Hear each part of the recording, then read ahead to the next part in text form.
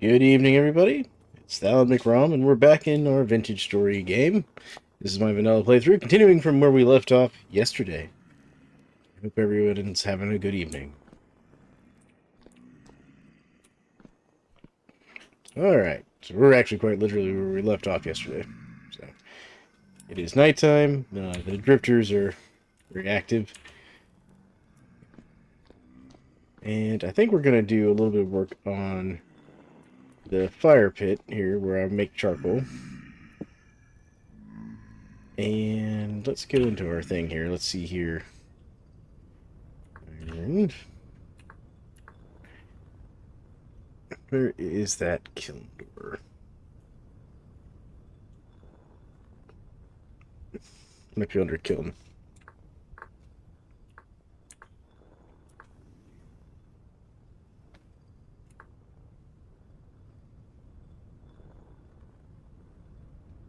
Let's try under door. Door. Here we go.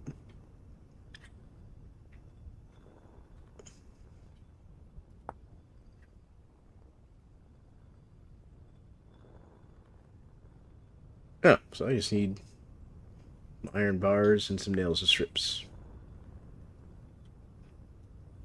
Okay, what's it take to make an iron bar here?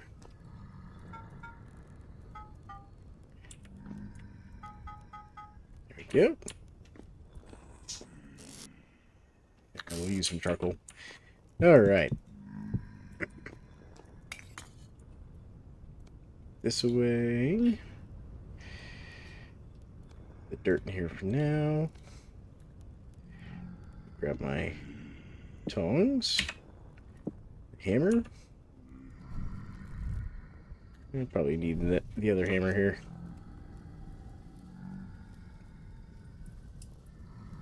There we go. But yeah, our goal tonight, we're going to dig this out a bit more. Because I kind of laid it out when I was working on it. So that I could push this wall back another couple of squares here. Or wall blocks.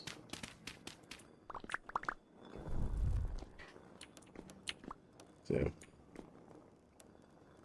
let's go back a little bit more here. And what we'll do is we'll just throw the lamp in here just so I don't get drifter spawns in here while I'm doing this.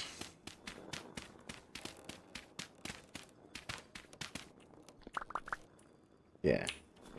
So there we go. I'll push it back a little bit for now. Just throw that there. Alright.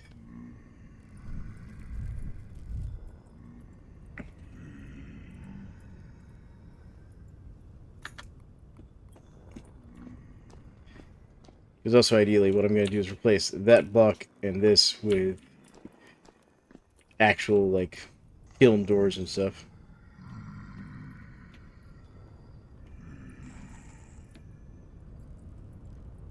So I hope everybody's doing well tonight.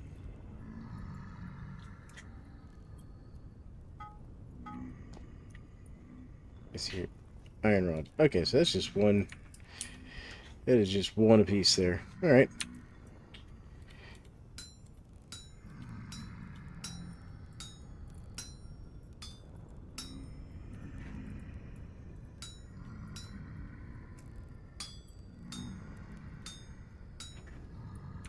Go. Just do it this way.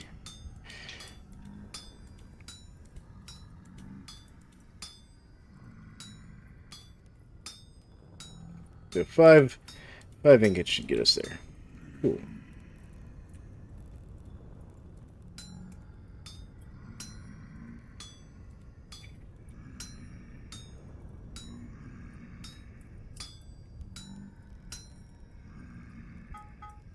Gonna pick those up there real quick.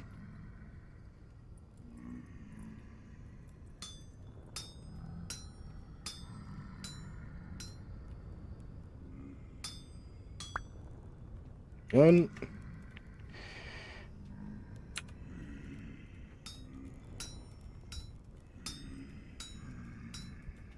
Definitely gonna need another hammer though.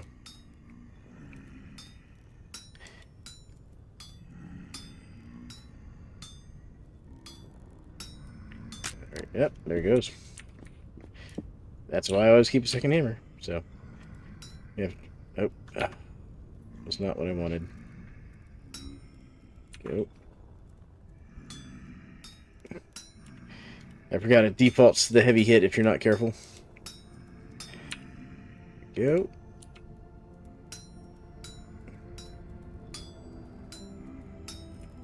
Beautiful.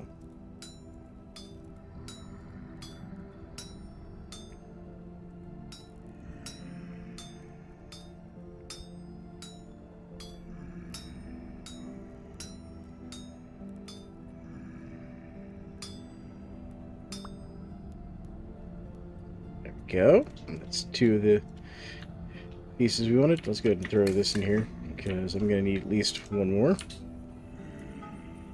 Actually, let me go ahead and get these bars made before I finish that up. Rod? Yep. There we go. Because if I want the trapdoor for the top of my charcoal kiln, we're going to have to see what that's going to require.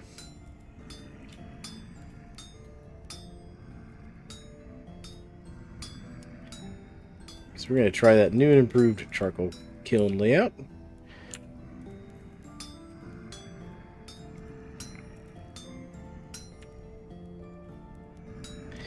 Because I kind of want to get this done before we go to the Lazaret. Because I'm going to need to make some more chainmail, which is going to mean more iron. So I'm probably actually going to have to go back in the mine soon, and I'm probably going to take my chainmail this time with me, just because of how often I'm getting drifters down there now.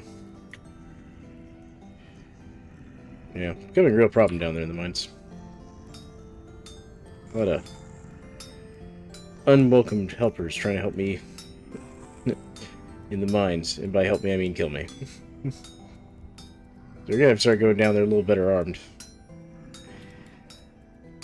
What I really need is probably to farm up another big flax harvest and make a nice gambeson to take down there.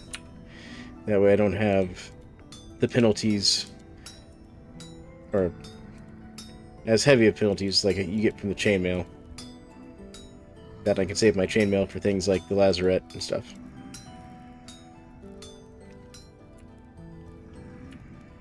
Make sure I get the right one there. Cool. Alright. It is quenched.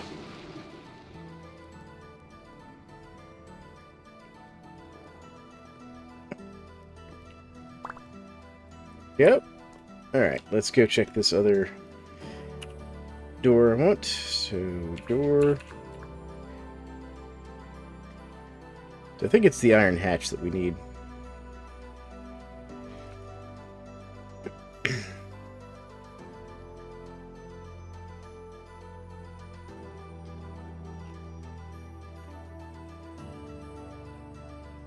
Let's see here. Charcoal burning, fire pit. Yeah, iron trapdoor.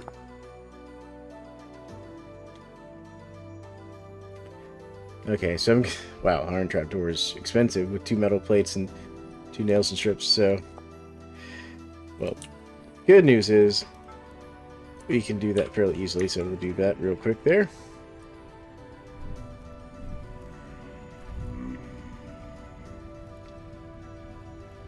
We'll have to wait till for the plates until morning, which is fine. Let's see how busy it is up here. Grab some of these. Nope. He tried to get me. There we go. Alright. I need these for making the door. Let me make sure I was doing this right. Let's see here. Charcoal. Alright, so... kiln door. Yeah, okay.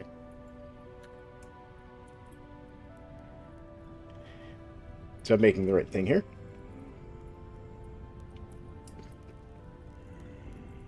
That's something else I'm going to need. It's more fire brick.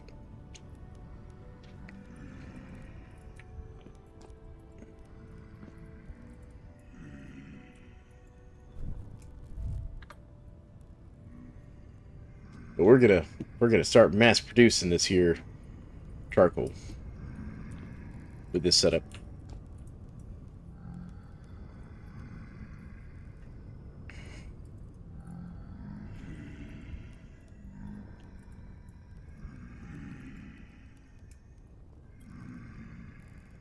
I'm definitely gonna need more iron. Still got 10 ingots left. Good thing I still have all these blooms I gotta process.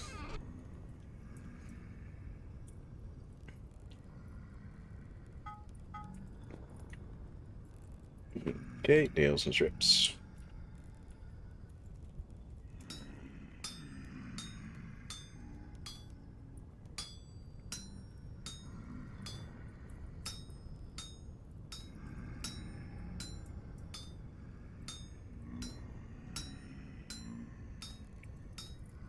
Go.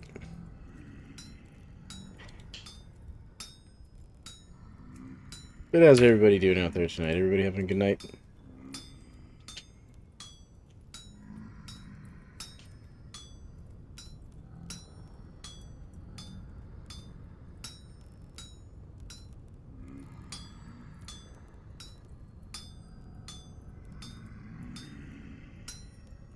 There we go. First set done. And second set of nails and strips. Here we go.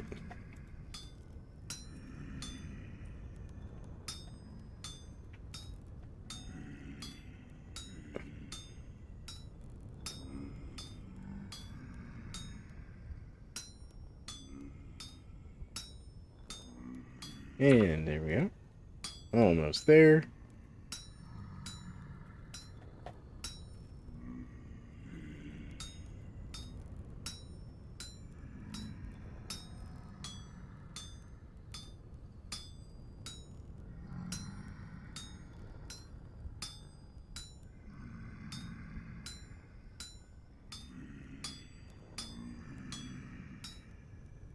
Ooh. Alright. And nails and strips done. Beautiful. Good. Quench these real quick. That way I'm not carrying a whole bunch of hot nails and strips here.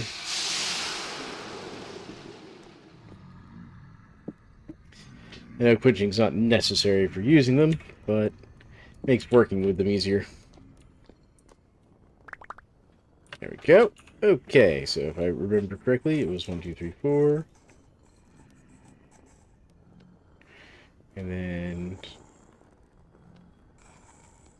like 2 and 2. And then 3, 4. Yep, there it is. There's the door. And then, remember correctly, it's there. Beautiful, look at that. Structure incomplete, can't get hot enough. Paused.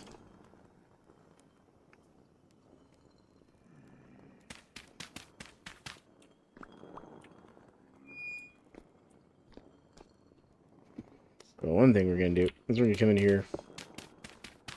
We're going to remove this grass here. I'm going to put down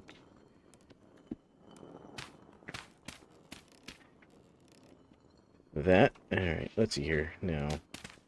Okay, so yeah, I did set it to go back a little bit further. What I'm going to do is going to knock that out. Oh, what about there? Yep, there we go. Alright, I think that's as far back as I set it though.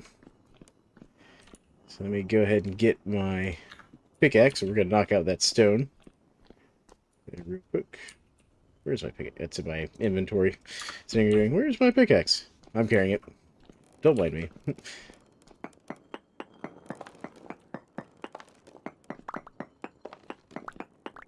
There we go. So now, I'm going to close that. Beautiful. Cool. Now, let's see here. Let's put away our extra dirt. Specifically the compacted soil there, the rammed earth, whatever you want to call it. Alright, that can go out in the yard. This can go back in here for now. Yeah, sounds like the drifters have moved on. Okay. Got 2 liters of strong cannon.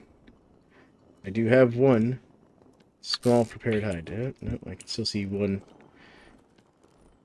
shiver, or not shiver, but 1 bowtorn out there, milling about, asking for trouble.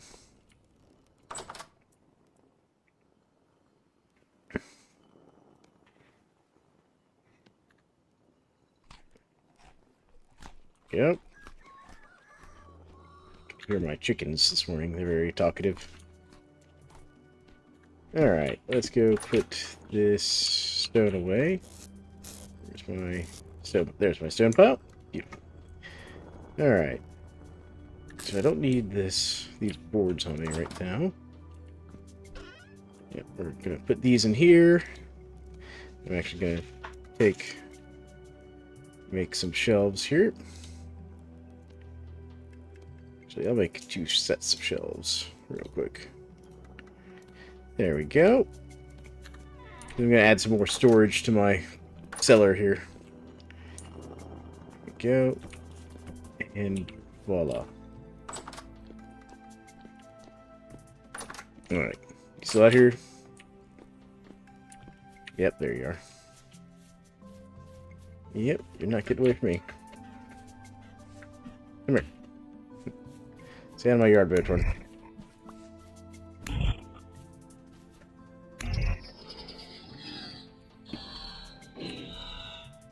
There you go. Alright. One less Botorn to bother me while I'm out and about doing things. And it's still medium portal activity out here today. It's red current. Need to find a good place for my red currant bushes. I do. What's this? Birch leaves. Okay. Gonna move these red currant bushes here.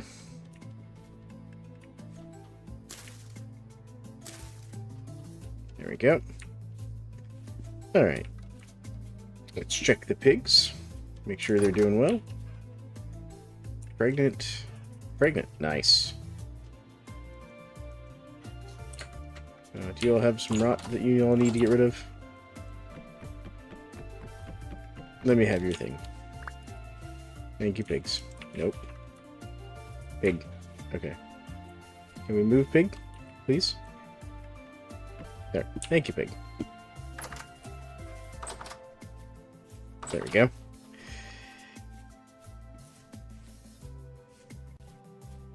Let's go put this rod away real quick.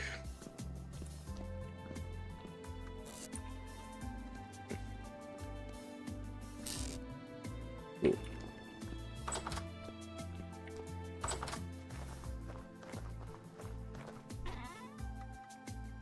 That in there. That in there. See here. Oh, I do have some crops that are ready for harvest. And they're going to be replaced with flax.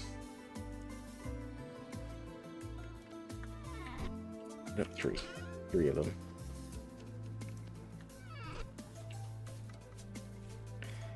There we go. Yep.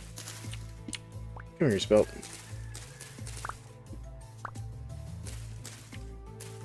There we go. Anything else ready? Not quite. But soon. These turnips are ready soon. We can do another flax harvest.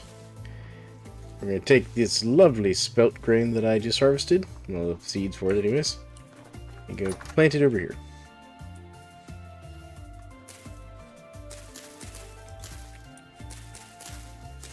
There you go. These carrots are growing nicely.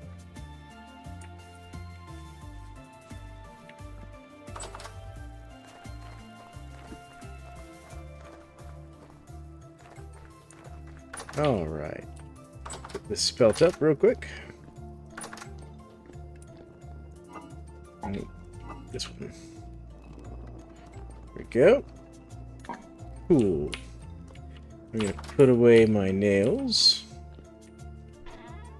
Yeah, they can go in here for now. Alright, I've got some extra leather, which we'll put up here, because that's normally where I keep it. So I need some chainmail to go with this. My feathers live where? Where do my feathers live? I think I'm out of feathers. And the only feathers I have are the ones in my inventory. So it would seem. Alright. Congratulations, feathers. You're going in here. Alright. Let's go put my shield away, because I don't need it on me right this second. There we go. Beautiful. Alright.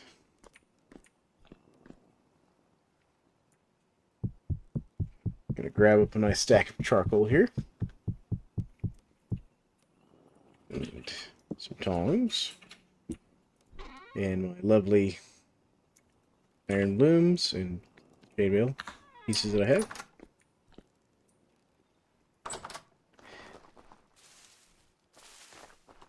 Put away the seed real quick. Alrighty. Now up here to go visit my new and improved hell paper.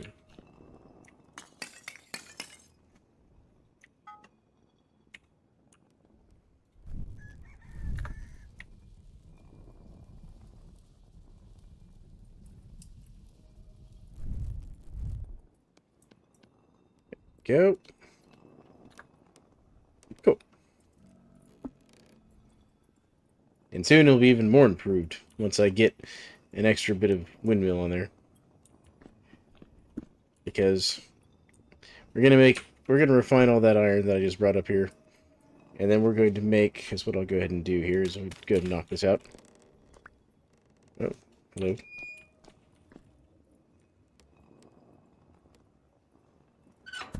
You see that? He's throwing stuff at me. Anyways. That's going to be one problem with that.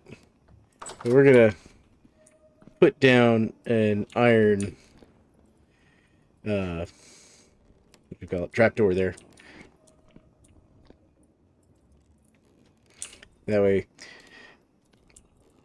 we can have a nice kind of permanent charcoal pit that doesn't involve any digging or anything like that, reshaping.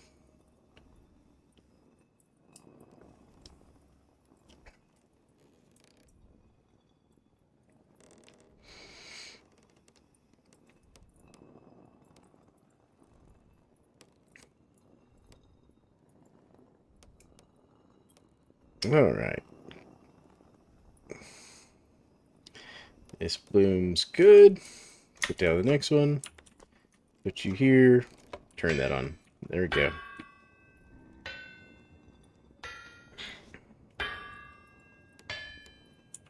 I'm going to turn that volume down just a hair for you guys so you're not having to listen to that thing playing nonstop.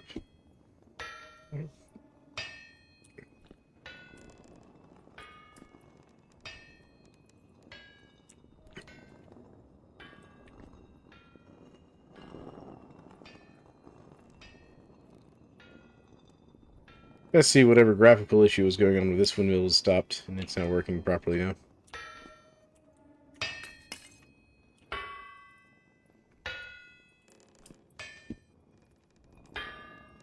Gonna have to go deforest a whole bunch.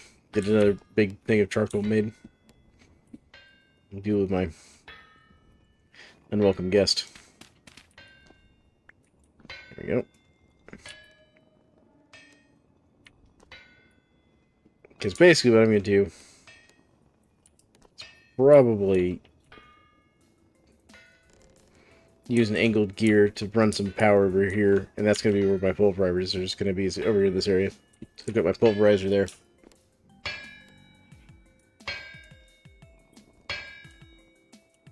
But that's going to be after I get a little more power set up to this thing.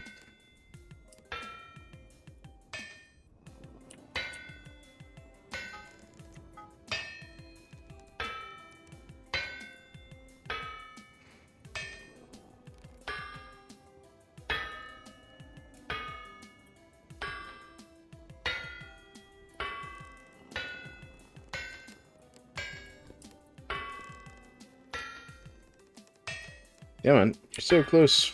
You're so close, Elfhammer. It's almost done.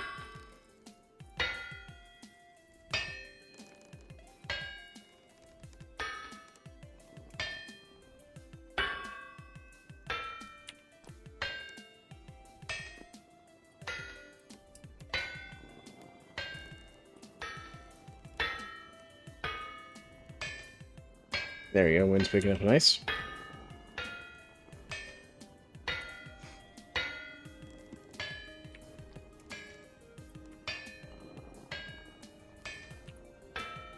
Yeah, we're doing a lot of refining tonight, folks. Because I want to finish this chainmail. Because to finish the chainmail, I'm going to need... So... 6 more pieces of chain. I have 1, so...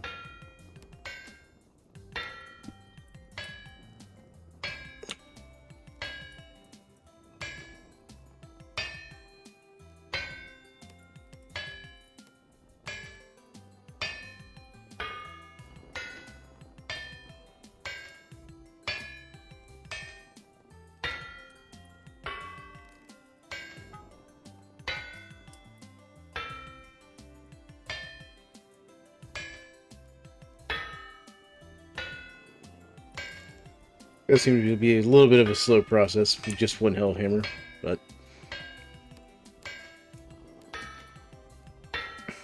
Well, I could always put in a second one once I get a bit more power to this thing. And have it working on the same anvil.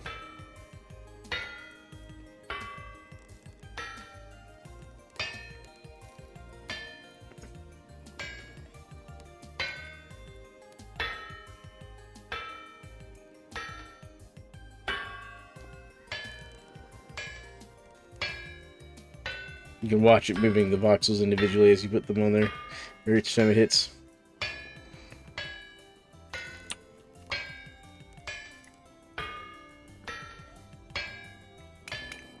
I'm gonna have to get some more charcoal. Be right back.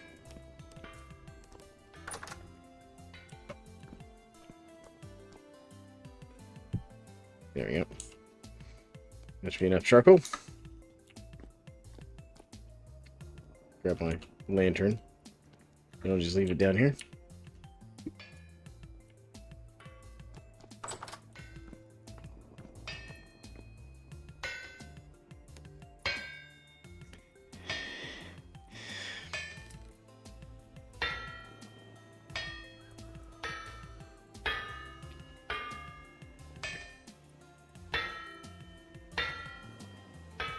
Yeah. I think next step's going to be a pulverizer. I think we're going to put the pulverizer like right here. We'll run a gear off here. No. We'll run a gear off here. And...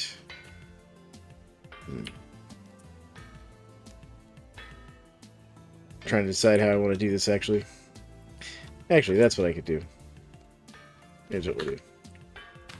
Do this. Here's the easy solution. There you go.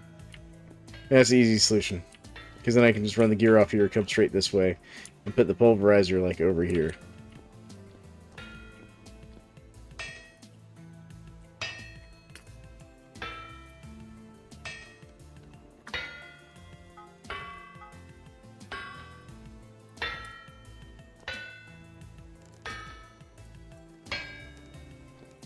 And that way I can still have my trapdoor for setting up my fire here. Probably put it... Oh no, because that's still going to kind of block my walking path here. I mean, I could always go up and over. That'd be weird. Hold on, we're going to have to think about that. I'm definitely going to have to think about that. About how I want to put my trapdoor in here. Actually, what I should do is go down here, deal with this guy while I'm sitting here waiting on him. Get out of my charcoal pit, Rifter. There you go.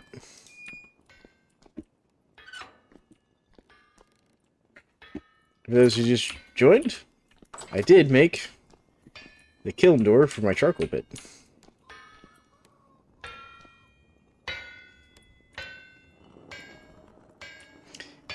I'm refining some more of my iron while I'm sitting here. Because I need more chainmail anyways, so I'm going to refine this iron, make more chainmail.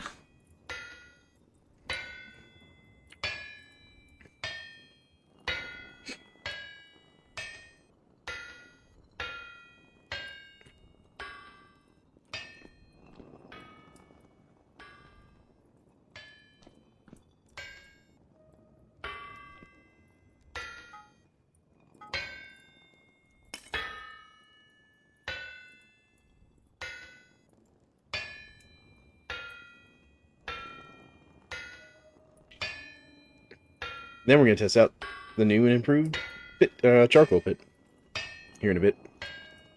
Since I'm burning a lot of my charcoal to refine this iron.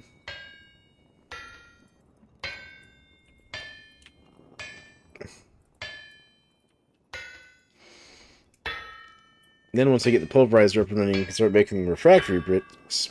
Right back here, right behind my hellhammer. That might actually be where I put my steel crematation kiln, I think.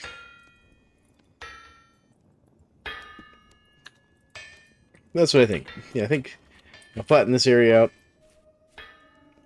and put my steel thing back here. That way I can refine the ingots here, turn around and make them into steel back there. I think that's what I'm going to do. Because, you know what? We might as well just work our way into the Steel Age after the Lazaret.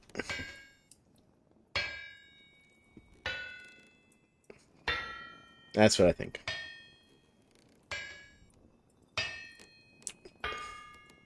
There we go. Maybe the next one go in there.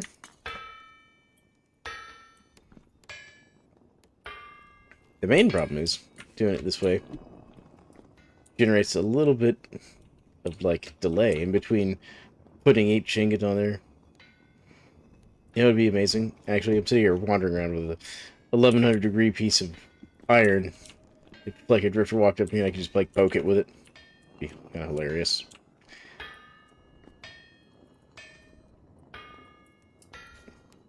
But don't worry, folks. This isn't going to be the only thing we're doing tonight. This is just something to do to finish kind of getting ready.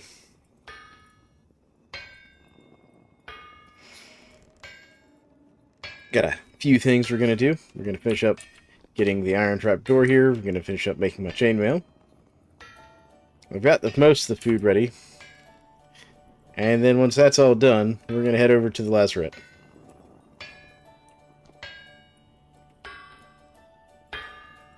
So I do intend to start the journey to the Lazaret tonight.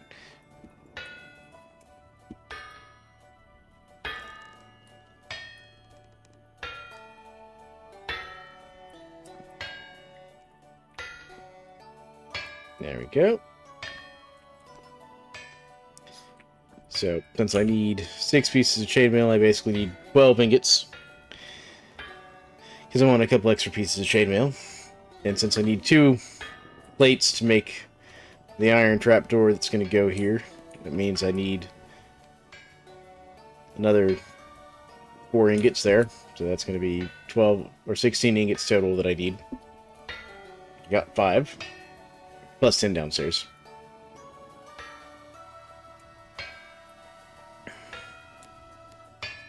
I'm definitely going to need more iron soon. And more fire clay. So, lots of things to do. Oh, that one's ready. There we go.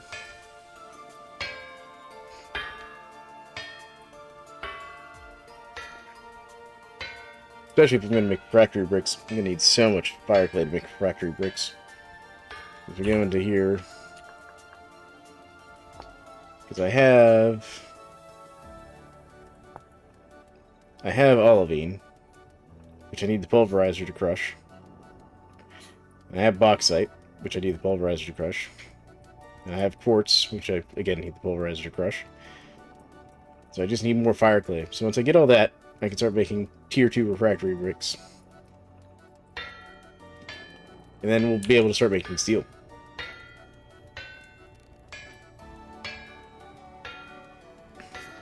Definitely need a better way to process iron than just the bloomeries, though. Like, the bloomeries work, but need another way to process iron, especially since we can get into steel.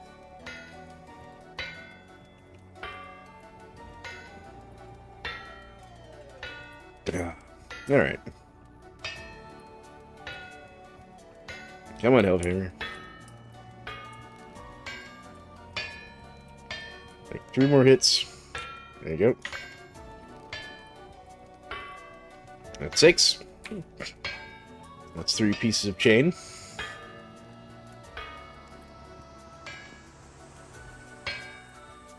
That's why I definitely need another windmill up there. Getting me a little more speed.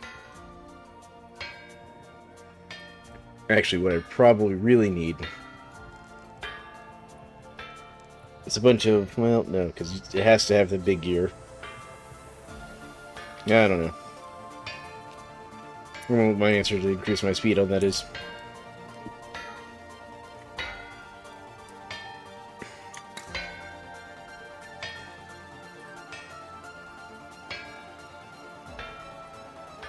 That's why I can't wait for water wheels. Water wheels are going to be so fantastic when they come out. Probably going to be a little later game. If I had to guess, they're probably going to need, like, iron parts to make them, which I'm totally fine with that, honestly. Completely fine with that.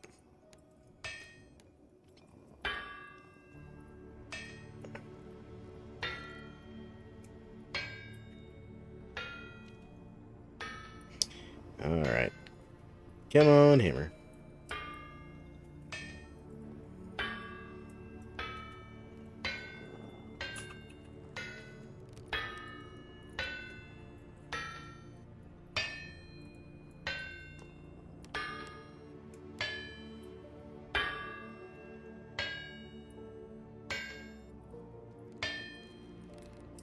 Alright, here we go. One more. And last hit. There we go. That's 7 of, like, 16 ingots I need.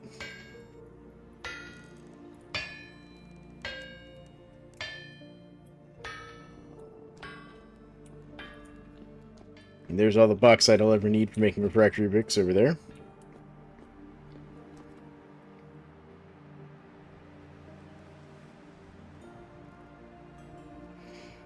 It's a nice view from the top of the house here.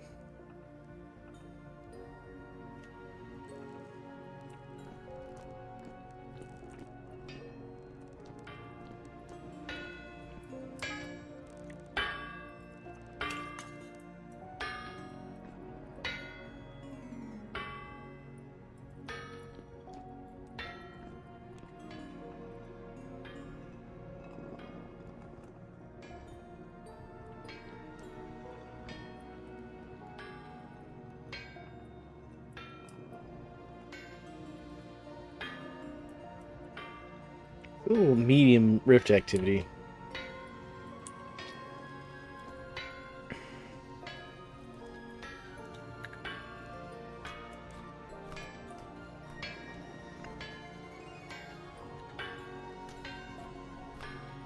There we go. My character fed a little bit.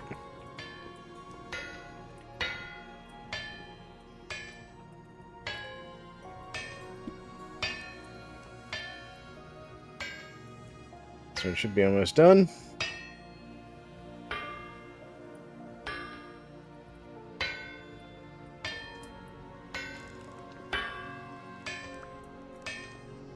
There we go. 8. Nice. We can almost see that chainmail.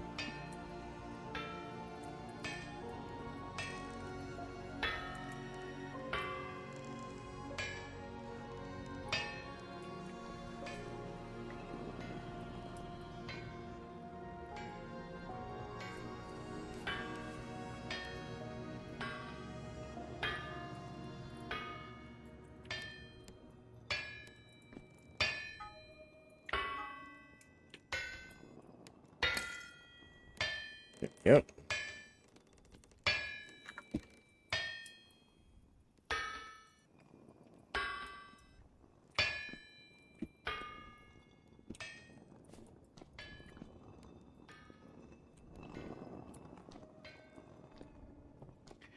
The thing I should work on tonight is moving my sheep. Definitely think that should be a thing. That way we can get that done. And get the sheep reproducing. Hello, cat. You're back. My cat has rejoined me, folks.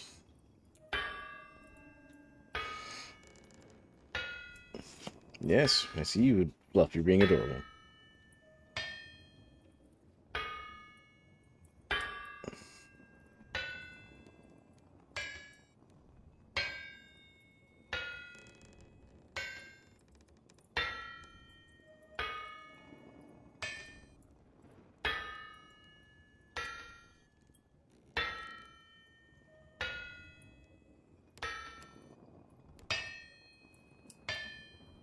Alright, let's see here. This will be 9 and 10. No, and then that'll be number 11 there.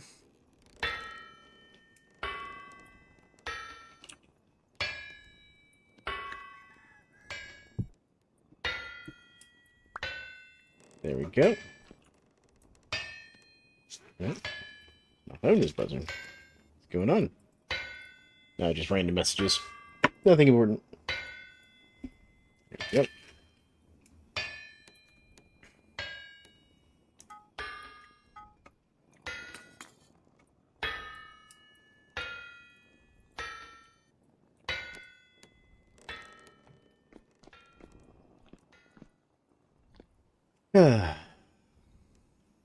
Still a very nice game. I like this game so much. Vintage Story is just a fantastic game. It's got just enough, like, relaxing, like, peaceful moments interspersed with a bit of, you know, high energy moments here and there.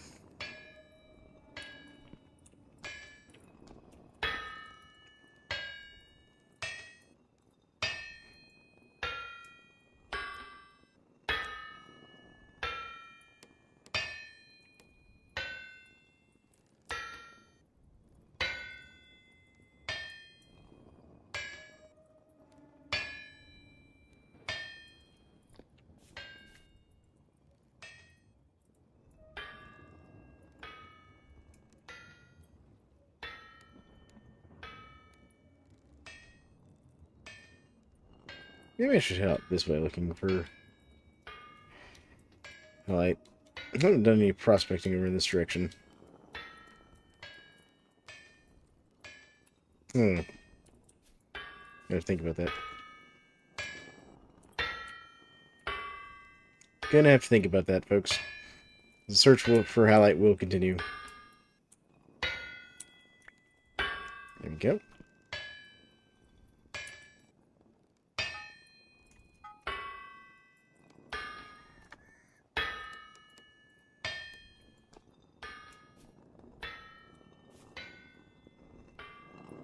You can also prospect further north up this way some.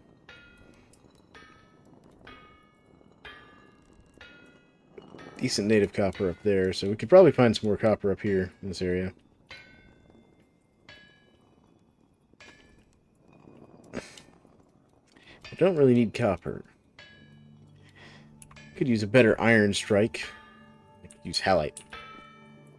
The two things I'm really kind of looking for. I mean, obviously I could also use things like chromite and, you know, the tin ore, or not tin, but the titanium ore, so that I could make, like, the really high tier refractory bricks. That'd be nice.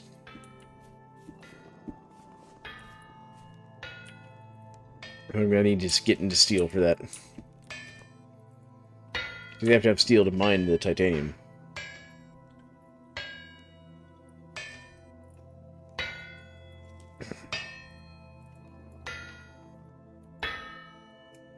Alright. We're getting close with these iron ingots, so.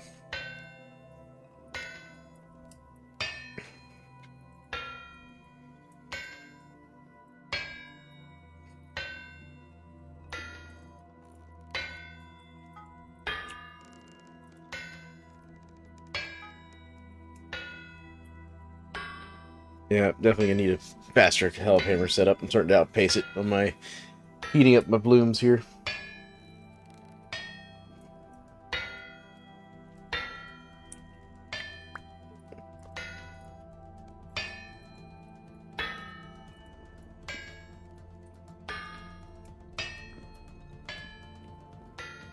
Oh, good. My rift activity is calm, so hopefully we won't have any too many drifters out tonight.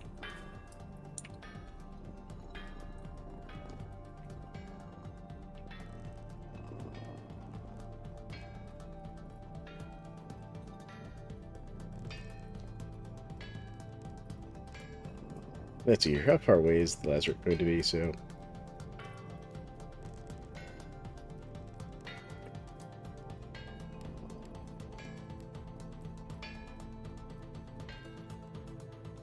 I'm at 108. So much 10,000 blocks, folks. That actually might be. It's like 10,500 blocks, basically. Give or take. Gonna be a long trip to the Lazaret.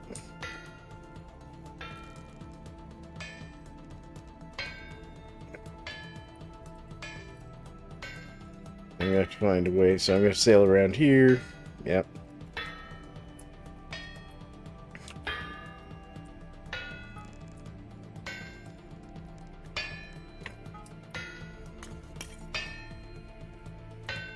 We're gonna take a lot of supplies with us. It'll be a long mission.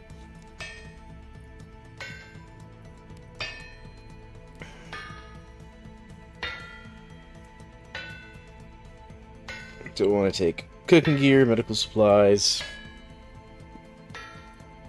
repair supplies, extra tools.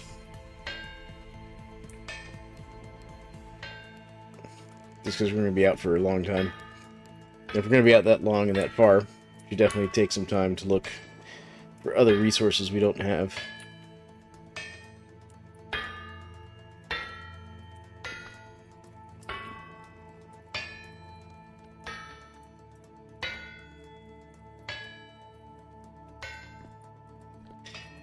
So I would like to go and see what all I can find. Might even be a place worth out that way, set up another base.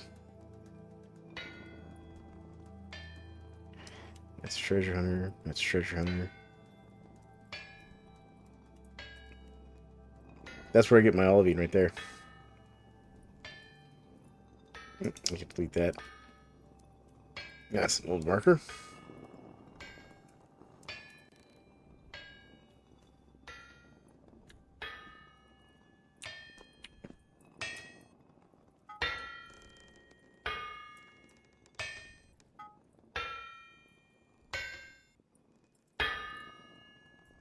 My heat on this iron doing?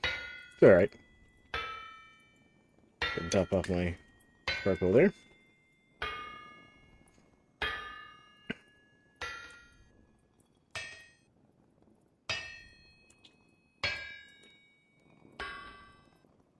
Alright, let's see here.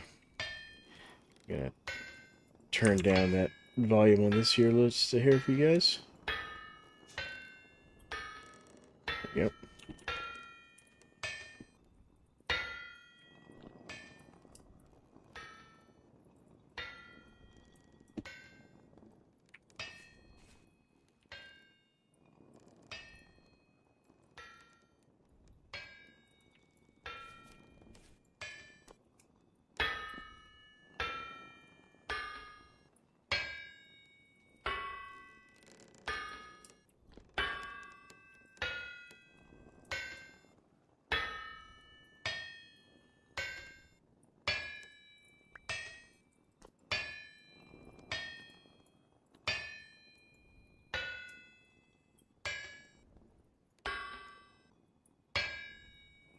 We're very close on the iron. Very close. 3 more ingots would kind of do the minimum we need.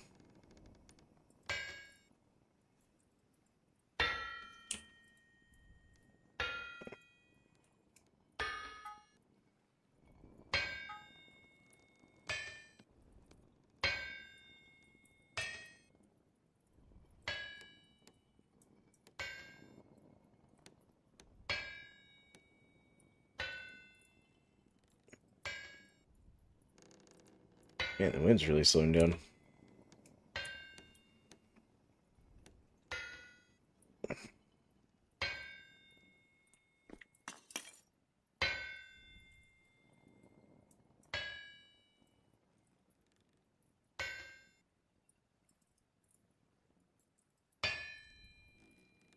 I can see why people build like really, really crazy windmills.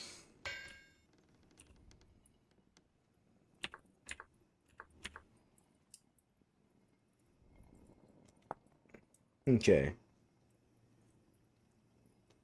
At least 4 sails. At least 5 vertical space.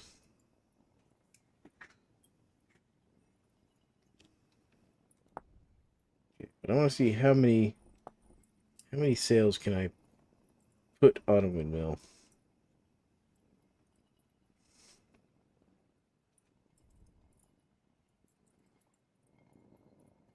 Anyone know what the maximum sails on one windmill is? Anyone? Alright, I'm gonna go see if I can't add a few extra sails here real quick. Let's see here. How much flax fiber do I have? 16. And so I can make 4. There we go. Okay. I have the sticks. There we go. Alright. I'm just gonna try this. Just gonna try this. So.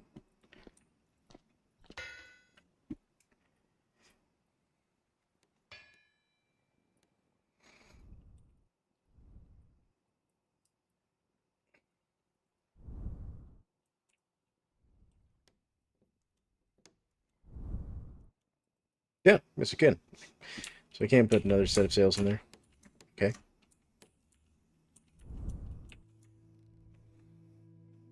So if I can get an extra set of sails on the other one, that might help too.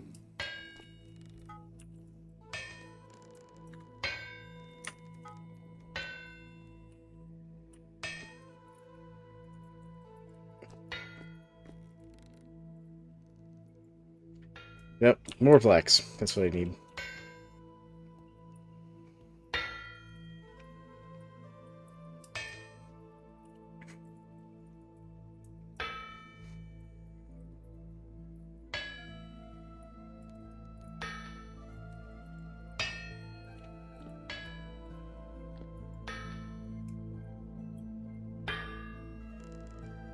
Yeah, the wind is like dying right now.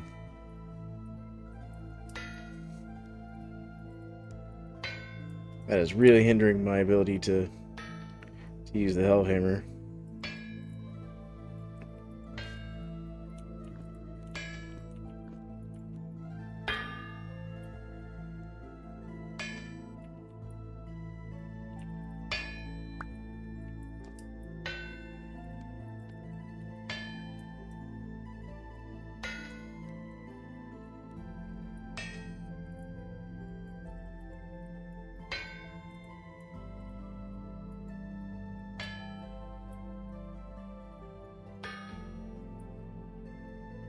These two will give me the 16.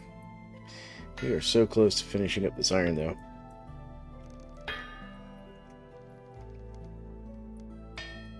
Definitely think it might be in my best interest to just move that whole setup higher.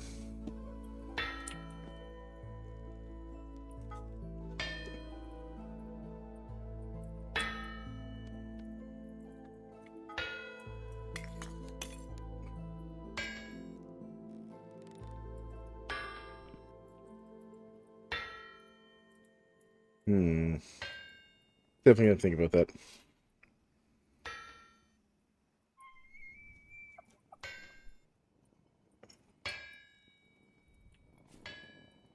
Gonna have to work on all that up there.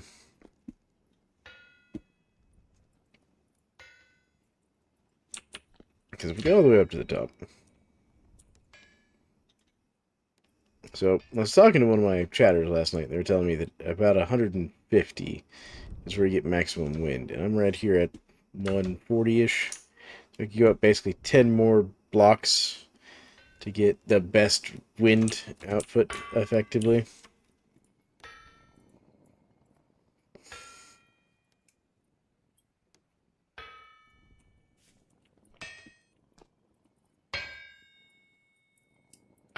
Let's see.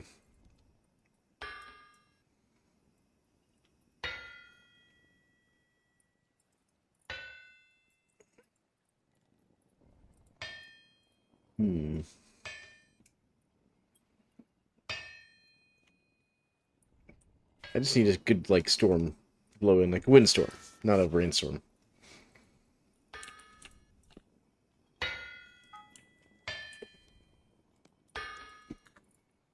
There we go.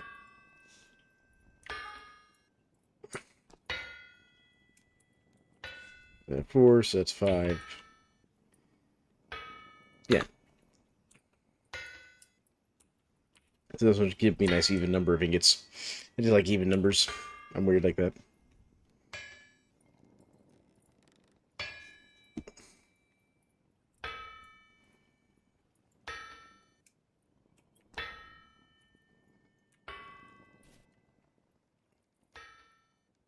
I'm also thinking in my next playthrough, since people want to see me do a Frozen Earth playthrough, if I really want to make it more difficult on myself, I think I might even do like the hydrate or dehydrate mod that makes it so you have to drink water as well.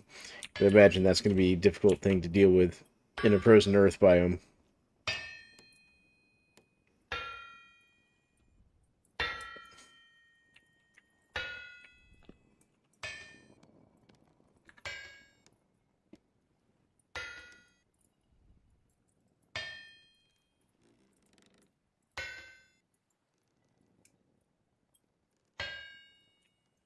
Good lord, the wind has just like died.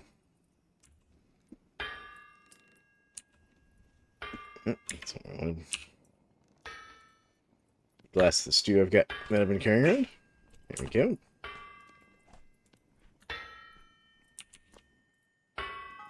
There we go. Last bloom we're going to process for now. I'm going to put these other blooms down here in the house.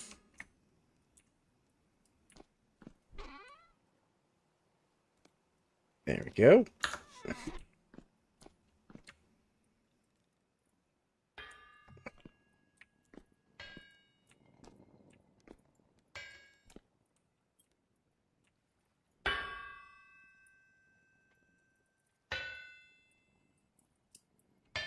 The thing is, feed up, these are not going to stay warm enough for it to process. Let's go throw a piece of coal in there to keep that lit. Because then I got to start converting these to plates.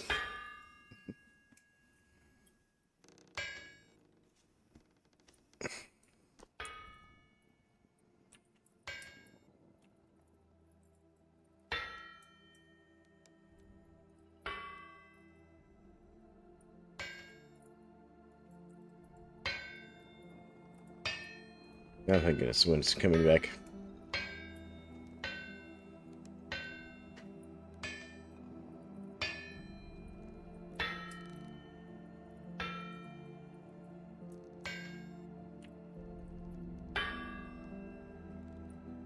Actually, you know what could also be really cool in addition to like a water wheel that they're talking about? So we have windmill, and they're talking about adding a water wheel in the next update potentially. You know, an animal-powered mechanical thing.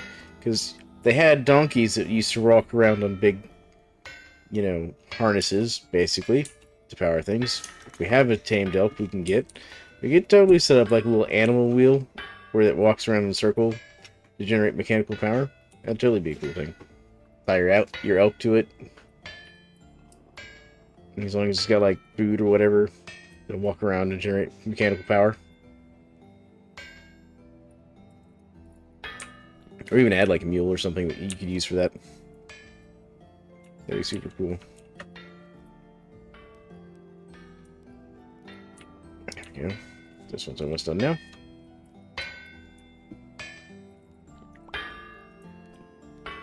How are these doing on heat? They're getting a little cold. They warm that one back up.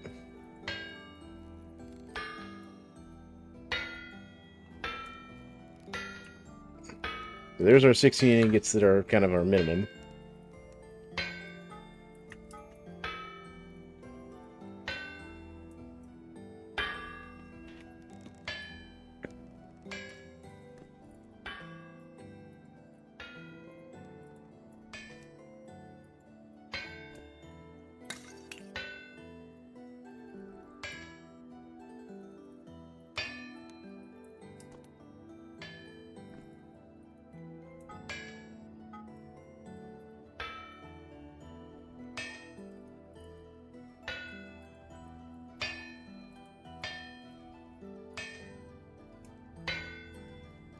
Go. Let's get our blooms back up to heat. Boom. There we go.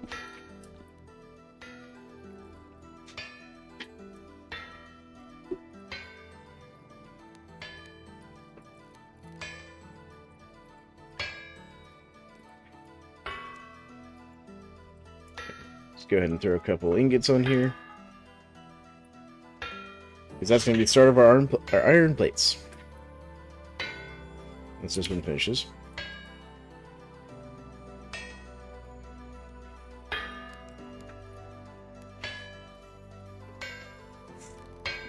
Come on, windmill, you can do it. I wouldn't mind having like a weather reading too, telling us like how the weather is at the moment.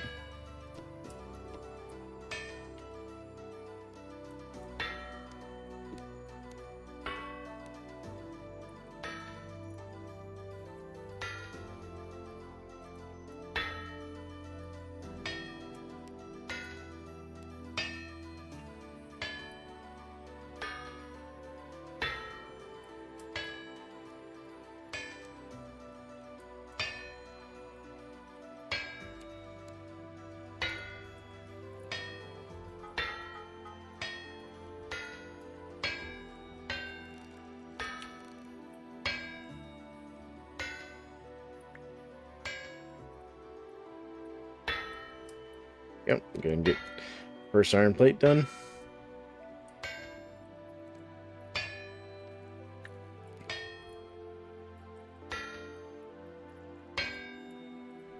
I think we'll kind of alternate back and forth between ingots and plates for these last few. Just keep that fire going there.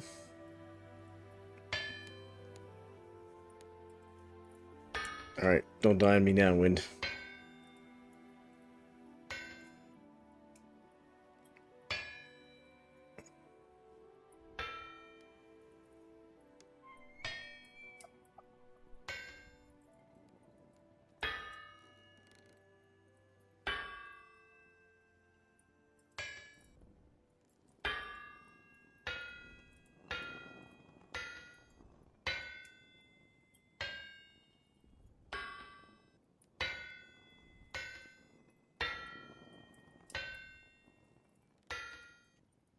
Come on.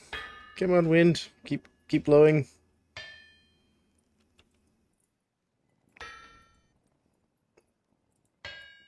Yeah, a lot of help hammers in the real world actually used water wheels. Because there's more consistent flow of power. In case people are wondering.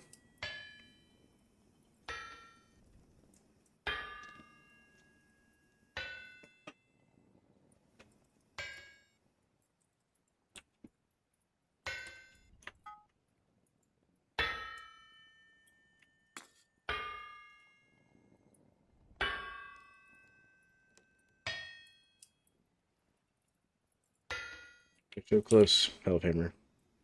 I literally just need to hit this thing like twice more.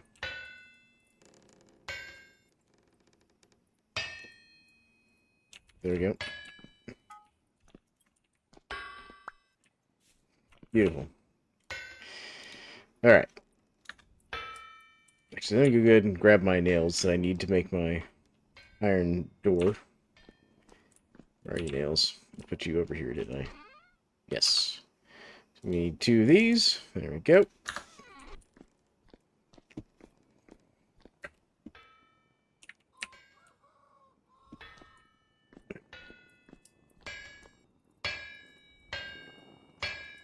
Go and throw a piece of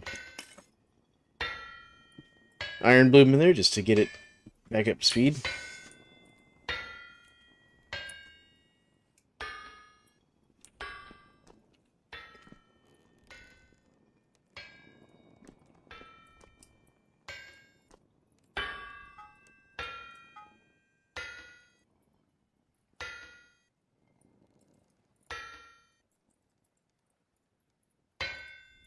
Man, this is slow, even with this elf hammer, though.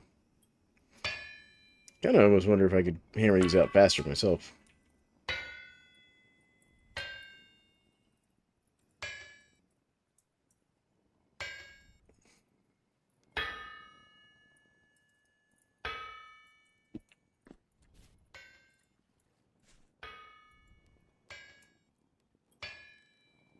I bet my turnips are probably ready.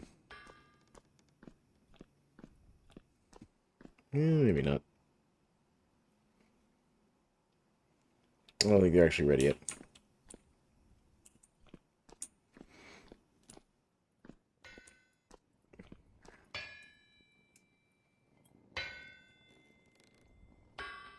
I know one thing I'm going to do when we go to the Lazaret, though, here in a little while. I'm going to grab, like, every seed I see, just so I can increase my seed repository for farming.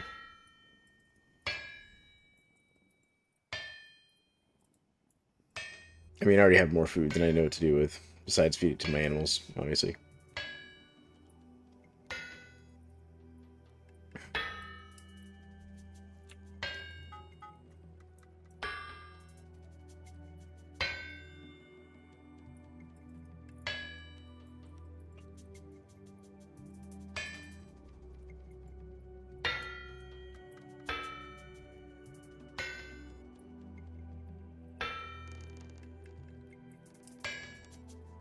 You have to admit, though, this is very ingenious what they've done here with this whole mechanical power system.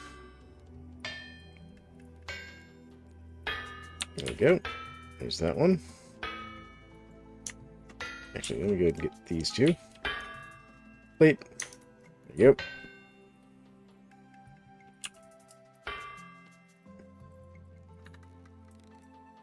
Yeah, how's these doing? Yeah, this is plenty hot enough to work. I'll let that work for a bit. Gonna just go wander around for a second. Just so I don't have to sit there and keep listening to that clanging. Be nice if it was a bit faster.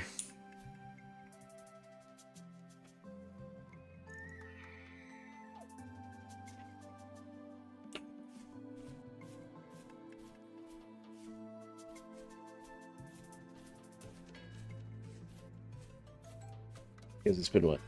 Been streaming for just over an hour, and all I've done is sit here and stare at my health hammer, basically. I can understand if that's not exactly the most riveting thing on the planet, folks.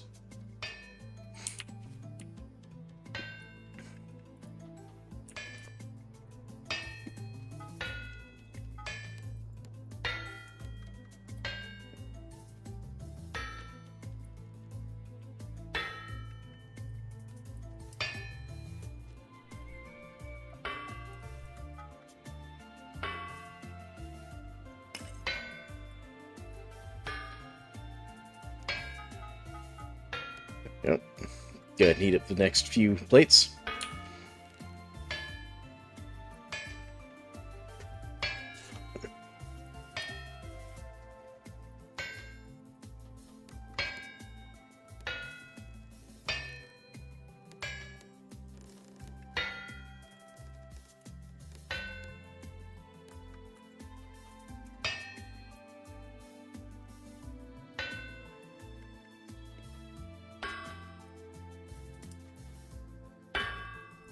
Come on, Hellhammer, you can do this.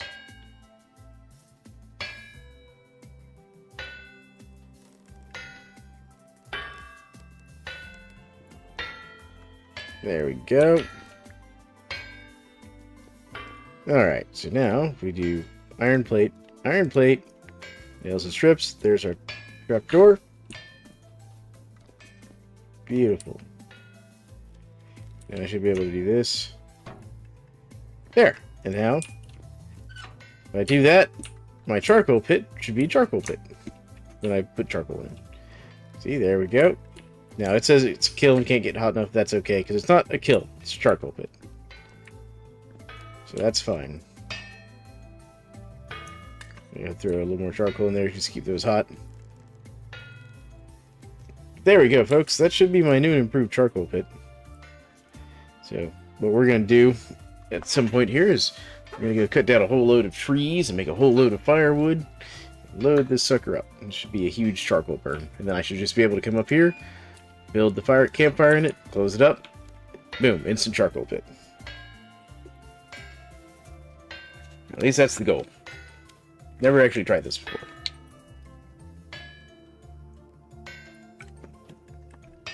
But both the handbook and the forums say this should work.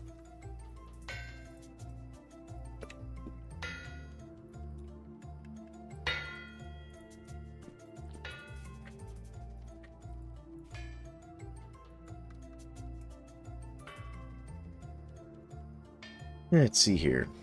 I think I'm going to have to get a bunch of horsetail and reeds as well to make some more healing poultices. Because I'm out of linen to make bandages.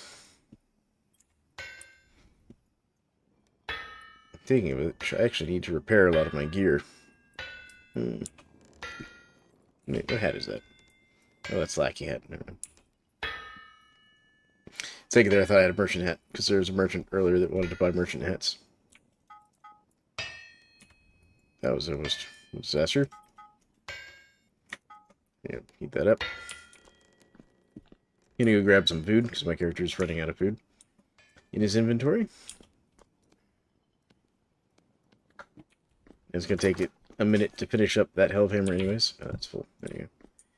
Alright, let's grab a pie. Lovely pie. What are we doing? Let's see here. We're a little low on fruit and vegetables, so we'll grab this fruit pie here. There we go. Beautiful.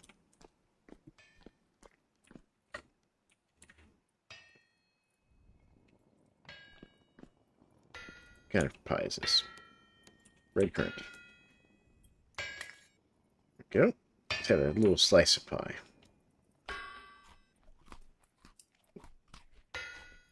There we go. Put these in here. Nice. Get that done. Good. There we go.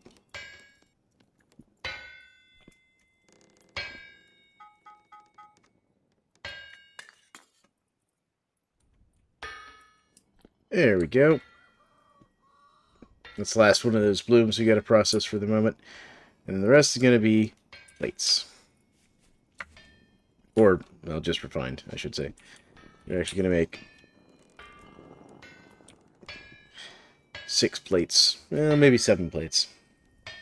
Because I do need some extra chainmail for making repairs while we're at the Lazaret. You need leather and chain to repair your chainmail armor, in case people didn't know.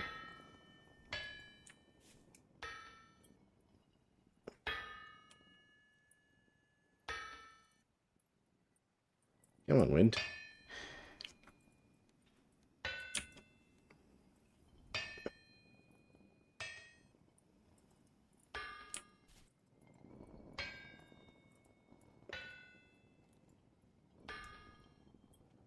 Definitely need to add like another set of sails to that one. And then probably a third windmill off to the side there. To make sure the power stays constant.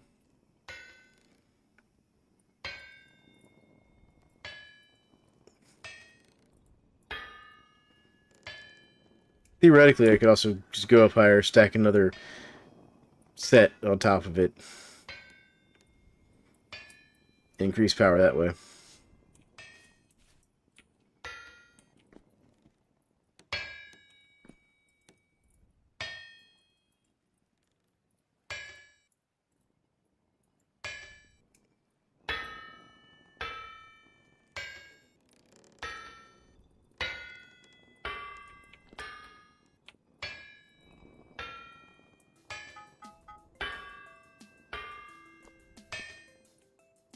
Come on, you're almost done with this one.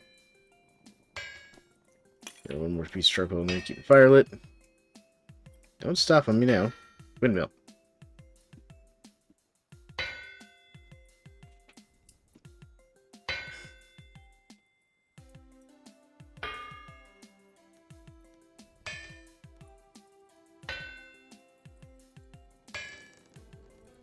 Alright.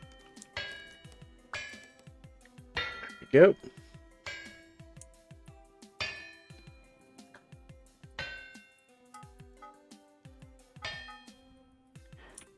Come on. Make the iron plate for me.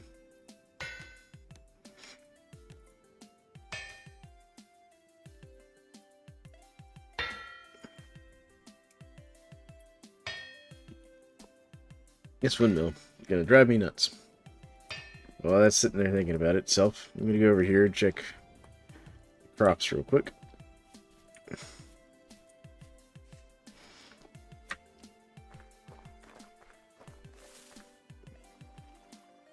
Okay, flax is still growing.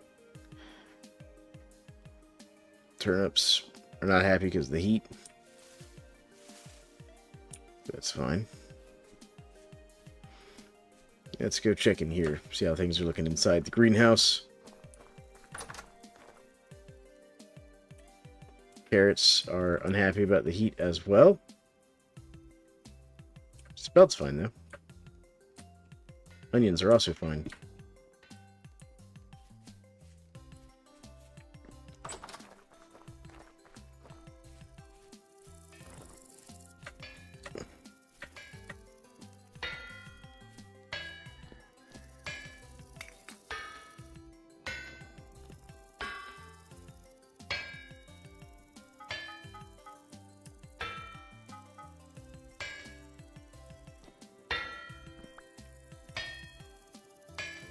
Yep.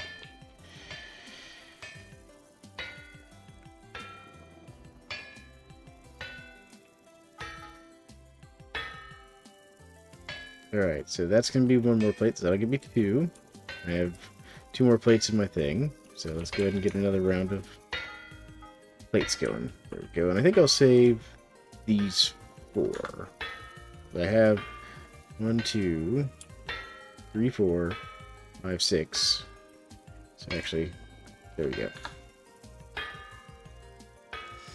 There we go. Had to do some math. Want a little bit of extra chainmail.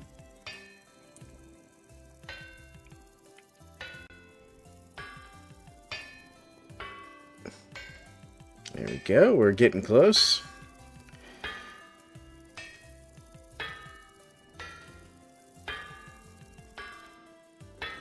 In fact, this one might actually finish in a decent time frame here. And from there, it's just hammering out the chainmail, which should take me like 30 seconds.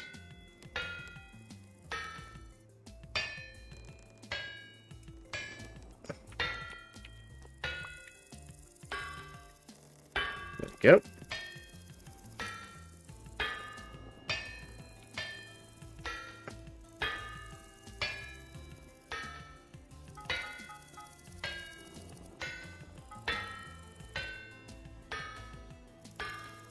Beautiful.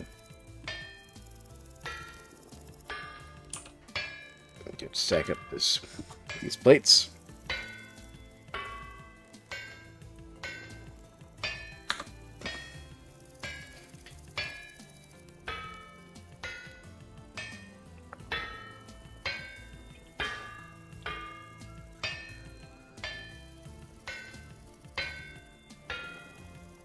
Hopefully the Lazaret, much like the Resonance Archives, is surrounded by interesting ores.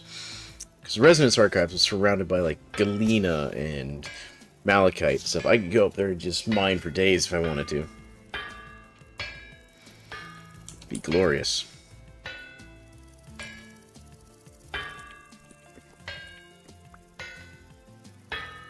There we go. Beautiful. Wow, don't stop on me now, Wind Power. You're doing so good. You're doing so good. Don't stop now. I mean, even my quern has stopped. That's impressive. It takes a lot less torque than the Hellhammer. There we go.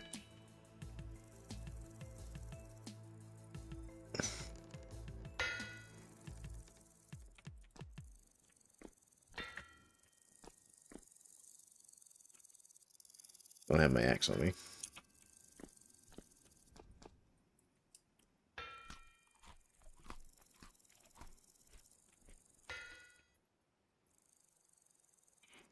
I should really make like a vegetable pie. That's what I should do. I have some bread down there. I can make a vegetable pie. We'll make a couple vegetable pies before we go to Lazaret.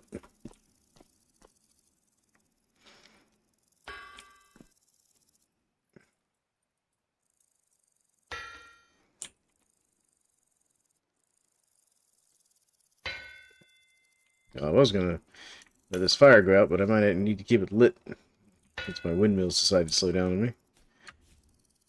I just need it to make 3 more plates. 3 more windmill. We're almost done.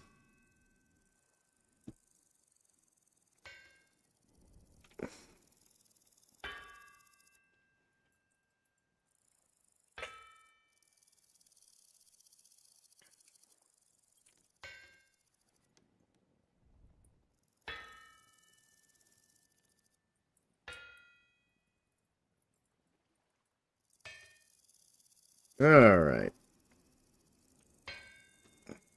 Once this is done, we're going to go make the chain, finish up my chainmail pants. Then we'll go start loading the boat for our adventure, I think. After I make a couple pies. Because when I have a bunch of dough, I think, sitting around. Sitting there working on itself. Let me go check my dough. Do I have dough? Nope. Yes.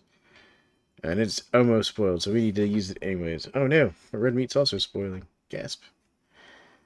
Alright, alright. Emergency. Okay, what are we gonna do here?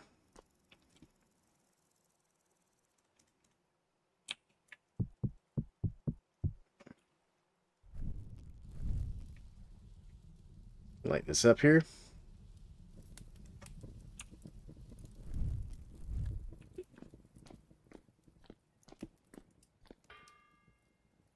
There we go.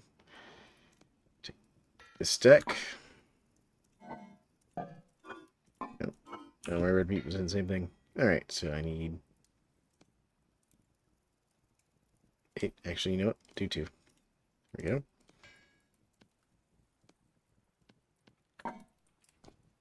Alright, here we go.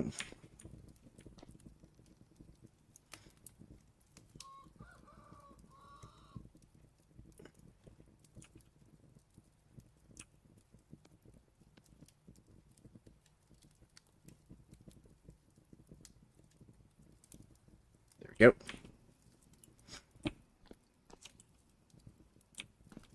It's still burning. Let's go up here real quick.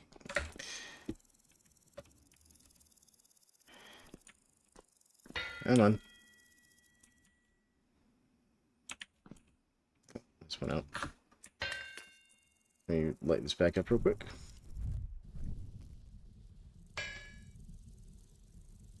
There we go. Alright. Just in case. Come on. Oh, you're going so slow. I got time to go put my pie in the oven. There we go. Try and use up this red meat before it goes bad on me.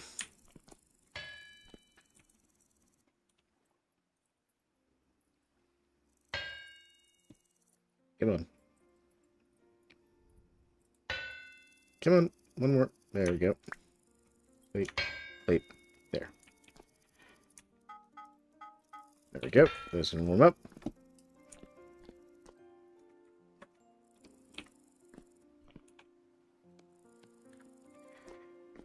Okay, should be part baked already. There it is. Yep, already part baked.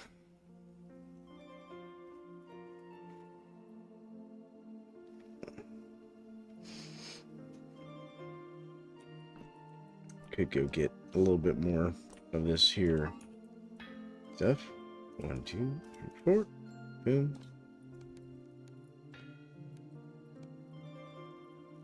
Yeah, a little short of doing another thing, but that's fine because I can take this 6 red meat. I'm gonna grab a couple of vegetables here. So 6, so I need 3 and 3. Perfect. Beautiful. Alright. That was the wrong place. There we go. Half and half. This way we're not wasting anything. That get charred. Yeah, it got charred. That's fine. It'll be alright.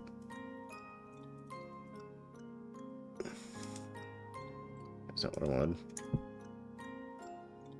There. Okay.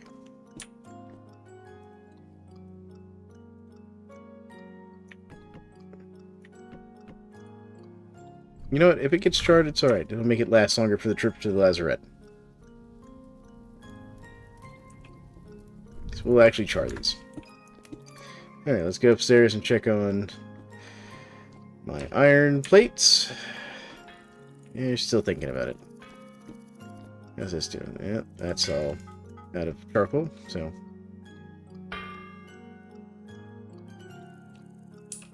I'm going to throw a charcoal piece in here. Just in case I have to relight this. Just to warm that up so it can finish. Need my wind power to quit dying on me. Alright. How's this one doing? This one... It's red meat pie. We're gonna go let it char.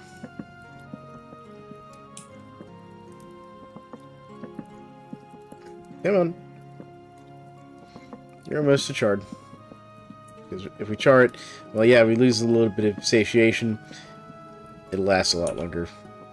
Which is what we're going for right now, since we're going to take this as long-term storage food for the Lazaret trip. So we'll just throw our charred pies over here. Look at that. They'll last for like 43 days.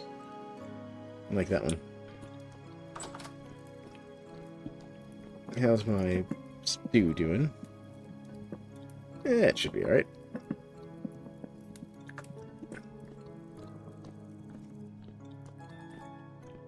The joys of foraging and stuff.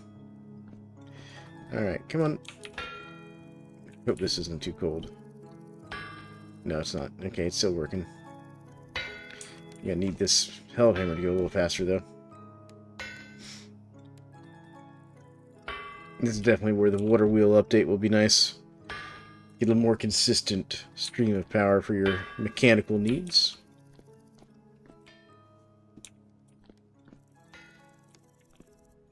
Okay, go check my pie real quick.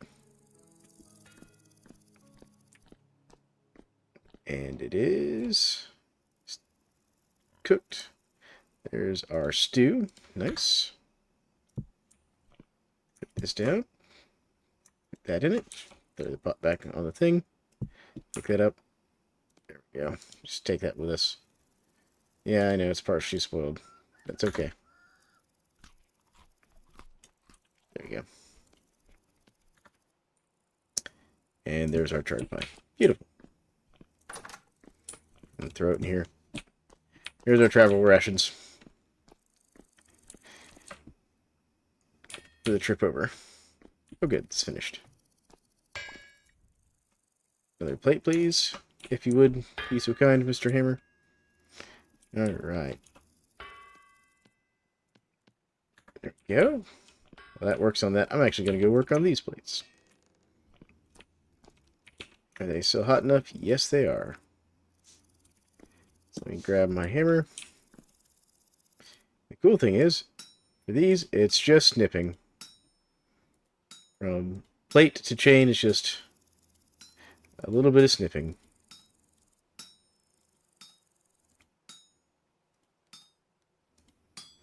To the chain, super fast to make.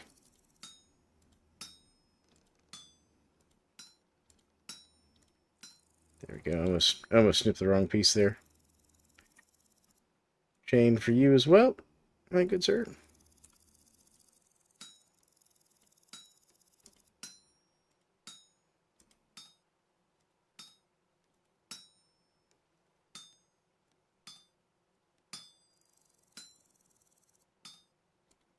Alright, here we are. You know, I'm actually going to rotate this just to make my life easier. Yeah.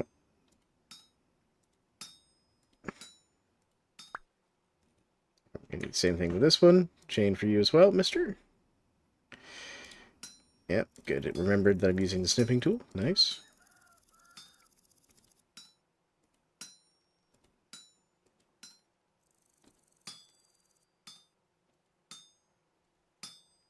Alright.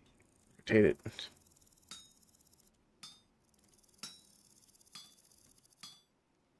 And beautiful. We're making good progress with our chain.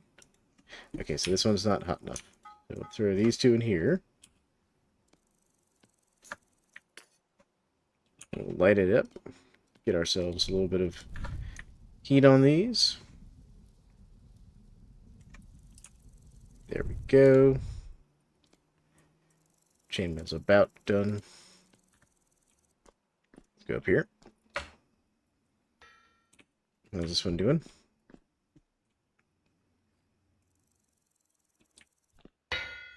Slow. That's how it's going. Temperature on this is going to be slow too. So we'll throw that in there. Warm these back up. There we go.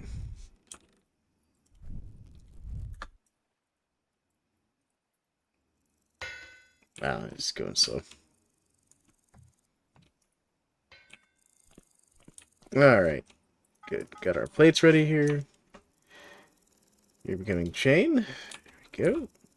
Sipping tool. Alright. Well, welcome to the stream, folks. Feel free to chit-chat. I am watching chat. We're making kind of the final preparations before we start heading over to the Lazaret. I'm finishing up my full set of iron chainmail. And any tools I think I might need. Right now it's mostly just the chainmail.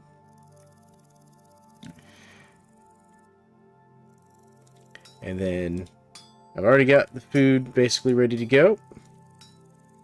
And we just have to go over to the sailboat and grab our elk to take with us. And I think we'll be pretty much ready.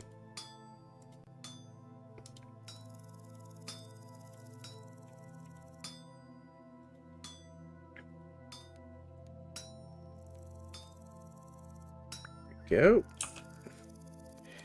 That's all the chain I technically need to finish making the chainmail. But I was going to grab this last little bit here. Come on. You can finish that. My hellhammer is struggling with wind power this evening. Like,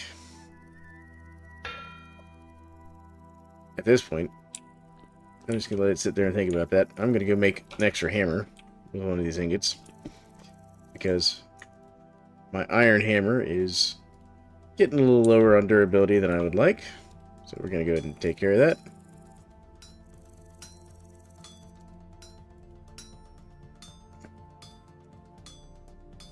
Go. Now let's go ahead and go into there. Let's drive those in there.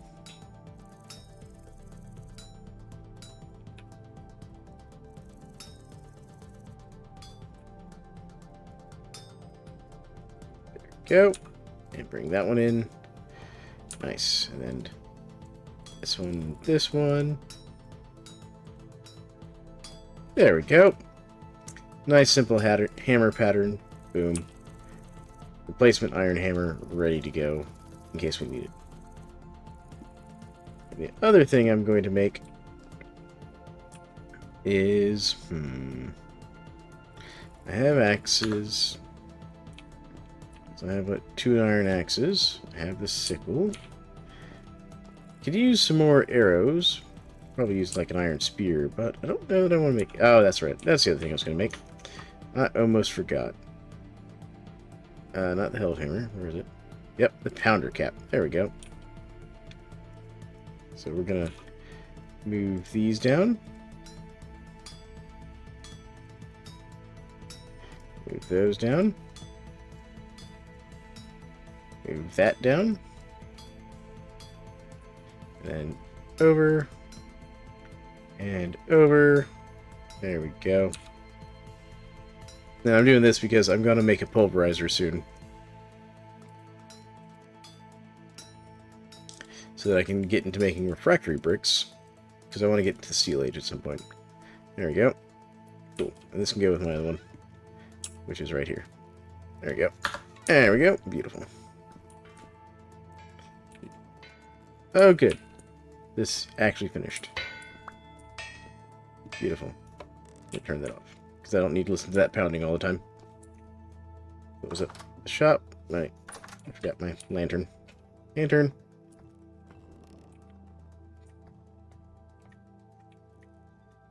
There we go. Alright. And then I was going to go ahead and turn this into chain just so I have a little bit of spare chain to make repairs while I'm out and about.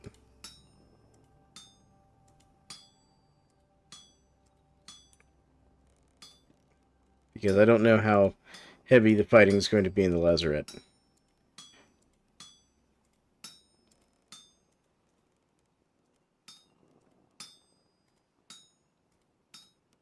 There we go. Cool. We're going to take all this and go quench it real quick. Put the hammer away.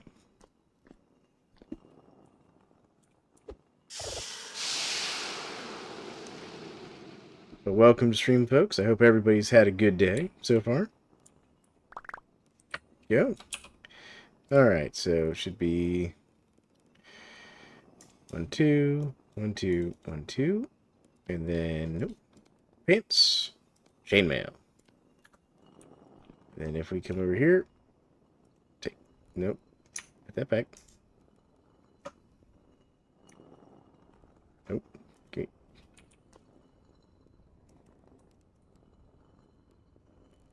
That's not what I wanted, game. I don't even know how I did this. Thank you. Good lord. Alright. I don't want to wear the chainmail right now, game. But I appreciate you trying, game. Thank you. Alright. There we go. I'm going to throw my extra stuff in here. We'll take those arrows with us just because we can. And let's see here. Anything else I need to do right now? Well, I do need to quit carrying around my tongs, since I'm not doing any more smithing right this second. Time-wise, let's hit the hay. So let me go ahead and finish off this stew I made. There we go. Yep. It's not the best stew in the world.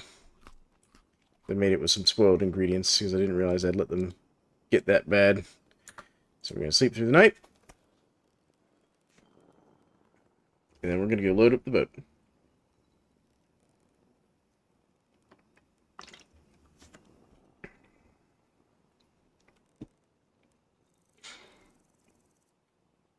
Alright, there we go. Let's offload this. I need to go put these 2 ingots away.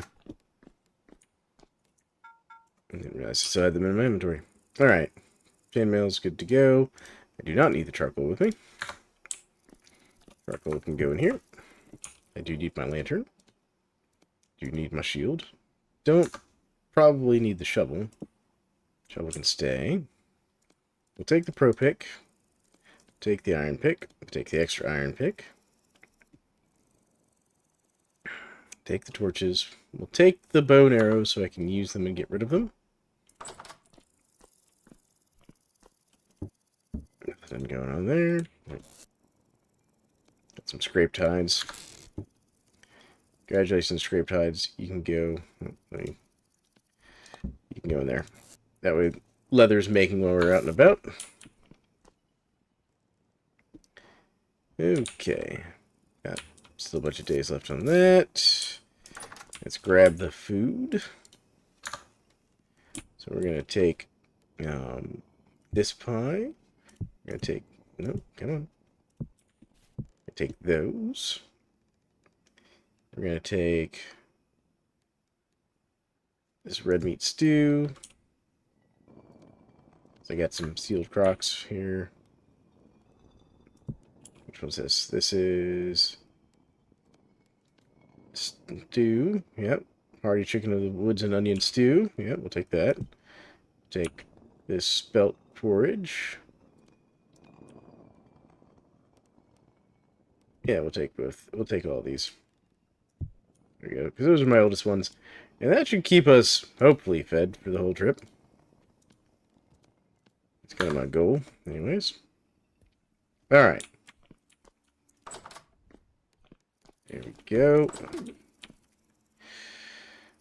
Do I take an extra sword? I don't know. I'll take a bow. I think my arrows are already in the boat, but I'll take some extra feathers. And I'll take this copper arrowhead as well. Alright, let's grab the elk and walk over to the boat. Come here, buddy. Where you at? Hey. Where's... I know I had you tied to something in here. Where'd your rope go?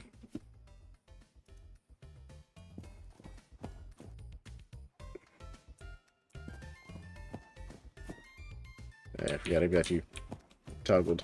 Oh. Is this gap too small for you, bud? Alright, so let's break this out.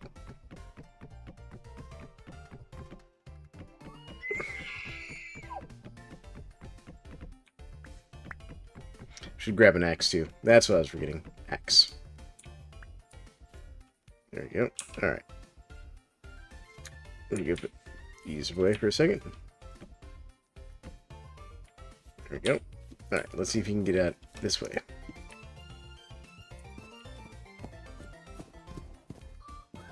There we go. So it needs a 2-gap block to get out of there. Good to know. Alright. Let me go grab the axe real quick. How's that one? And we'll take both axes. Alright.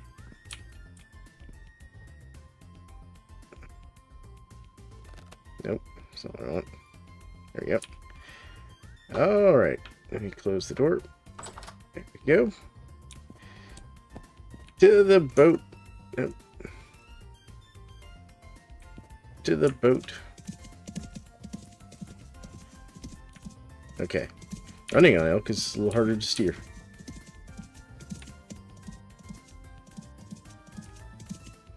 But here we go. To our ship. I hope I have a rope over here. I just realized I'm going to need a rope.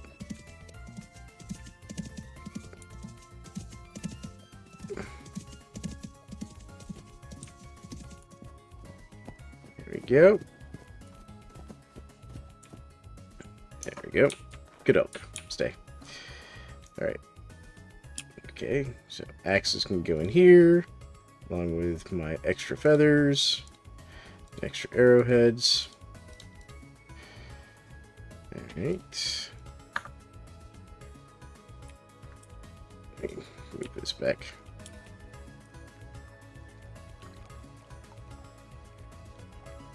Come on. Back in closer, boat. Alright, fine. Move it over here. Get you closer to shore. Oh, there we go. Stay. Stay, boat. Alright. Got a recurve in there already. Got some bones. There's my extra arrowheads.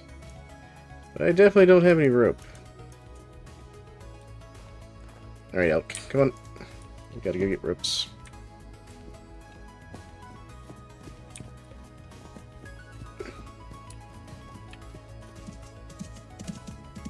There we go.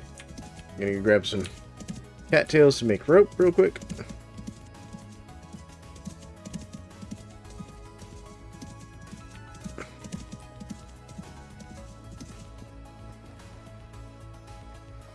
Alright, there we go. I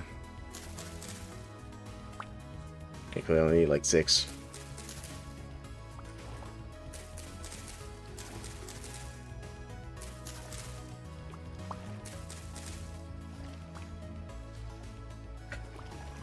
There we go. Here's the rope. Alright, we'll grab some extra cattails, because I'm going to use them to make healing poultices for when we get over there. I'm sure we'll be able to find some horsetail.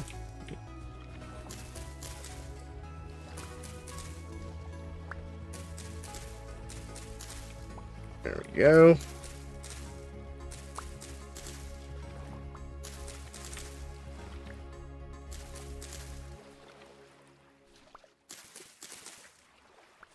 Perfect. The elk is still where I left him. So let's get over to the boat here. Actually, I'll just swim, because it'll be faster to swim.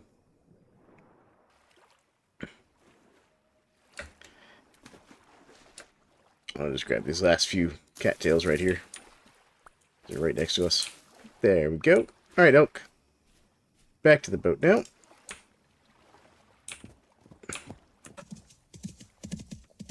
Seeing a lot of rifts randomly, suddenly. This is our first adventure with the elk. Alright. There we go. Rope.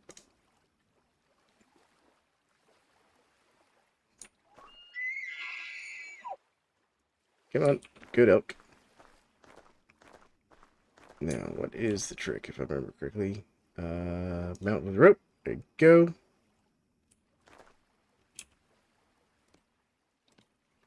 Stay elk.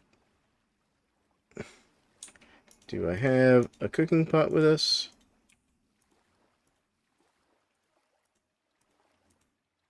No. It would appear I don't have a cooking pot with us. Let me go ahead and put my food in here.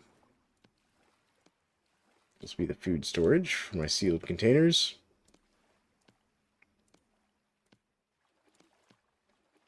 And my charred pies. There we go. And then, yeah, down here we'll keep the extra chainmail, and I'll put this arrowhead with my other arrowheads. Actually, you know what? I'll move the chainmail, the arrow making supplies, and the extra axes over to here. So, chainmail, arrows, put the actual armor in here. There we go. And then axes. Beautiful. And I'll put my bow here where my shield is. And I'll also put these in here. Alright, stay elk. I'm going to go grab a pot real quick.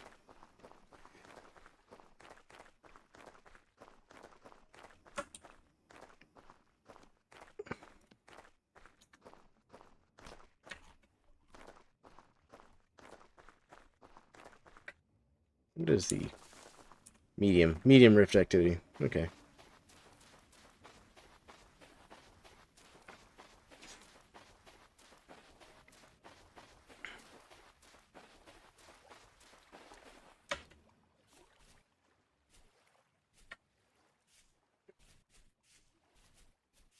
Alright, folks, we're going to grab a quick cooking pot. Just so we have one with us. Because when I went to the archives, I did not bring one, and that was a mistake, I think. There we go. Cooking pot. Alright. Alright, crops, y'all stay good. Behave yourselves.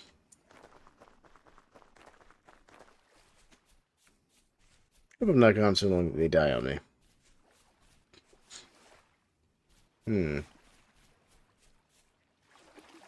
That'd be most unfortunate.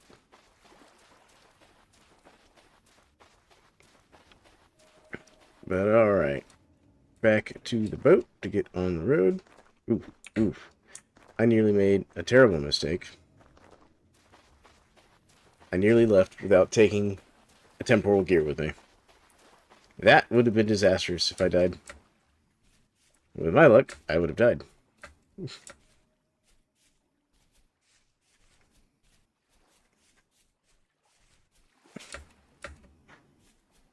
Alright. Temporal gear. Yeah, there we go. Grab a couple. I'd rather have a couple gears than no gears. Alright, there we go.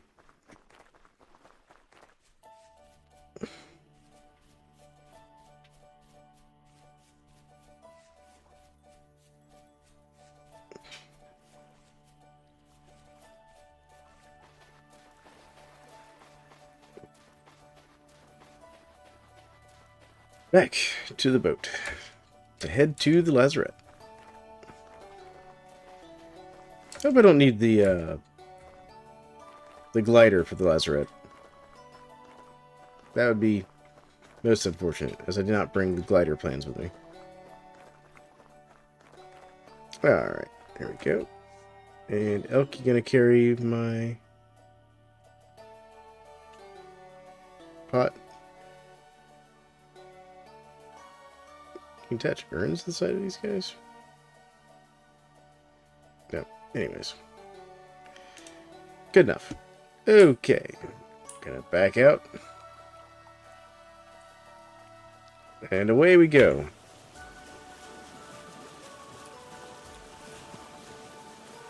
Go. Get us a nice good view for sailing.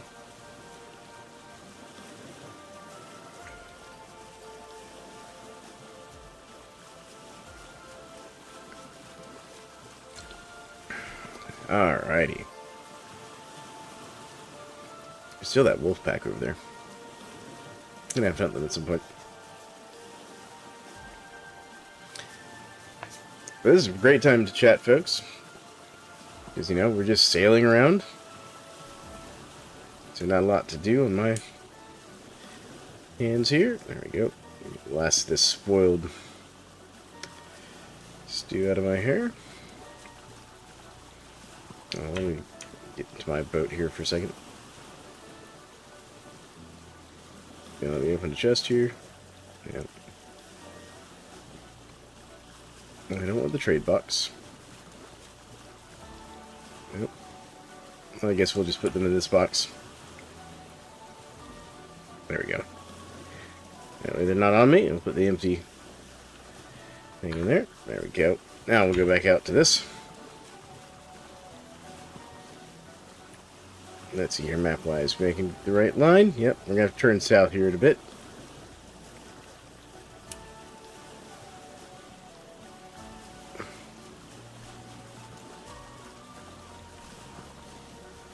There we go. Trying to finish off this slightly spoiled stew I made.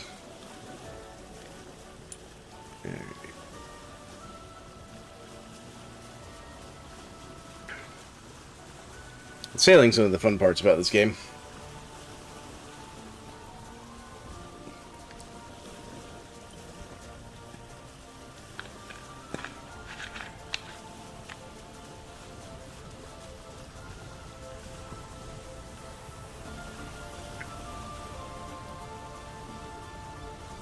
This is the interesting sights you get to see.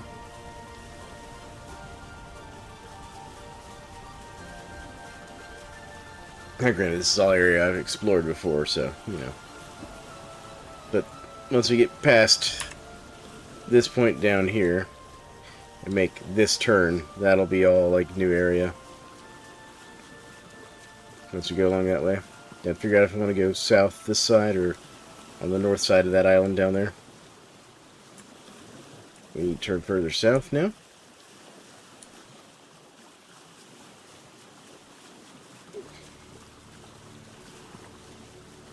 Man, chat has been awful quiet tonight. Chat, y'all alive out there? Same people coming in and out.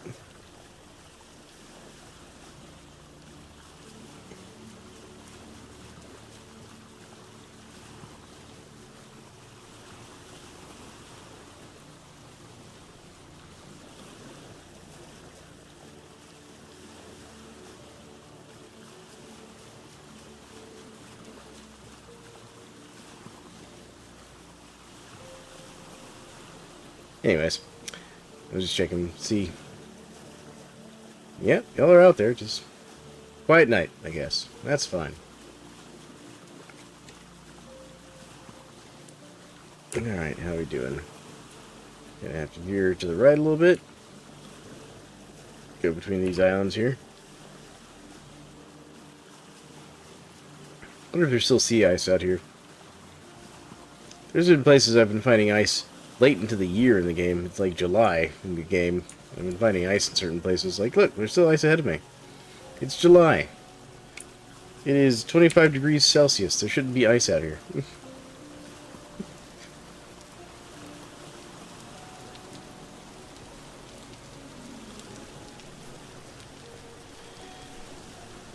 But you know, whatever. The weird little hot and cold spots as the game does all the math for, you know, things.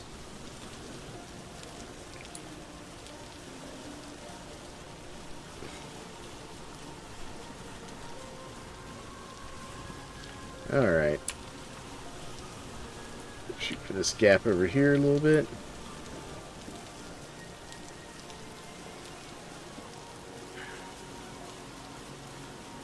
And then we'll be getting close to that southern point of our trip here. And from there, we'll head due west to get to the Lazaret, basically. Once we get around this.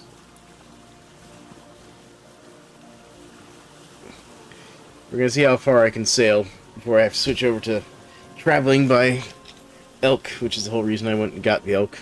Spent like 3 episodes just grinding trade to get the gears I needed to buy the elk. But I also brought my mining equipment with me just in case I get lucky and see a halite pillar somewhere. If I see a salt dome, I'm going to stop and mine the salt dome, because I've been wanting salt for a while in the game. So we're going to keep our eyes out for salt, folks, while we travel.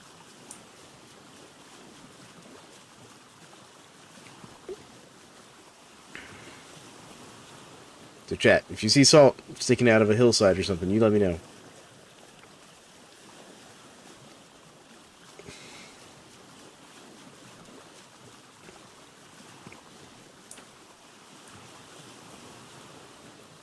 Alright. I need to veer off this way a little bit.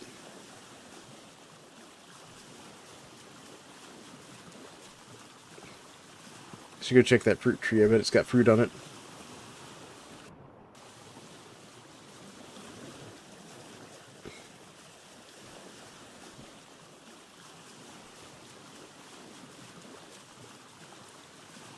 Alright.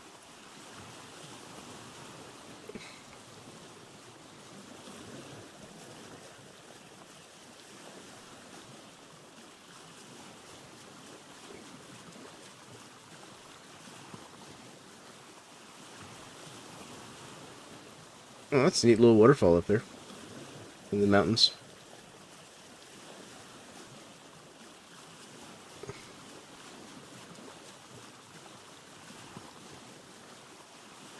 I wonder what kind of rock that is back there. Probably conglomerate or granite. I think it might be glacial ice up there on top of it. Not got to see glacial ice in the game yet. Alright, we're going to veer towards shore here a little bit, follow it around. We're about to make our big westerly turn.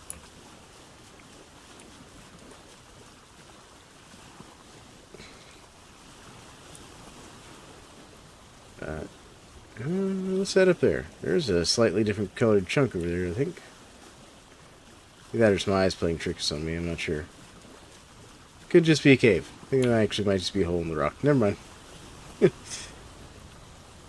Or it could also just be a line of quartz in the granite. I'm going to guess that's probably granite then.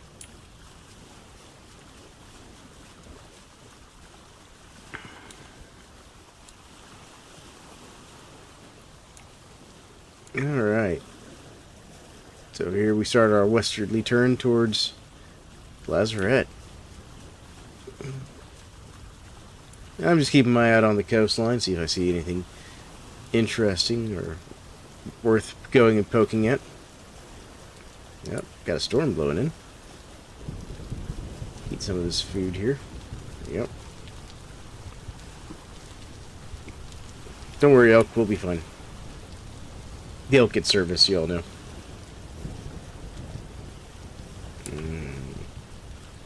Alright. We go to the north or to the south of this little spit of land here is the real question. We'll head south, but I suspect that's gonna get cut off here. I have to keep an eye on the map.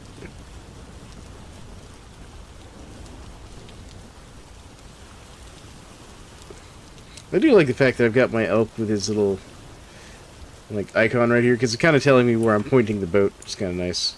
You know, I'm like moving the cave around. So, yeah. Let's see, it definitely goes off north, so I don't know if it goes south. I don't know if there'll be a gap in here for us to follow.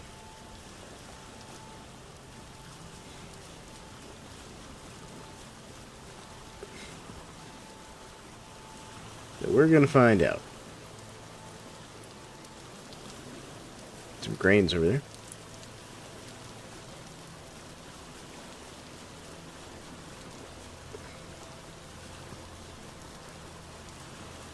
Alright. Do we have a gap in between these land masses? Nope, doesn't look like it, because you can see it's getting shallow along in here.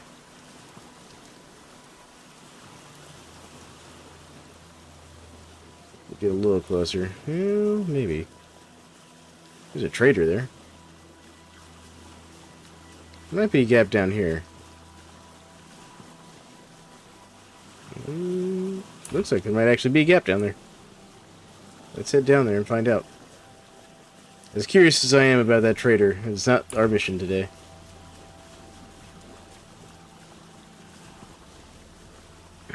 Yep, sure enough. There was a gap on the south side of the landmass here.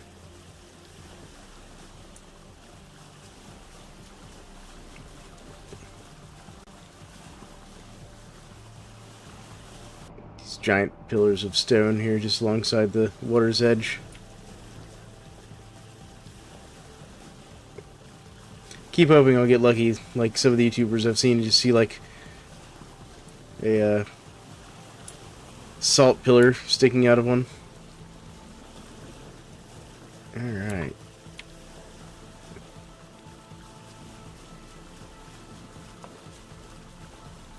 And here we go.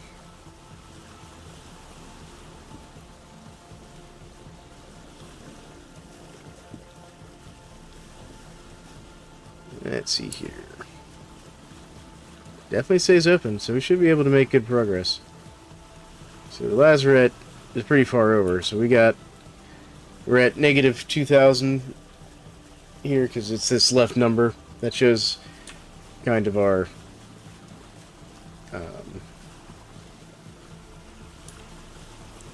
is it latitude or longitude? I think it's latitude.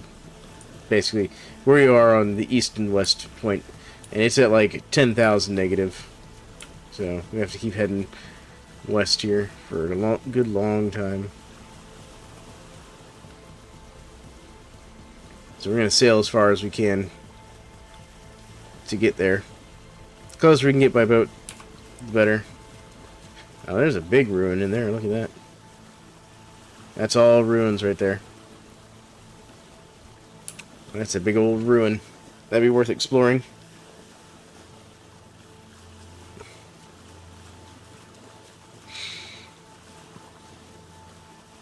And with this being a lot of unseen territory that we're sailing into, this has all been regenerated with the latest update, so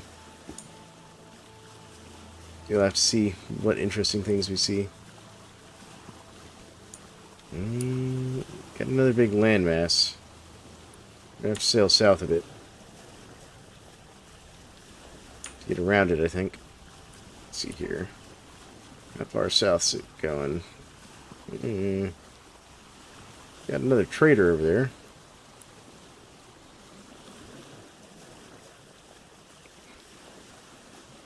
Might take us kind of far out of the way, but we'll see.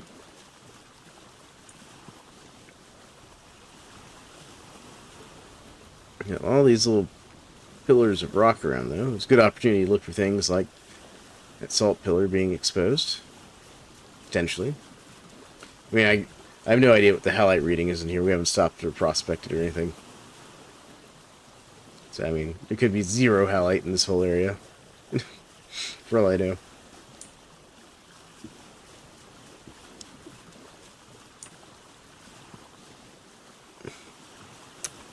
You saw me. Okay, it does curve back around down here. Alright, good.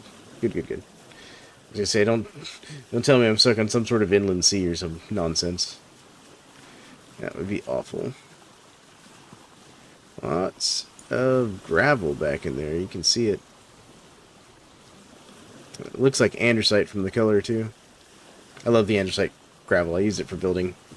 Well, not the gravel, but the stone. I use it to make cobblestone and stuff to build.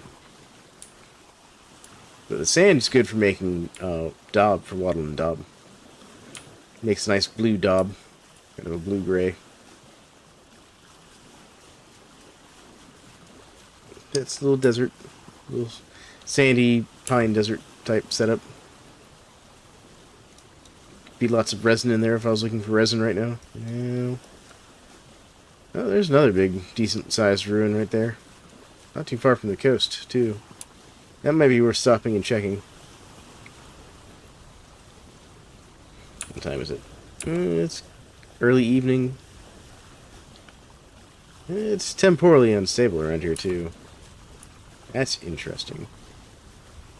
Now we're going to stop and check this ruin real quick, folks. See if we find anything fascinating.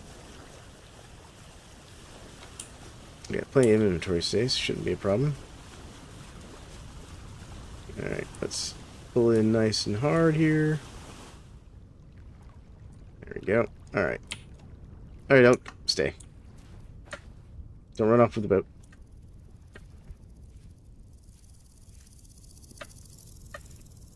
I need to grab some horsetail if we see any while we're here anyways. But you can only see that in the forests, and this is not a forest. And look at this. Got some cracked andesite. Yeah, this is a big ruin. Look at this thing. I've never seen this one. Oh, that's a bear. And a drifter. I'd rather fight the bear than the drifter. Because I can fight the bear in the water. Ow, it got me. Come here, bear. Bear? Bear? Where are you going? Bear?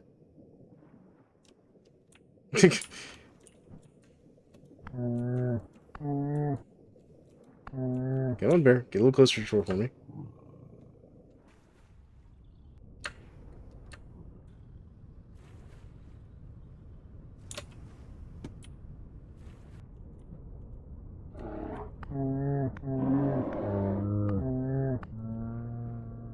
There we go. We win. We've defeated the bear.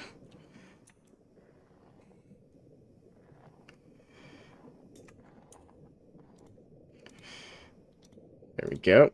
We have your fat there. And take your bones, because I can.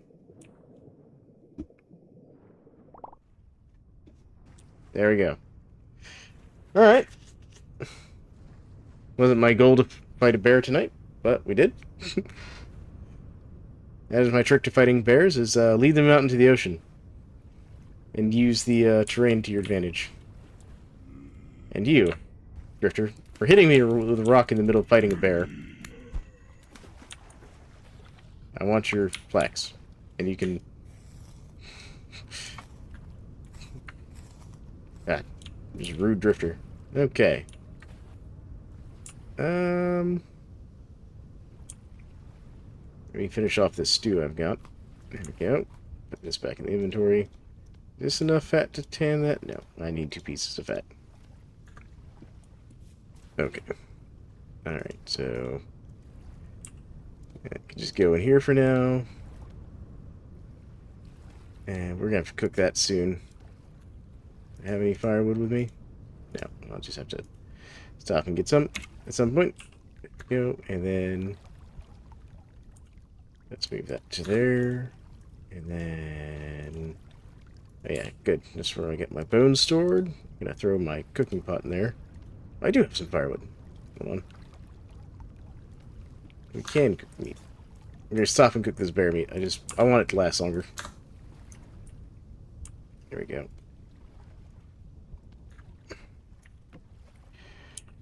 And then there's my firewood.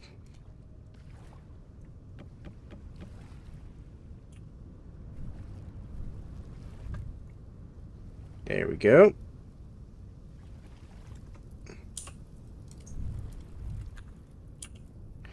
Just throw this on the fire. And we'll throw a couple pieces of firewood in there.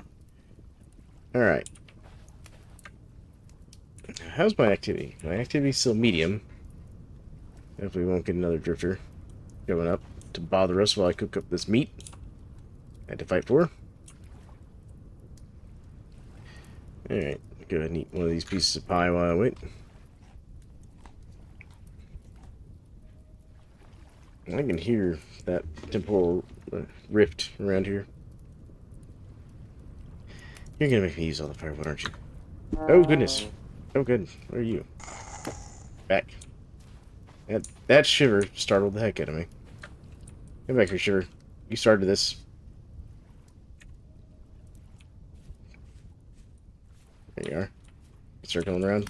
Yeah, you're just a surface Shiver. Good Lord. Just a little peace and quiet. That's all I want. Cook my meat.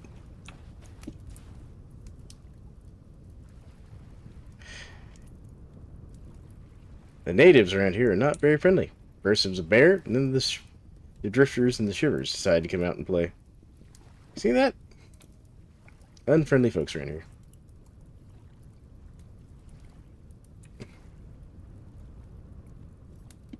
Well, while I wait for this, I'm going to grab some more grass.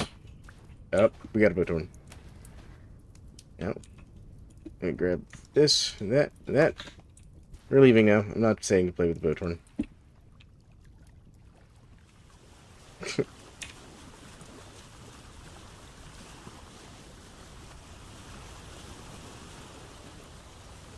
We'll cook the meat somewhere else.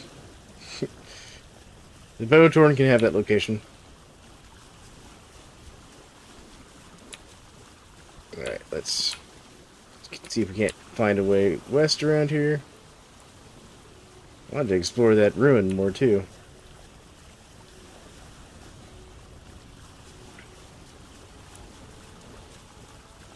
But I don't like fighting boathorn, not in the middle of the night. They just do too much damage, especially with how hurt my character is right now.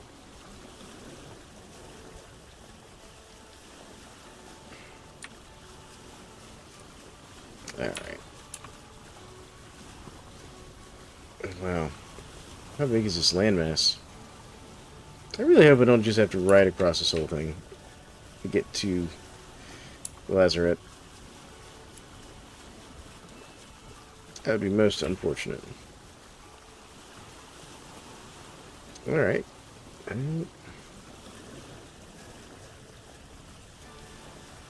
Or I'd have to go back up around that way, I guess. Let's see how big this landmass is, I guess, though. It's almost midnight in the game.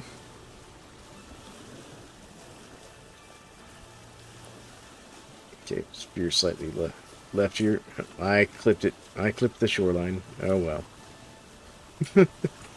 Doesn't do any damage to the boat. I was just trying to narrowly miss it. And failed. Alright, so let's see here.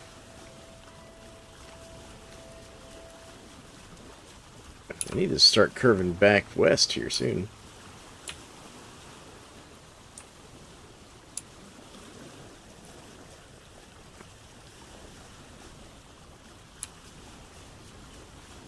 Alright. There we go. There's a curve west. That's what we're looking for. Looks like a little mountainous area there. I don't know if that's mountain caps with snow on them, or if that's like a sudden biome change to something like limestone or chalk.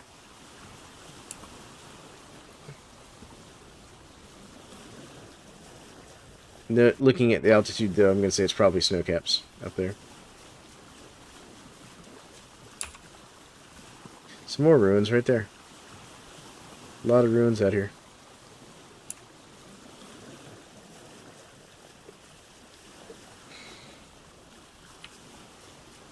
A lot of ruins out here on this little landmass.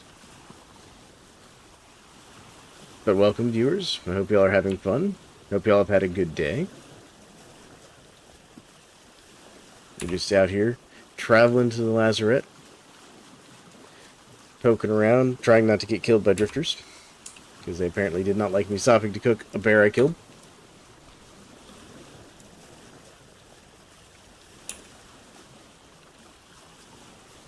Okay, so it curves back up north. Interesting. Interesting. Wish I could see. Wish it wasn't nighttime. It's also not safe for me to pull over and stop right now. Oh, rainfall is very high in this area.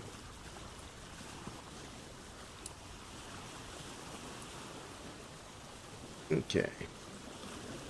So let's follow the coastline northwest here.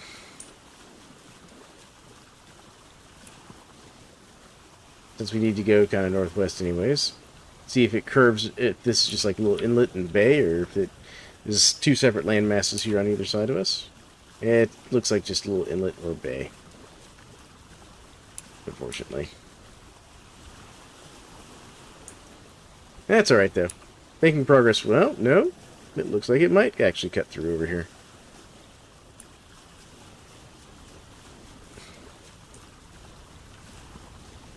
There we go. Let's cut hard left here. Go around this island. Come on. There we go. I can actually navigate because the little green dot's my elk, because I put a elk amulet on him. And so since he's pointing the way towards the front of my boat, I can use him to navigate even though my camera is still pointing in a different direction. No, don't tell me. It tricked me. You see that? It tricked me. I thought this was going to cut through. There's a trader over there, though. It's interesting. Maybe on the way back we'll visit some of these traders.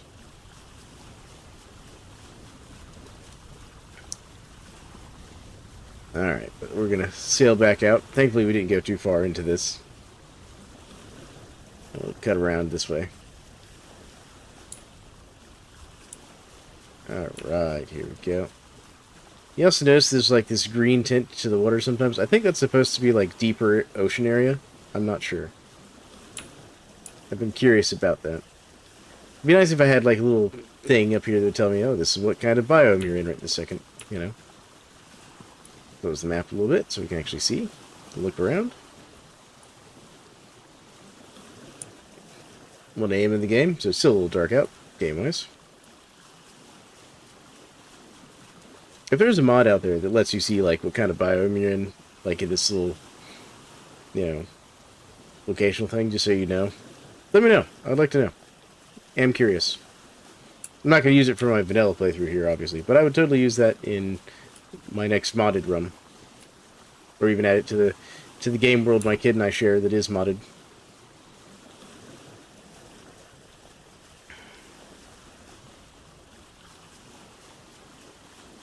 I mean, I'm sure I could open up like debug tools or something and figure it out that way, but I'm trying to avoid doing that kind of thing.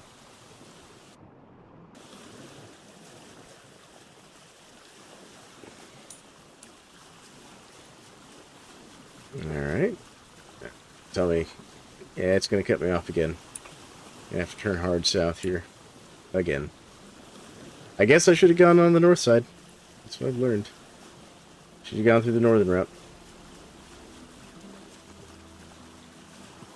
Because we're making progress, but it's not staying on the angle I need it to stay on. And that cuts off there too. Can't even get through there. We're going to have to kind of go hard around that too. This is a big landmass.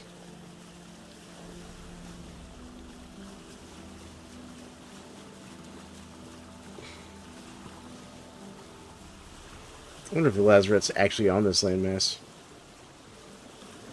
It's almost big enough it could be. I may have to go back north and try around on the northern side.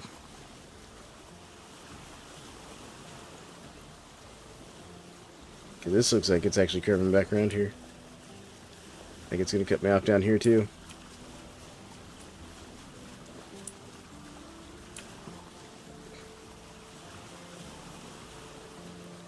I mean, we've made it about a third of the way to the westerly direction we need to go.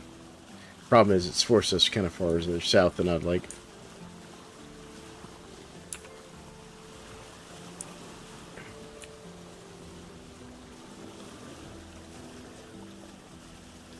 The real tell is going to be which way this land chunk down here goes. Whether or not we can keep going this direction. If this curves nice and hard to the west, we might be able to sail around it. But it's looking like it's not.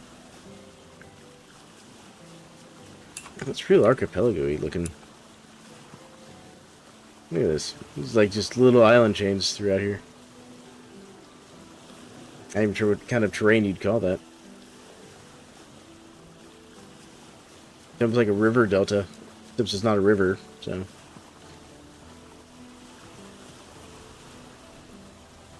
Yeah, there's no way we get through that.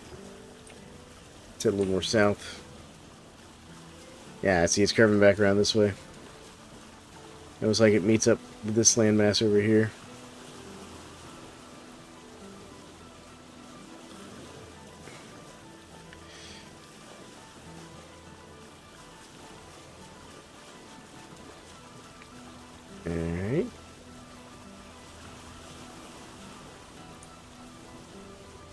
Alright, game.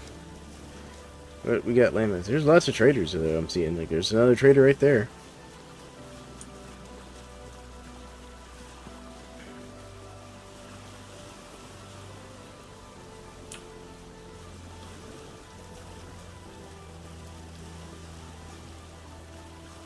Yeah, I think we might have to go back to the north. See if that'll get us closer. Oh, wait. Did I finally find the end of it? It looks like I did. That's a different type of stone biome, too. Looks like it might be chalk or limestone. Let's see what kind of stone biome this is, folks. Once we get down here around the corner.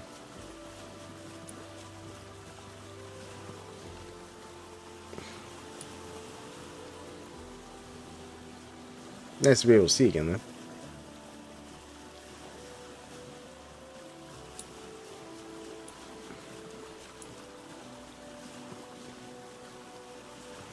Go.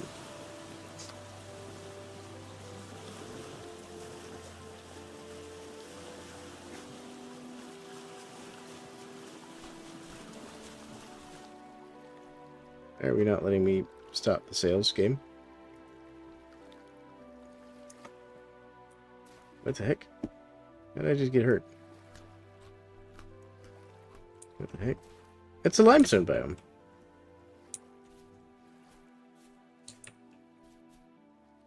Grab my knife. Saw some mushrooms back here I'm going to grab. We're going to take these with us just because we can use them to do a little cooking while we're out on the road. Even though I have plenty of food. They'll also last for a long time. It's even sitting here in my inventory, they've got 18 days. But it's nice. This is a limestone biome. I don't need limestone. I have plenty. Oh, look at that. Huge patch of red clay over there. But yeah, limestone right there. This whole area is like limestone.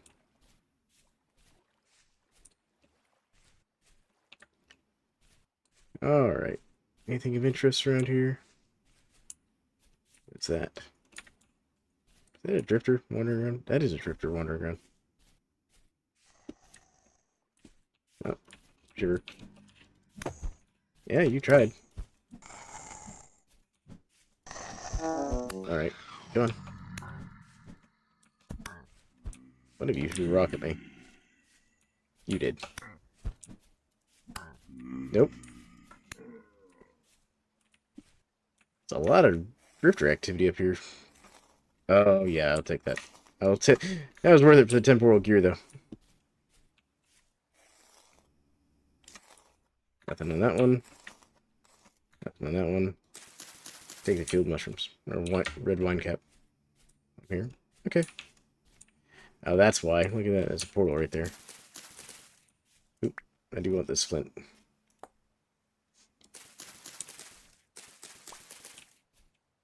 With it being nighttime, that's why we're seeing all these drifters. It's still technically nighttime. Pretty sure I also just heard a bow torn. I'm gonna eat this real quick. Alright, back in the boat. Don't need to keep playing with drifters and risking injuring myself. Go. Yep, look at that. See, portal right there on the coast.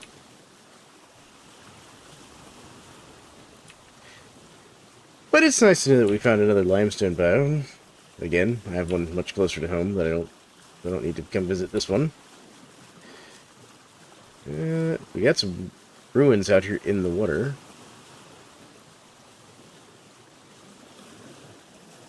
Another shallow spot. Yeah, see, it's still forcing us south. Man, look at all that limestone up there in the mountain. There's just a mountain of limestone right there.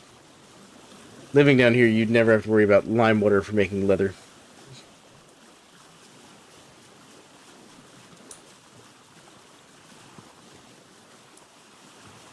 I'm going to drop off at these ruins there real quick. Look at all that over there.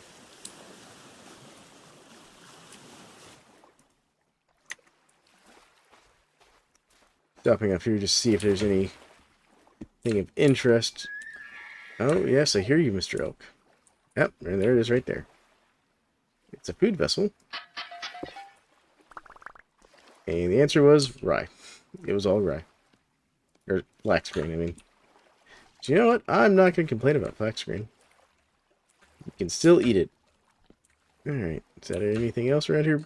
Obviously, there's all the bony soil, but I'm not here to collect bony soil for panning yet.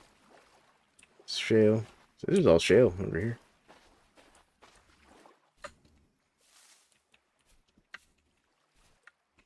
Alright. Not seeing any cracked vessels over here next to that pile of rocks. What about this one? It's a neat little pile, neat little ruin, though.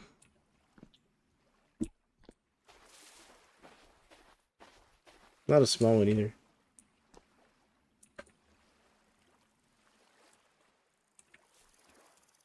It's also the kind of place where we might find some horsetail. I need some horsetail. Here, chickens. Don't need chickens, though. Limestone. Any horsetail in here? Horsetail? Oh, pretty chick. Baby chickens. Take the stick. Bear. The answer is bear. Why is it always bear? Everywhere I go, bears. Built my house next to bears. I get off the boat, bears. Good lord. This game apparently thinks I need bears.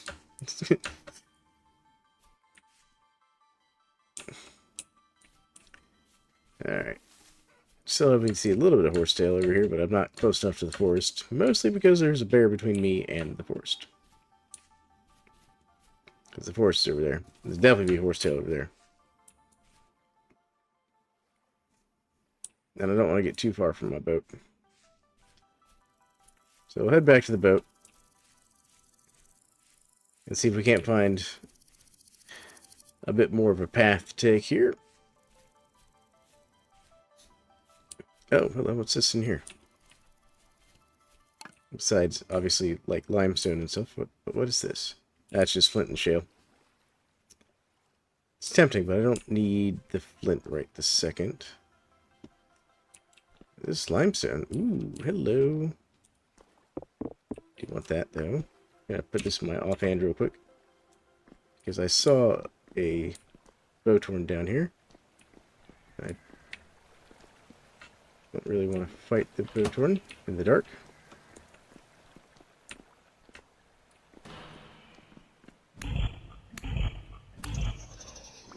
Take that.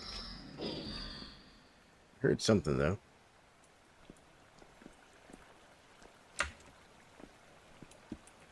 Okay.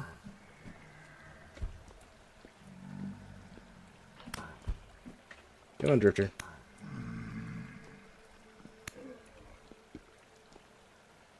Where is he? There he is.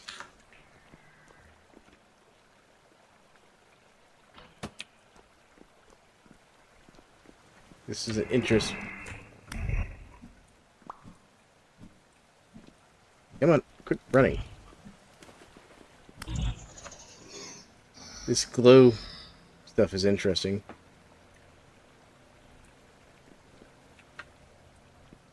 This is the kind of place where you like find like ruins and things. But no. No ruins, just shale. Lots of limestone and cracked limestone and glowworms. I don't think glowworms have any purpose. Yeah, they're just a plant. And nothing up here. It was worth poking around, looking at. It was interesting. Very pretty. Like, obviously we could go this way and look for more stuff, but I don't imagine we're going to see anything. Oh, wait. Yes, we did. We found black coal and the very incredibly rare native, like, actually existing fire clay.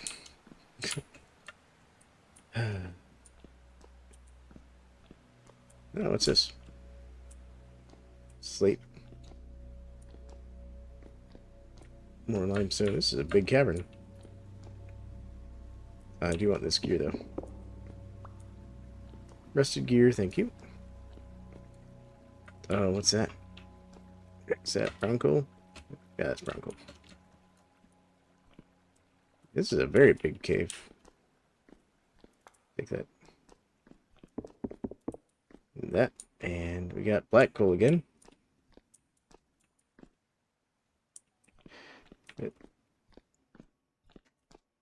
Brown coal. And then the end of the cave. Alright, well, that was interesting. This is my first time ever actually, like, well, I think it was actually my second time ever seeing native. What is this? We found titanium ore. We found titanium ore. Oh my goodness. Oh my goodness. Hold on. Hold on. Deep underground here we have... I don't even have to make to do this here. We'll go titanium.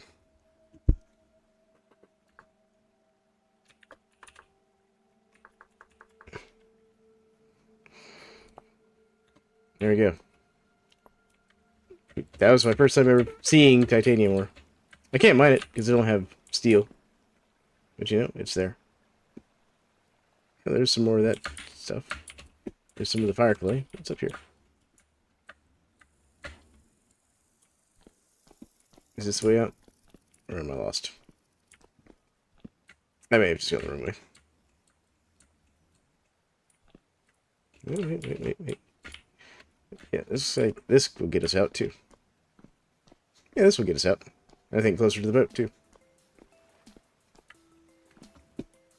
Yeah, because I think the boat... Yeah, it's right down there with the elk. Alright, but we found titanium ore. That's my first time ever seeing that.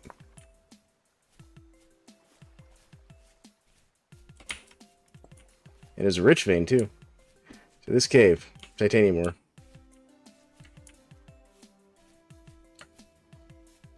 Actually, I'll even mark that right here. So there's that, and we'll say cave, put gray on it, titanium. There we go.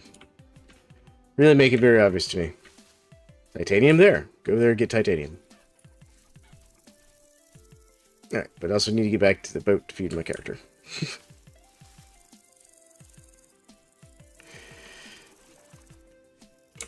Don't need that in my hand anymore.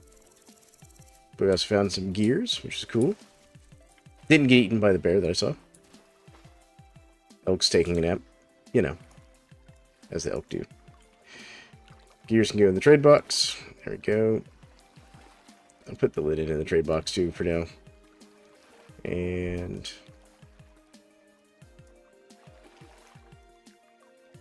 we'll eat this pie. And in this box, I'm going to go ahead and put the meat and stuff. Actually, we're going to be here eating a little bit, so we'll go ahead and cook some of this meat. So let's go ahead and get this done. Because the drifters are gone. Oh, I know, bud. Got you. I got you. I'm gonna cook the pie. I'm gonna eat the pie. It's fine. Whoa, chill, bro. Chill. It's fine. We're eating. See, look, pie. Pie. There you go. Stop complaining about being hungry. You just wolfed down an entire pie. We're like a family of 4.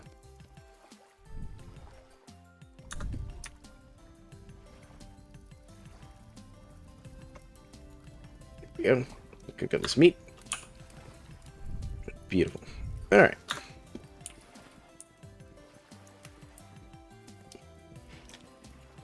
While we wait for the meat to finish cooking up, we'll poke around this little area real quick. Just a little bit. Actually, do I have a shovel? I don't remember if I brought a shovel with me. Bring shovel. Shovel? Yes, I did. I brought a stone shovel. So, since we have a shovel, and we're waiting on our meat to cook, we will grab bony soil. Take it with us. Paint it in the future.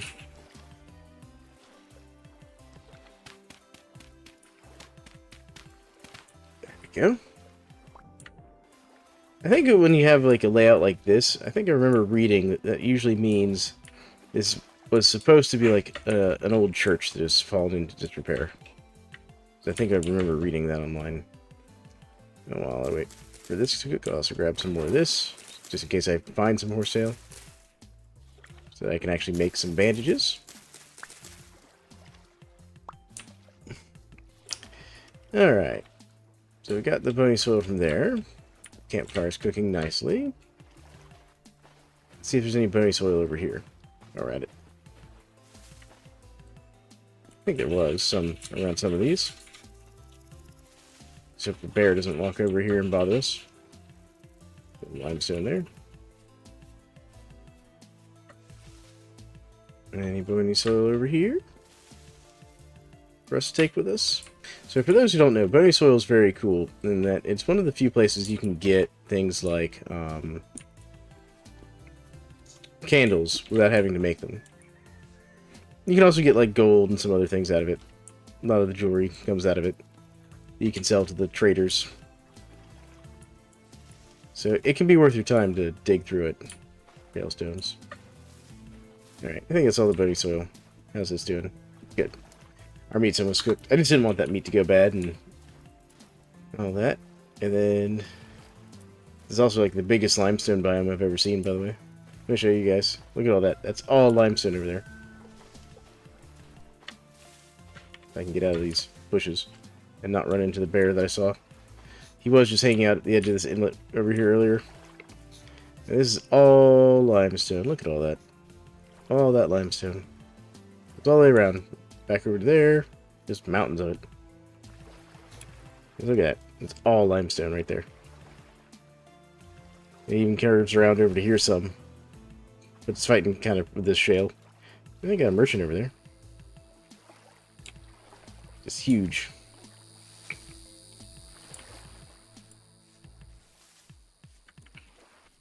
There's some interesting pillars in there. What is that? What am I looking at over there? Is that another ruin? Oh, looks like another ruin over there, folks. Well, since I'm going to head over there anyways to get to the forest after I get my meat off the fire here, mostly because I need some horsetail. Good, meat's done. Go on, meat. Go. And we'll take the last piece of firewood, too. Don't waste firewood. Alright, there we go. Oh, come on. On the boat, please. Well, that works. Wasn't what I wanted, game, but that'll work. Alright, throw this in here, throw the mushrooms in here. I can use all that to make a nice stew later. I want you to sit in the chair. In the chair. In the chair. Thank you. There we go. Alright, where did I put my... There's where I'm storing all that. Okay, let's back out.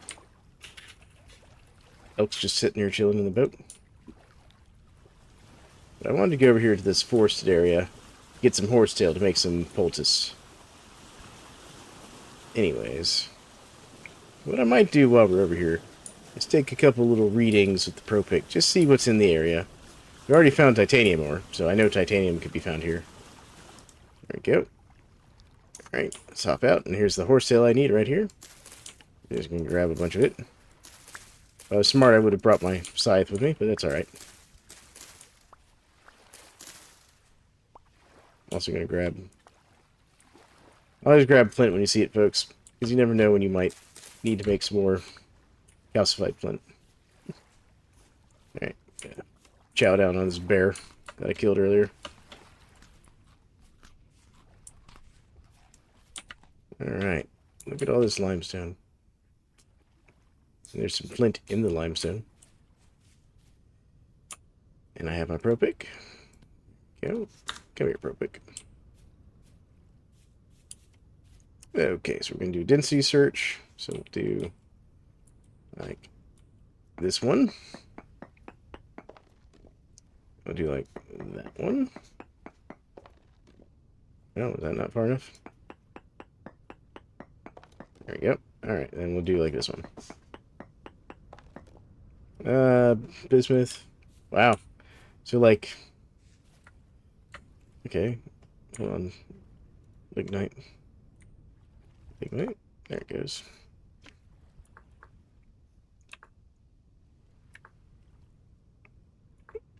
Yeah, so that's just coal, brown coal specifically. So the fact that I found titanium over there isn't even showing up over here. But I could be far enough away that it's not going to show up. And I could just be a low reading area of it and just happen to spawn some. But I also don't think we're going to get around this landmass. I think we do need to sail back north, though. I think we're going to have to sail back north. Let me check. Is there halite in that? Not worth mentioning halite. But, let me grab some more horsetail before we leave. We're here. Might as well grab it, right? Oh, that pig startled me. Hello, pig. Okay, you are going to make a stink out of this.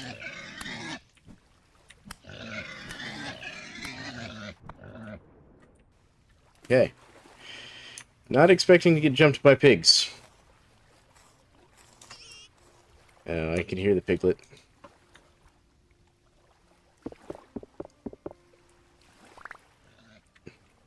Alright, pig. You gonna make something of it still?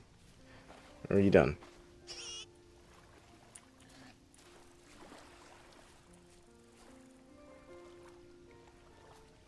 What's that? That's more flint. Not what I needed. A bitter of oil. I think those are... Can't remember if those are poisonous or not. But interesting that the pigs decided to make a stink about my presence here.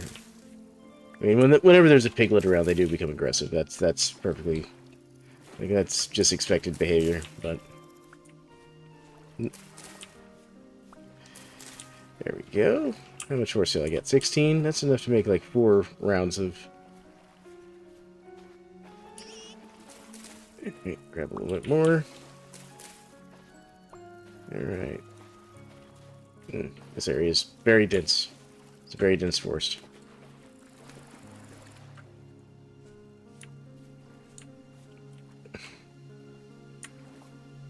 I know these king boils are... These are not poisonous. Yeah, but the bitter ones, I believe, are. Yeah, the bitter ones are poisonous.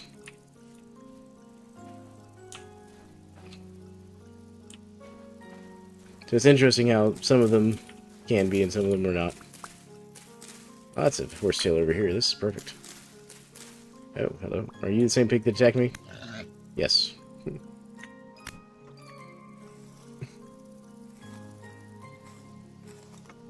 There we go. Take this, because I'm going to take the meat.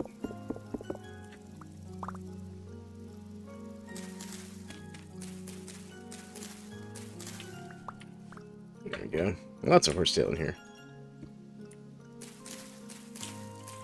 There we go. There we go. That should be plenty for making poultice for now.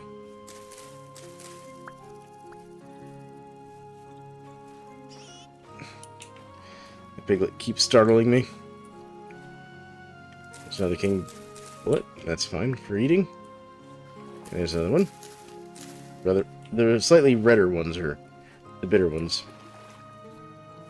That's another king. Look at that. It's almost like they're spawning while I'm sitting here. Grab just a few more cattails so I can make sure I have enough to make poultices. There we go. Alright. There has to be plenty of cattails and horsetails for making poultices. I just realized I'm losing temporal stability in this area. So let's get back on the road here.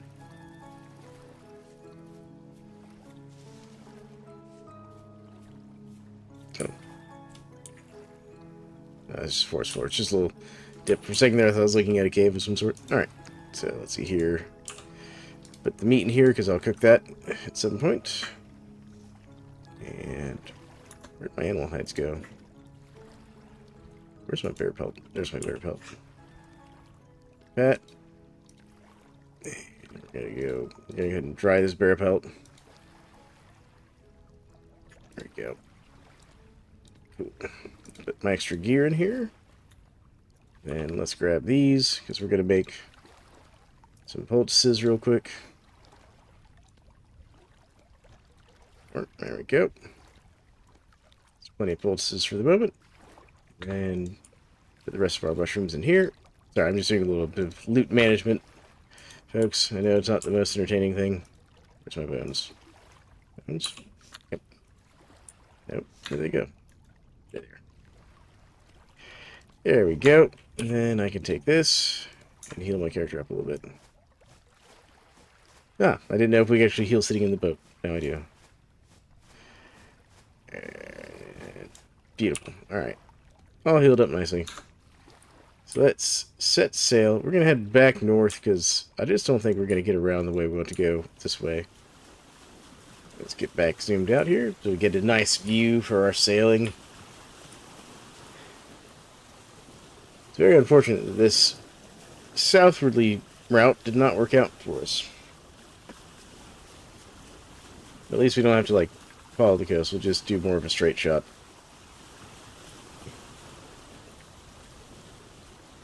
Looks like it's storming up ahead a little bit. Apparently the elk likes to stand when we sail. It's my very brave, nautically skilled elk.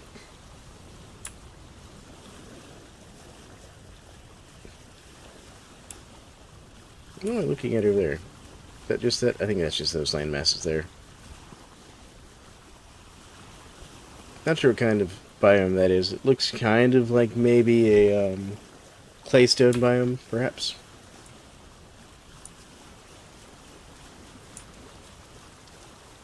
Here's love. Can I get you to refill my water?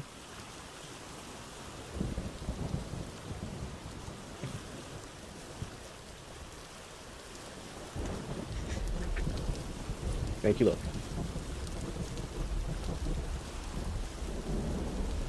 Thank you, sweetheart. My lovely wife is going and refilling my water for me. Because my lovely wife was amazing.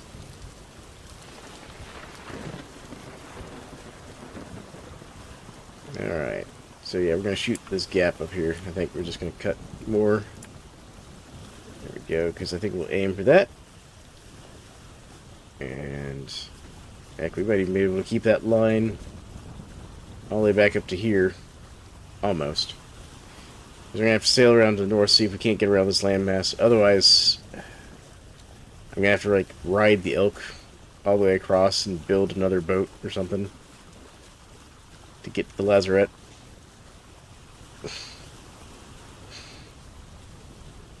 It's not really what I want to do, though, because I don't have enough flax to build another sailboat, so I'd have to go with a raft, and rafts are slow.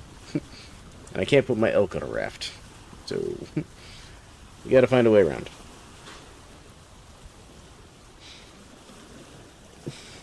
But at least I know where I can come get some titanium, so, you know, as much of a nuisance as it's been with this weird, like, sailing problem, you know, trip is definitely not a waste. But also, welcome to the stream, folks. I see got a few of you out there watching. Feel free to chit-chat. I am watching the chat. Ask questions. Have any of y'all played Vintage Story before? There you go. There's something y'all can talk about. Do y'all know anything about Vintage Story? Do y'all love Vintage Story? You know, whatever. Give me your thoughts and opinions, folks.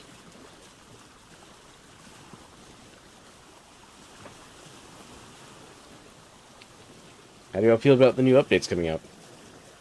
You know, they're discussing potentially adding rivers and possibly even water wheels.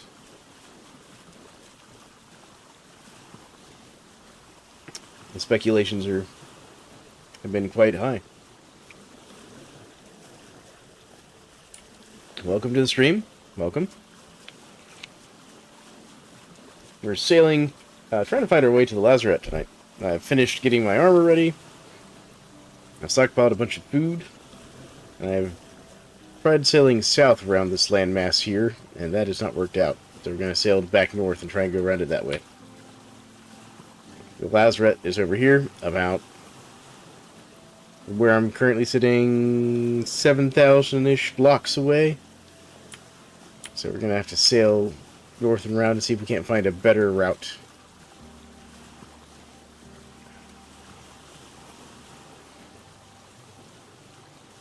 And we're also just keeping our eyes out for interesting things to see while we travel. You know, because it's vintage story. Exploration's part of the game. Actually, one of the fun parts. I can spend a lot of time getting quote-unquote squirreled by things and exploring.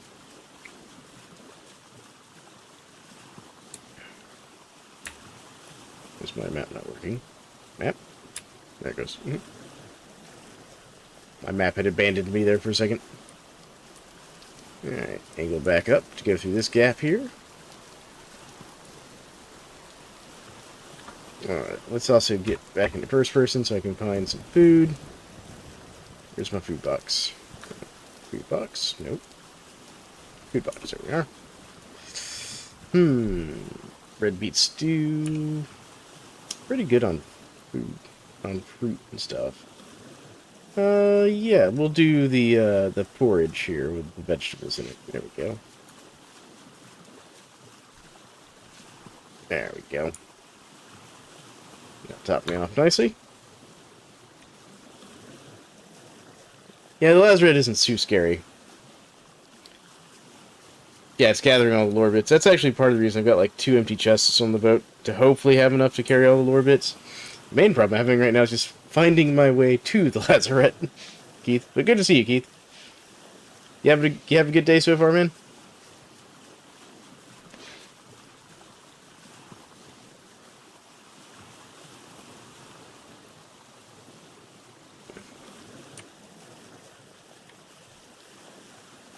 Alright, let's check my map.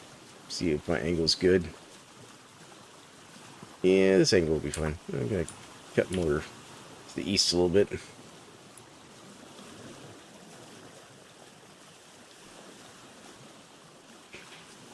Shoot this gap and then cut northwest and see if that'll get me farther. Because going south was...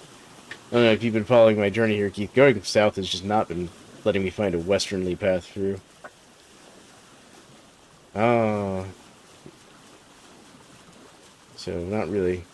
Won't be staying for too long. Gonna take a nap after medicine time. I totally get it, Keith, man. You take care of yourself. Don't ever push it. Like, you know, if I have a chest cough, I avoid work too, man. I don't blame you for calling out on that.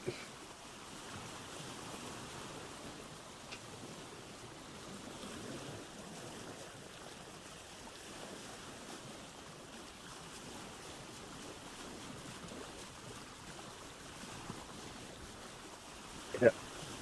For me, it's my sinuses. They've not liked the weather change. Yeah, no. As a teacher, first off, you get exposed to whatever the kids are bringing in. And, you know, kids tend not to be the best about, you know, not sharing when it comes to illness. So, yeah, you get exposed a lot. And then, of course, as a teacher, you're very responsible to make sure you don't share. You know, so I totally get that.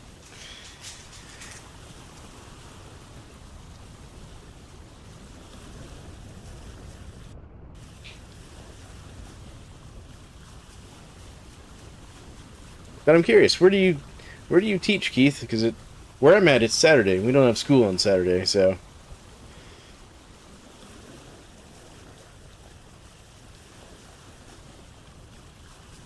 Are you not a teacher in a school, or are you teaching like some sort of private program? I'm just curious. You know, like, don't give me too many details, obviously. Like, don't go doxing yourself in my chat, but you know.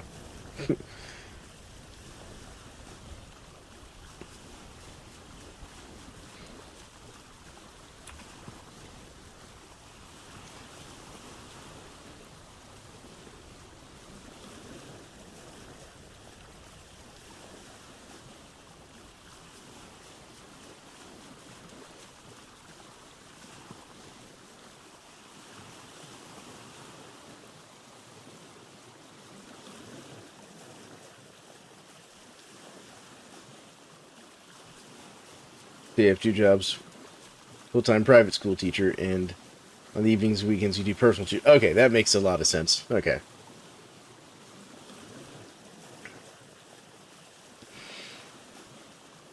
Yeah, I never did much in the way of tutoring. I tried being a tutor when I was in college. I was okay at it, but not great. But then I also don't have a teaching degree. I'm an accountant by trade. So, so my day job is, I'm an auditor for the government. Okay, volunteer teaching for kindergarten and orphanage. Nice. I like that. That's good.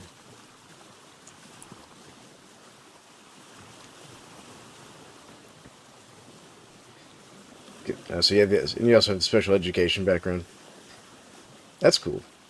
Yeah, that special education background is really good because the kids who need that really need someone who's very patient and able to work with them well.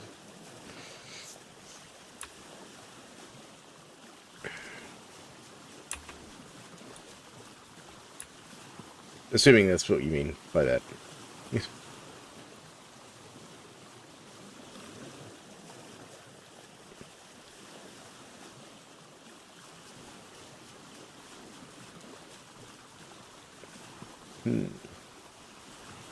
I want to go explore that ruin over there.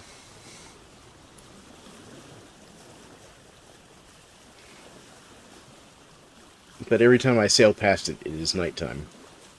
And my luck this trip has been if I get off the boat.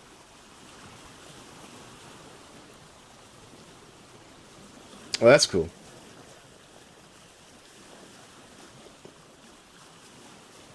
Yeah, where I live, a lot of the teachers are women. There are some male teachers, but there's not a ton of them.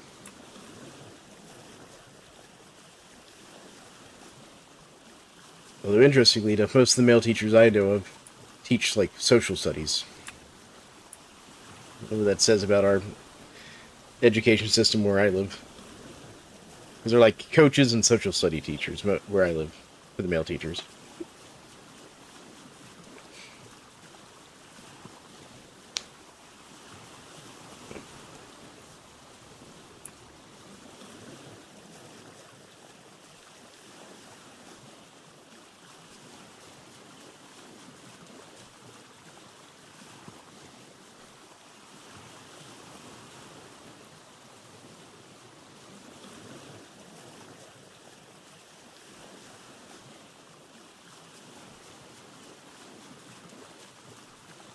Okay. Yeah, I had a friend who, he was a teacher for a while, and she got her special education. Oh, that's not what I wanted. I keep clicking on things that don't. Come on. There we go. And she got her special education certification. And so, that's part of the reason I'm sort of familiar with that. That and I actually used to... So I used to work in the school district where I live. This is actually back when I was still in school. During my high school days, or for people not in the United States, like secondary education, I guess you'd call it, or secondary school. Right before you go to college, basically. I had a job actually at my high school as an IT guy. So I'd go into the special needs room and help the kids there with the computers and stuff. Because they had special software for learning things. And the special needs teacher was not very technically oriented, so she needed IT help kind of often. She was nice, and most of the kids were super cool. They just needed someone to be a little more patient with them. And to, have things presented in a way that they could relate to.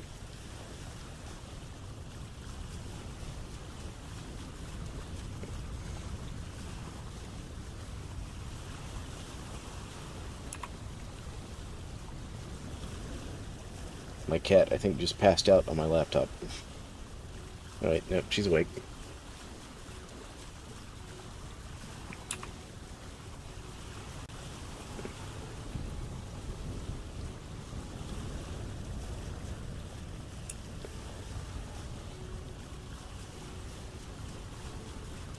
There we go. Yeah, see, this is a much better path already. Like, I'm already almost as far west as I was down in the southern area. Oh, Keith, you also missed it. I found titanium. I found, like, a titanium vein. I have no steel with which to bite it, but I found it.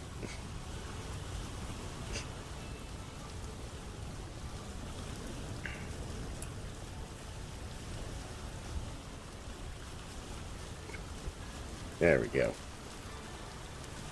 Alright.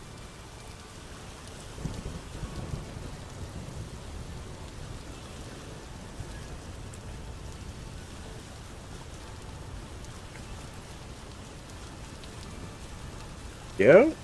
This is looking a lot better for going west.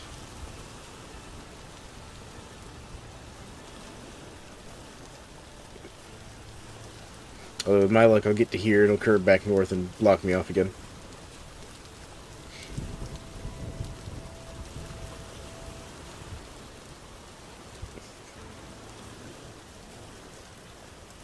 Yep, that's what I said.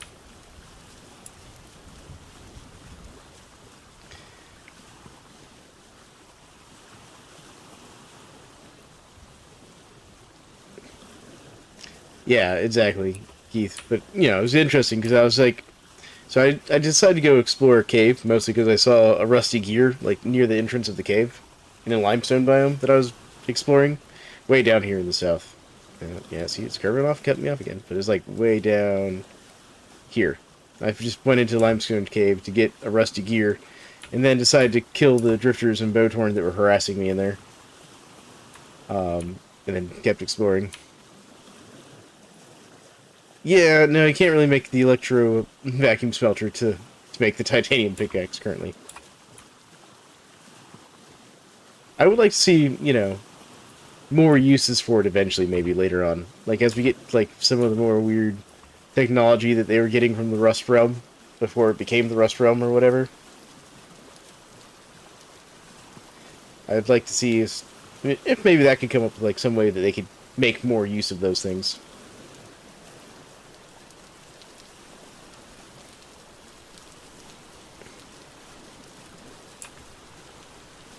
But no, I don't think, like, making titanium tools should really be in the game, though. It just isn't thematic with the game. Like, maybe, like, using temporal gears and stuff to make temporal tools and stuff eventually. Kind of like the Jonas tools you can get later on. I can see that maybe being kind of in-game. Yeah, I think mechanically we can't even heat them or clean them. Or at least the people living in the world can't. Because we as a Seraphim, we do have recipes we can use the rusty gears in. Like, for example, making the glider. You use rusty gears to make it. So, I don't know if it's just a limitation of the people that live in the world that we can bypass with our extra knowledge, potentially, or, you know, if it's just limitation of the materials itself. That's a good point there, Keith. That, yeah, mechanically we can't do anything with it, but as far as like heating them or whatever. But there's lots of ways they could go with that.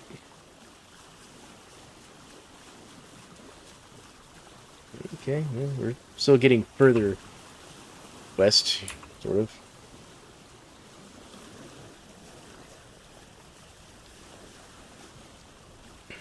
They do talk about how the rusty gears are like super well made and stuff. Just rusty. If it's a strange metal, might not even be rust. It may just look like rust.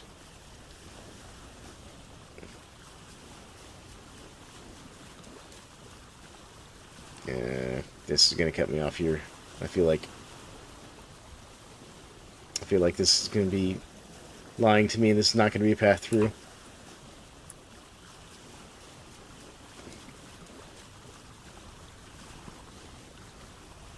Yeah, maybe.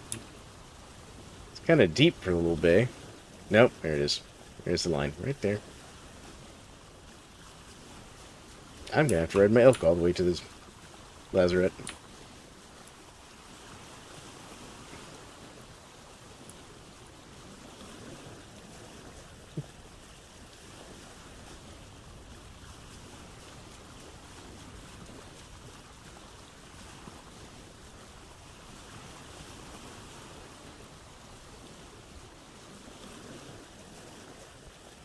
Yep, I'm about to slam into the rocks here.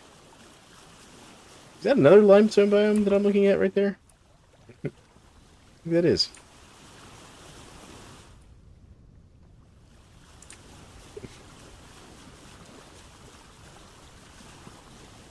Yeah, that's true. If they do let us get to the early electrical age, then we might even be able to do something with aluminum. That's true. That'd be cool. Because isn't like aluminum in the game? Like, can't you find like aluminum ore? I know there's some ores in the game that you can find, but they have no use, if I remember correctly. Besides, like, titanium, obviously, which we can't do anything with other than make refractory bricks.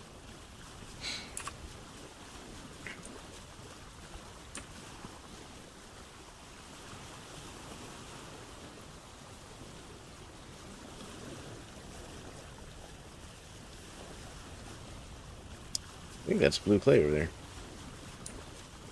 Yeah, I know bauxite's technically aluminum. And there's graphite, which currently has no use. Okay, so I knew there was some. Because I'd heard rumors that there were others, like uranium, even, was technically in the game.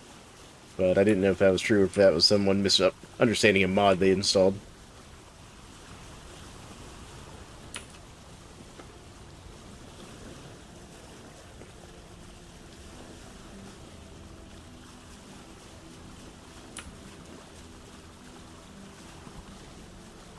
That's a huge wall of limestone over there.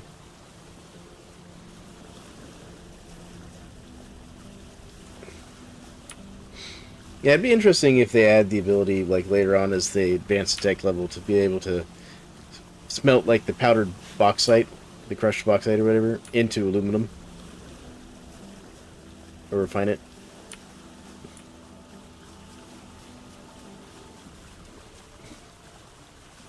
Yeah, I have no idea what we even use uranium for either.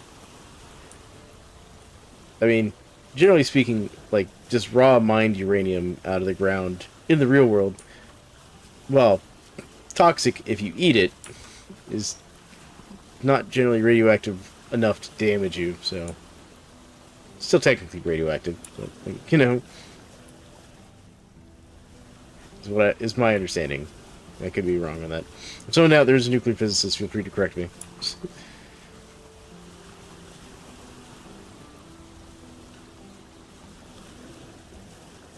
Yeah, electrolysis separation. That makes sense. Okay.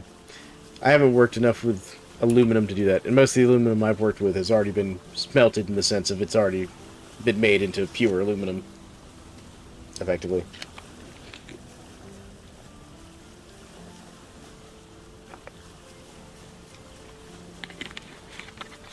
As far as, like, real-world smelting. Been playing around in my forge. And we finally made it around this landmass, it looks like.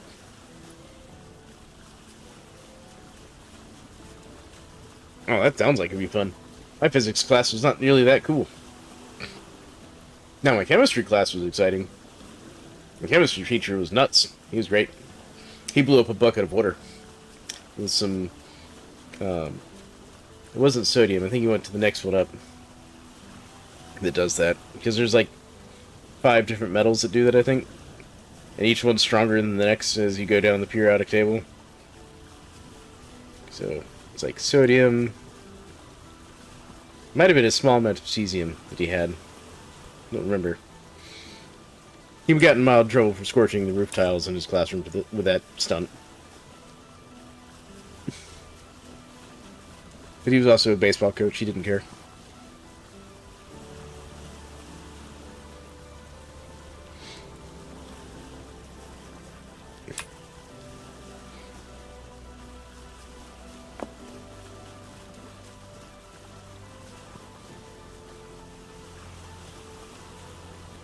Yeah.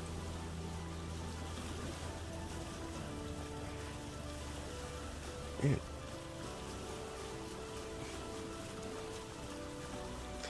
Yeah. That guy was nuts, and everyone loved his class. Kind of like my bio professor. My biology professor was also great in secondary. I mean, I played so much poker in his class while he lectured, because he didn't care. But I remember it was like a really small amount that the guy used. But then I had a friend, and I don't know where this kid got this around the same time period. He somehow got like a 1-inch cube of cesium from some website. He found some website that would sell it to him. It was like back in the early 2000s. And his younger brother had a kiddie pool out in the backyard, and while his younger brother and his parents were out getting some ice cream, he took said 1-inch cube of cesium and went and threw it into the kiddie pool and blew a crater in their backyard.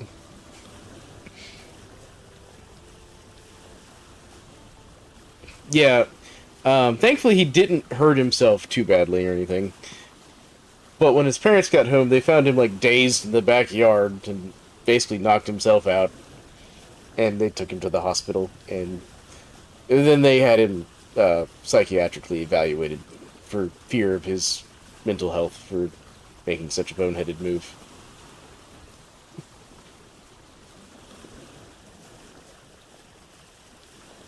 I didn't actually see the kid much after that, thinking back about that. Like, because we weren't in school together, we went to different schools, but we were in an outside activity together. And his parents removed him from that, and I think reevaluated the things he was allowed to do.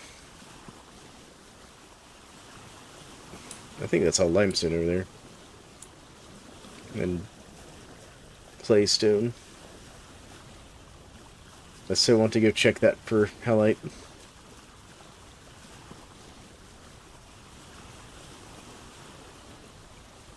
So one of the things I did when I created this world is I set my oceans to like 30%, but I also noticed one of the changes they've made is there's a calculation that basically tells the map how much of that should really be ocean, and it starts off at like 500% or something. It's some ridiculous amount. So basically, you know, if you say 30% water, 70% land,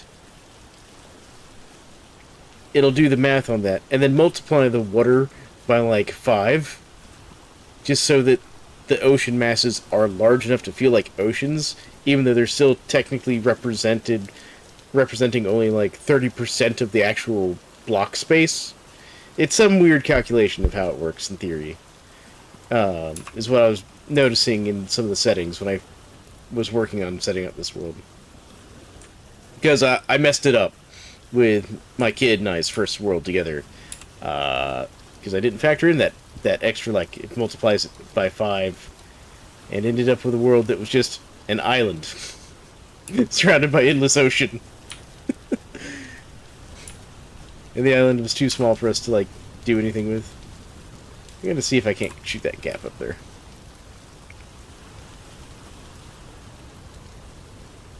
Exactly. I knew that was a 1.21 change, but I didn't realize how pronounced it could be if you're not careful. Found out the hard way. But this is set with that 30% oceans scale. This world is. I feel like that's just a little inlet. Yeah. That doesn't get through either, so head further north. But yeah, no. One of the things I definitely wanted was to be able to use my sailboat when I was setting up my world settings.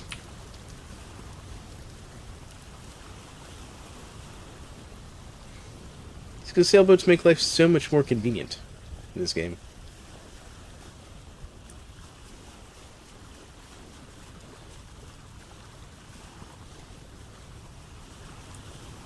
Oh yeah, no. It'd be great in a multiplayer server to have, like, a big caravel or something if you want to do, like, a big trip somewhere.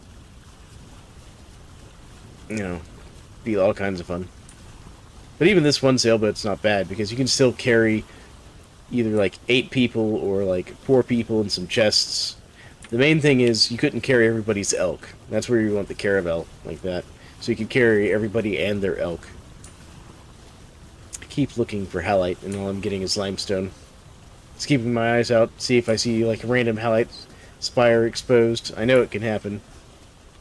But I've not been so lucky.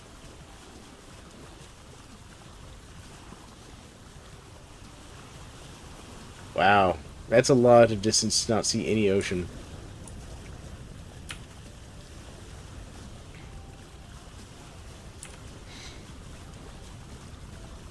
That is a lot of distance. I just find it funny that I struggled to find limestone near my house. If I'd just gone, like, west... Apparently this is all just limestone over here. Just, like, everywhere. Limestone as far as the eye can see, basically.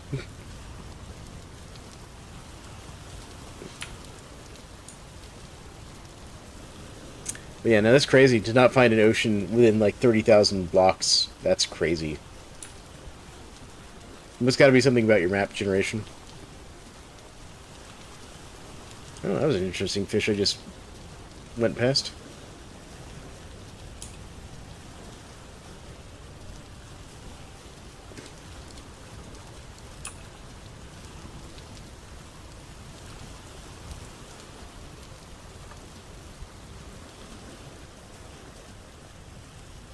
These are making good progress towards the Lazaret, because it's like at negative 10,000 blocks. So it was like right around 10,500 blocks from my base.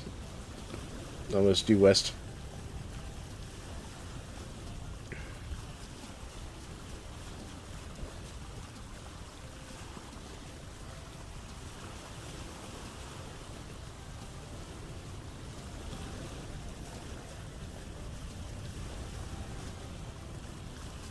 Yeah, and if I remember correctly, it was no world settings unchanged. Okay. Yeah, so I think the default on that is like maybe like 1% ocean, something like that. It's like a super tiny amount.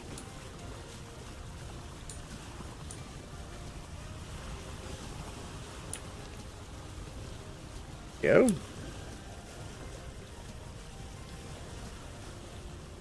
How close are we? Yeah, we're getting closer to Lazaret.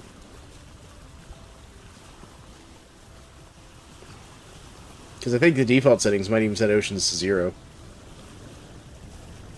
Yeah, see. Like 3%, you're basically never going to find oceans.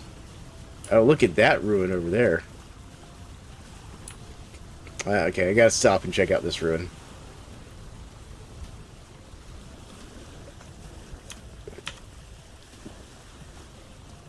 I think this is like one of those abandoned churches that I've heard about. Like one of the big ones.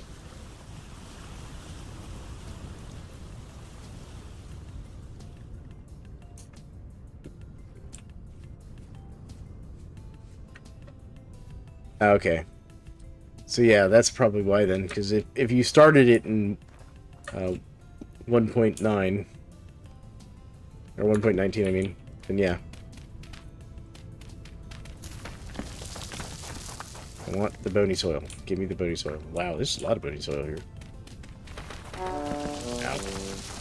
Okay, let me not drop the gravel on myself. There you go.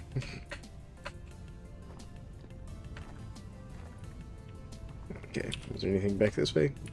No, not really. We dig that one out. Okay.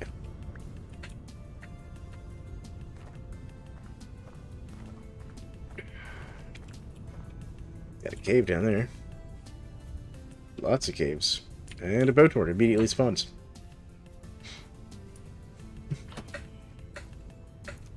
It's already trying to shoot at me, too.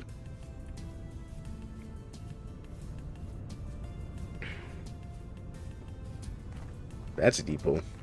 That's just waiting to fall out from fall out under somebody there. But man, look at these ruins. These are expansive ruins. Over here.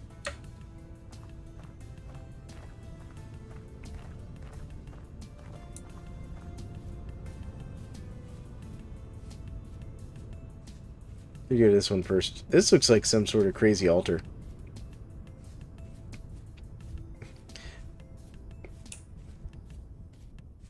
You know what? I would take that deal, Keith. And you know why? Because what I would do is I'd break my rule and install the sluice mod and just throw it all in the sluice. And then just be like, sure, you can have what you want. And then I'll keep the rest.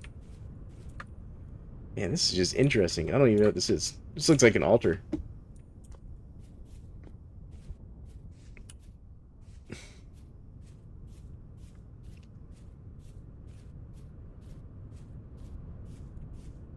Alright, let's see about this one. Oh, look at this. What's this? Aged shale ashlar blocks. Interesting. Oh, that's true. It doesn't work with X skills? Like, do they just conflict, or do you just not get anything from it? Excellent. More flax grain. That's what I wanted.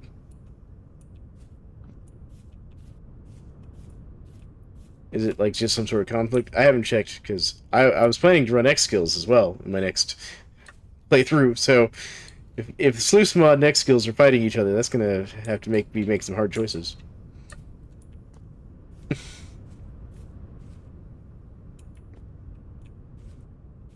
Because I've kind of fallen in love with Sluice Mod.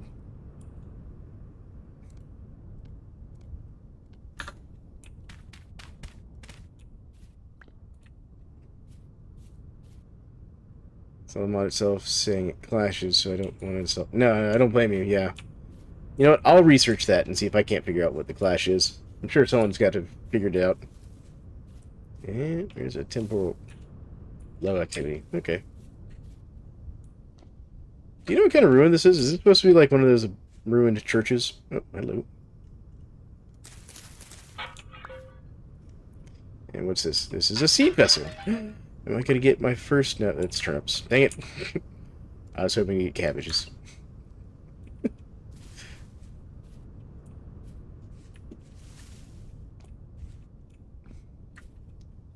Alright, what about these onions? Any of these onions ready? No. Don't care. And we got some more cracked vessels back here. What's this? Ore. Ooh. No, you'll know the ruined church by having half a roof and most of the walls. Okay. That was a very small and pitiful ore. Why did the grass explode when I picked up the flint? That was a bit unnerving. Ooh, tool vessel. And what I get? I got flint. Man, these vessels have been slightly disappointing.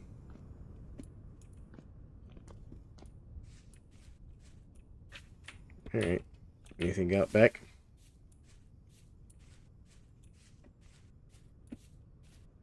Let's go start on this side. Maybe this is like some sort of like ruined town or something. Just how much stuff.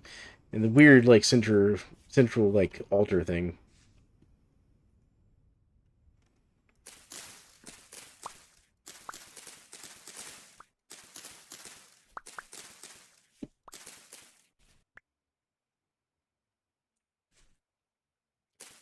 Ooh, until we run down to get the aged basalt. Nice. Oh. This one goes deep.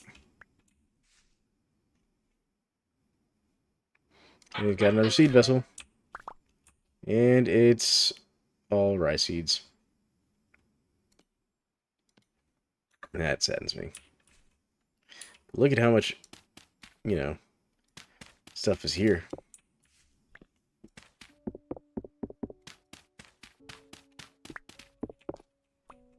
Do I get anything for breaking the human body? No. Okay. So this was like a cemetery. Yeah, they did.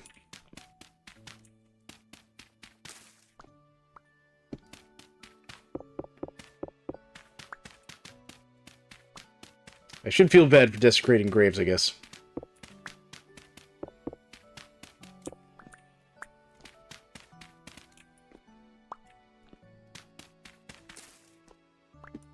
Alright, there we go. Dig some dirt and get myself out of here.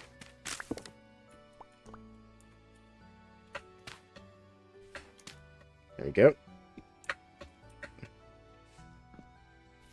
That was like the most bony soil I've seen in one spot.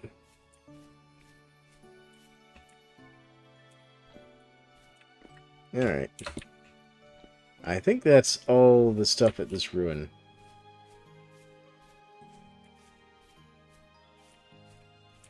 Oh yeah, it could be a plague corpse. Oh, there's another burning soil here. You know what? Hold on. I've got some flint. And flint makes a perfectly serviceable shovel for when out exploring.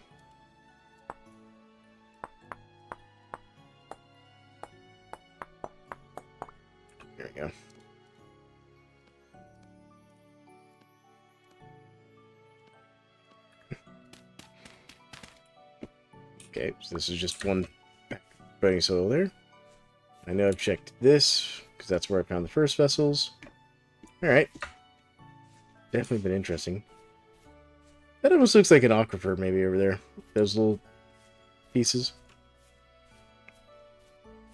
I think this looks like it might have been an aqueduct, maybe. Right here. It's the way it's shaped.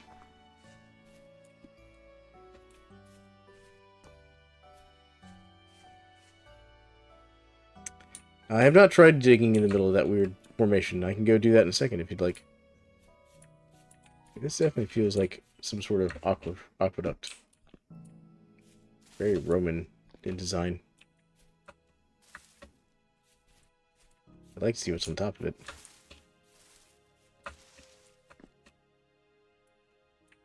Oh, there's some more grain over there.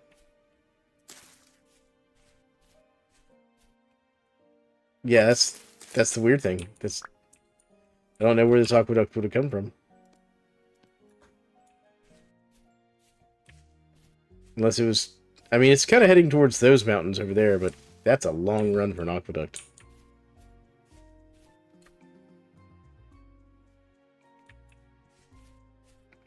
But then, you know, we don't know really what the world's like. Because at the time they built it, the world could have been very different.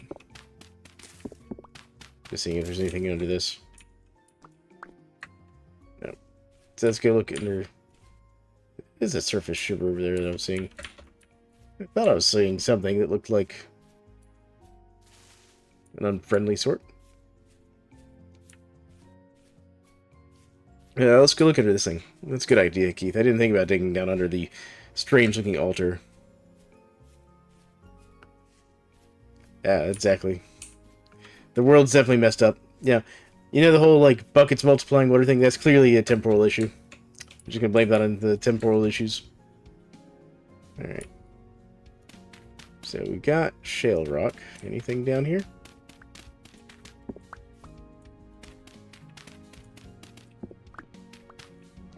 And some of it's clearly been, like, carved out in some manner.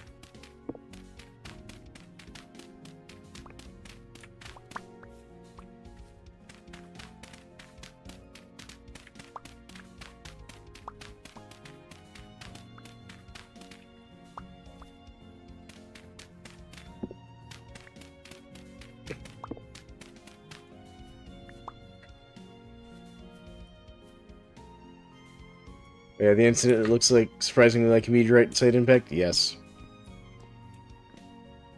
You know, I don't know. This is just such a strange, like...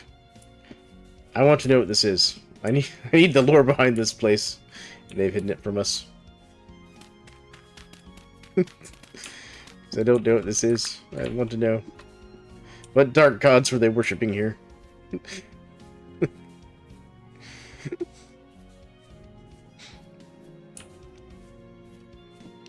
Oh, goodness.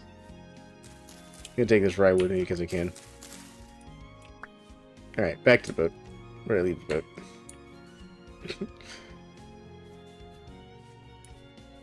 Here's the boat over there. I wanted to go poke around down in here. So, let me get out my pro pick. Okay, I already got my pro pick. Alright.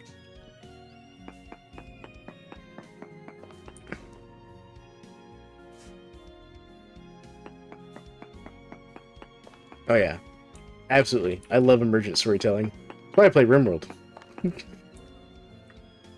Copper, borax, glina.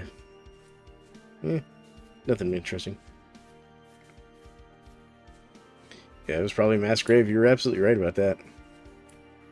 And then there's clearly like some sort of weird altar nearby. And tell them what that was all about. Yeah, just interesting. Like, so many possibilities of what could have been going on here.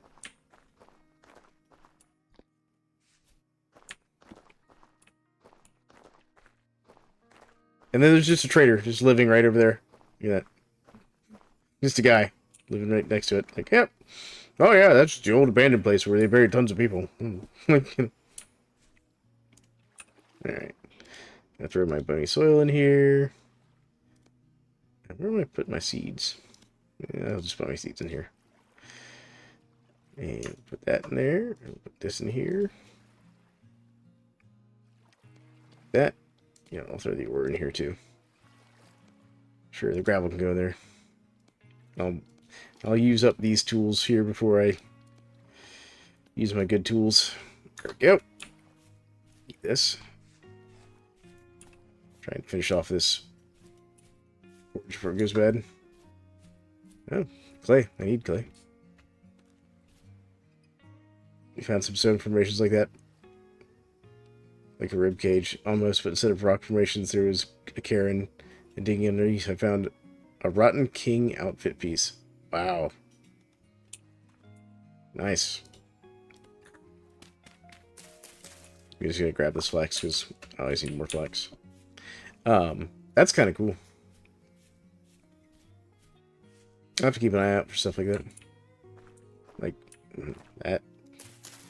I'm gonna break this flax, but I'm a little worried that that is gonna collapse on me. It did not. I don't know why that didn't collapse. But we're not gonna ask questions about it. What's this? Oh, it's blue clay. There's just red and blue clay right next to each other right over here.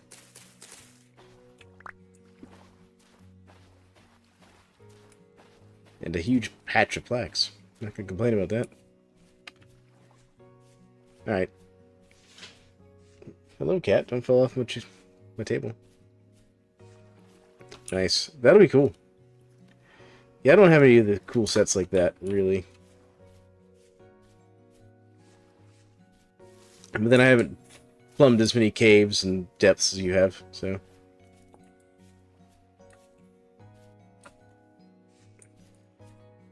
I'm just gonna go see what kind of trader this is. Since I'm out exploring anyways.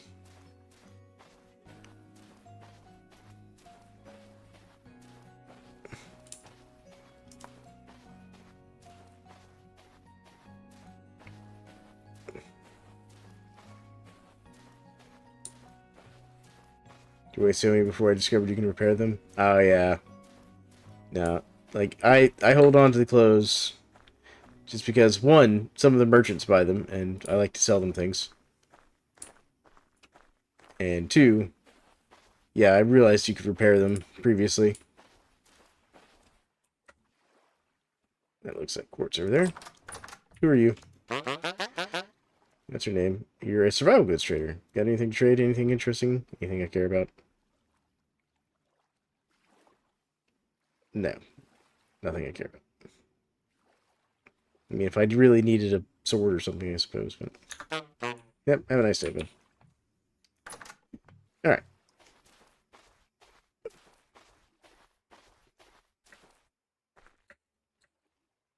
I should mark him just so I know what he is. Wow, a Prince shirt? Oof.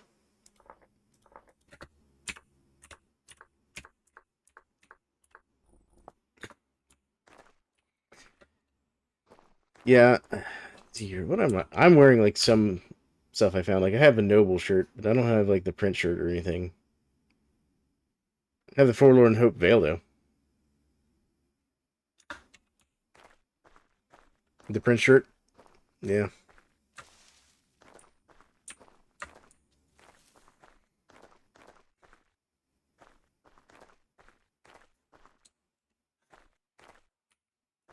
What is that over there? I see something in that hill over there. I think that's just dirt. Taking that, I was looking at like a weirdly shaped ore vein. I'm getting easily distracted by exploring.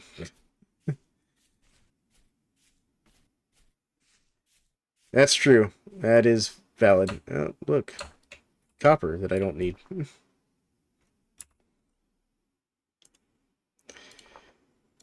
Yeah, that's a good point though. I should make sure I have plenty of space to carry all that full-run stuff.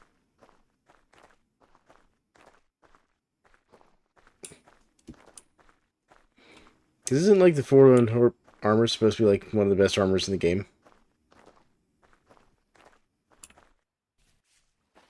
But you have to like repair it.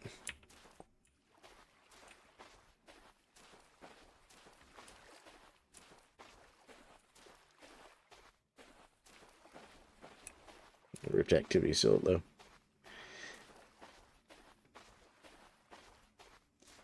Don't worry about how many waypoints that is. It's only 237.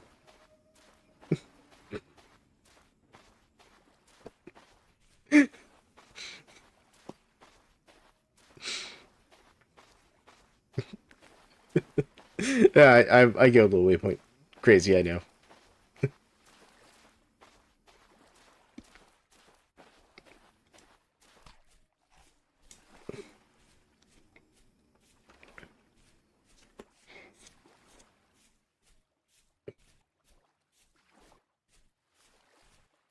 You're on 1800? Okay.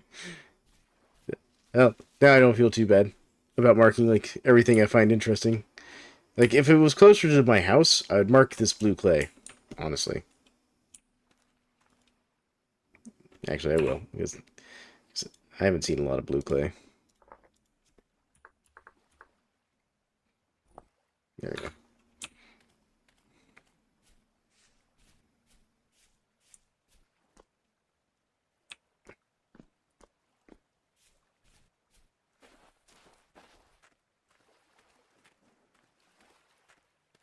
You waypoint every clay, peat, cave entrance, beehive, mushroom. Yeah, I do every beehive I encounter, and I do most of the clay. And what I do is, as I run out certain waypoints of clay, I'll move to the ones further out, basically. And then I'll start marking them again as I find them.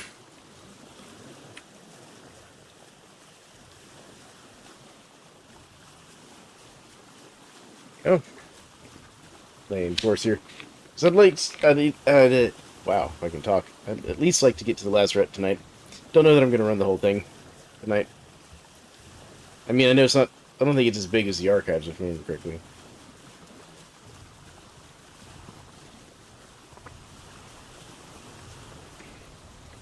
Yeah, I get you.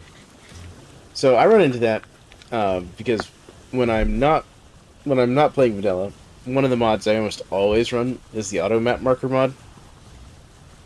I go in and I set like all the configurations for it that I like, and then I just every time I stop, oh, let me just press shift real quick and look at that, so it adds it to my auto map markers and just boom, automatically maps it. So when I'm running that mod, yeah, I have tons. Because same thing. Even if I'll probably never be by there again, mark it.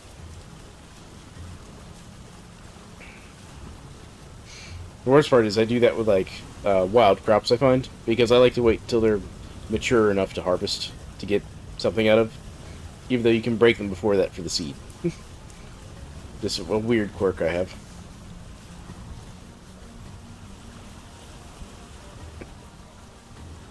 Yeah, it makes sense. We're so close to the Lazaret. Wow, this one might actually be pretty close to shore. Yeah. You can see the same thing in my Sun and I's world when you look at my map. You can see the places I've been, because there's like all the different crops and things I've marked.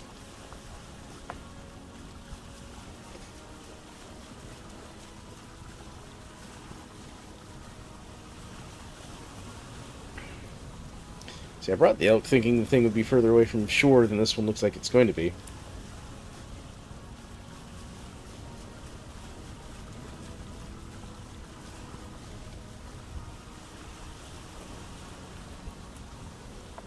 Why is the music kicking off right now? Must be a storm blowing in. Yeah, there is.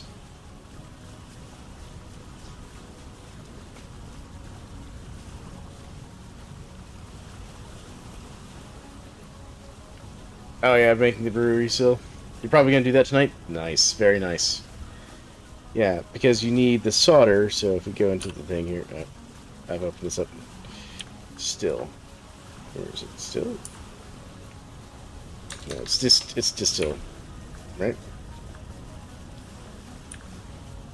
Yeah, the boiler and the condenser. So you need that, and you need the lead bar, or solder. You need lead solder ingot, which you make by smelting these, which is, 50% lead, 50% tin. Well, that's interesting. It's lead and tin. Oh, it's lead and silver for some reason. Alright.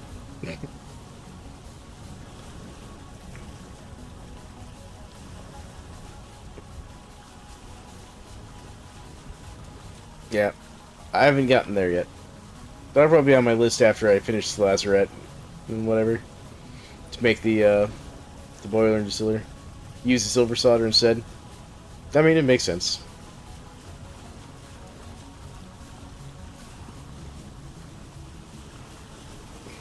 Because I remember we had that exact same discussion last night, too. About lead poisoning.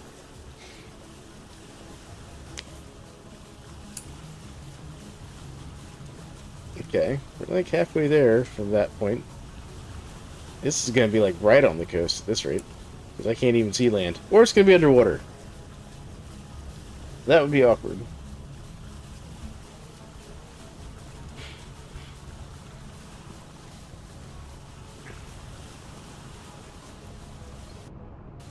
Alright. Okay, there's the shore.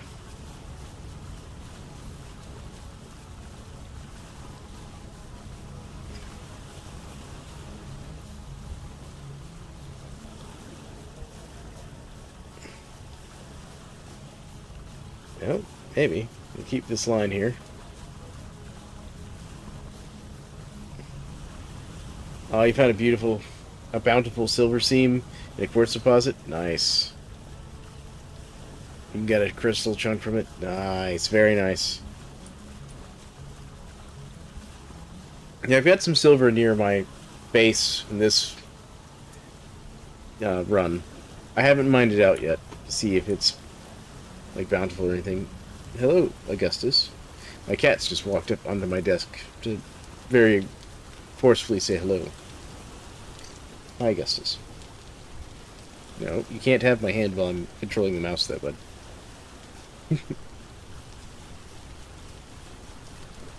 Hello, Augustus. I see you. Yeah, that's my hand. I need that. Augustus.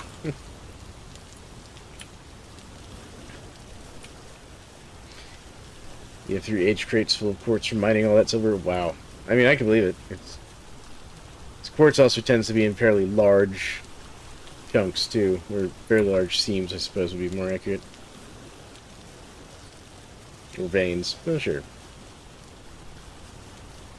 There we go. Alright. I don't want to park in the bushes here. There we go. That'll work. Oh, I hear you up. What am I stuck on? Oh, there's a little block of sand in front of me. Okay. Fair enough. Alright. Okay. I do not like where this is parked. Okay. Come on, get around the little piece of sand. Go.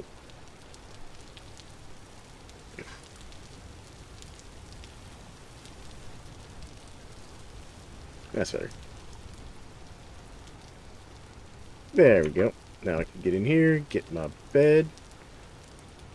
So, there's my bed. This looks temporally unstable. And gold and silver only spawn. Yeah, I know. It's the only way to find them. It isn't true in real life, but it's actually fairly common in real life. You tend to find gold and silver following quartz veins as well in real life.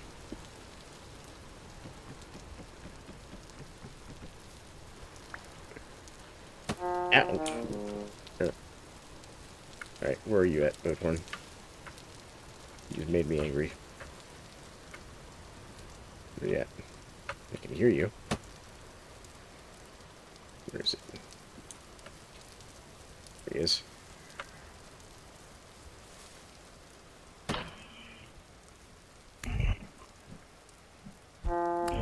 Bad Boathorn. Oh. Except with that temporal stability on the surface, that's bad. Yeah. For goodness. And all the drifters, too. Come on. Just want to clear these guys out. Yes, sir. Yeah, I'm gonna have to move the boat. I didn't think it was this bad. But, you know, considering the guests have already come for the welcoming party here. Yeah, there's the portal right there they're coming out of, too.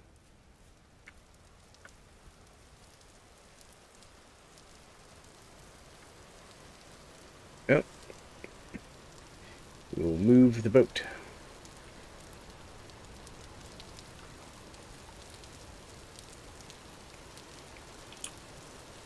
Yeah, let's see here. Yeah, patch myself up a little bit. Okay, so it's getting a little better this direction.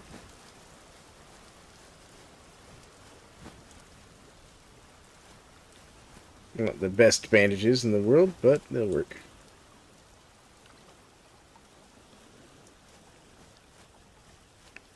Alright, so we've got our stabilities all fixed up here.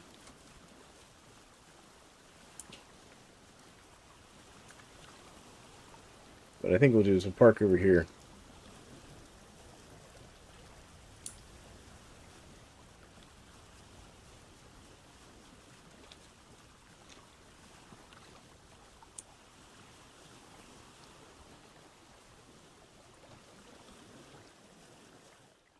There we go. Alright, so mark that on the map. Boat. There we go. Ooh. Now let's... Actually, let me get back in here a second. Back it in a little better.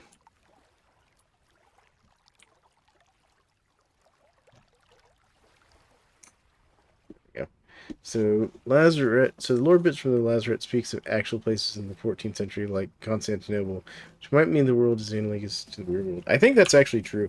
I think this is supposed to be like Earth, sort of. Like an alternate history. There we go. Might be the proper way to put that. That in here. And let's see here. What else do I need? Don't think I'll need that. Wow, have I really been out so long? This has only got 9 days left on it? Alright, so I guess those will go first. Take those with us.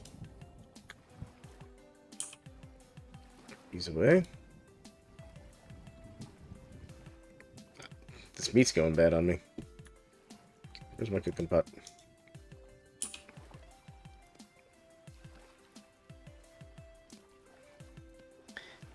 Official posts talking about the rot, possibly stirring, which could be fun. Oh yeah, no.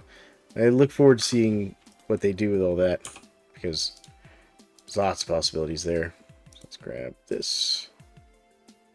Grab those.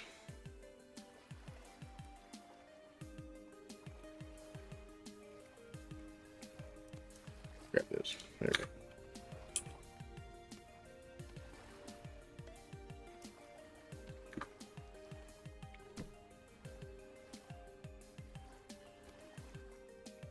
Yeah, I'm throwing down a quick stew just to make sure my meat doesn't get wasted on me.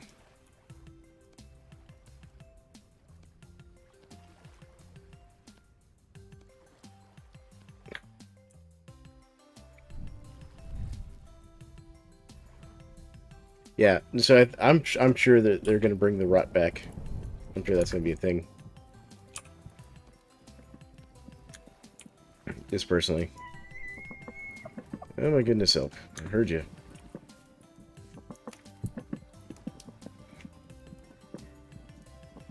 Not just temporal storms, but I don't know, a rot season or something. Oh yeah, oof. Things just go bad. You can't heal. Armor chips away. Yeah, because there's so many things they could do with that. Because if I remember correctly, like, it was basically just this unbelievable disaster the rot was. Alright, leave that there. We'll take one bed with us. Finish off this bowl of porridge. There we go.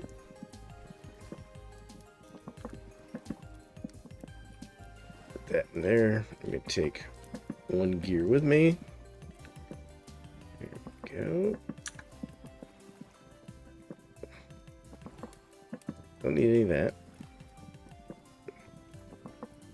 Probably don't need any of that.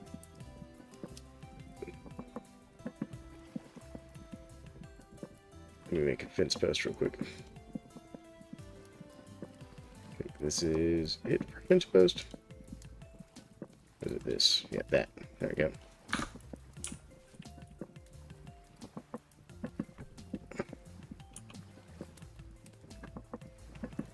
Yeah, things got so bad that humans of the era quit trying to farm or defend their cities and fortresses, opting to dive underground and following, yeah, Jonas Falks. Yeah, that part I was kind of aware of, so. Just about the creature. Alright. Yellow oak. Gonna tie you off. Stay.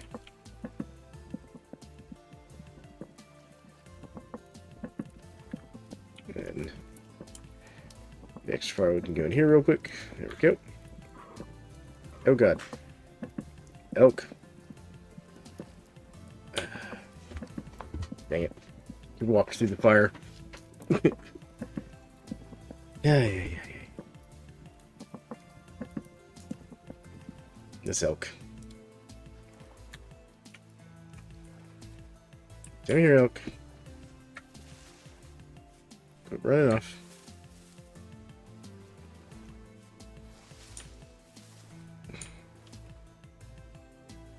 Isn't there a place where I can attach it? There it is. Alright, come on.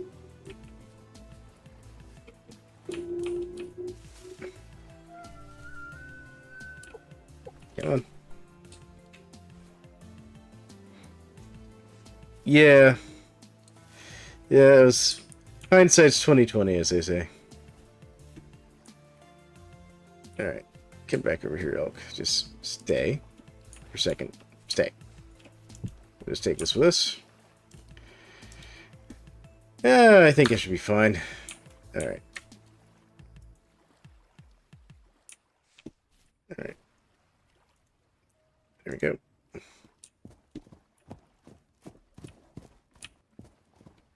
Now to ride the elk. Not through here. Yeah, that's not gonna work. Come on. Go this way. Oh. Yeah, have to like ride down the shore or something here. There we go. I think we might be able to ride through here. Get up over these hills. Oh goodness. Alright. That was a bit of a cliff.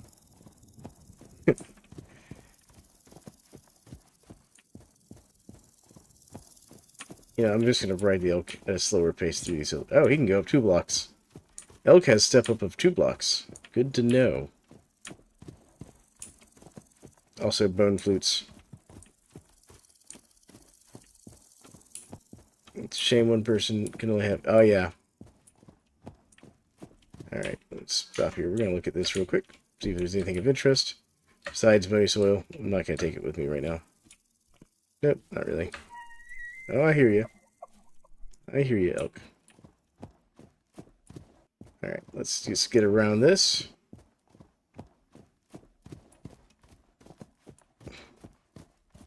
This Lazaret should be over this direction. That is a deep hole.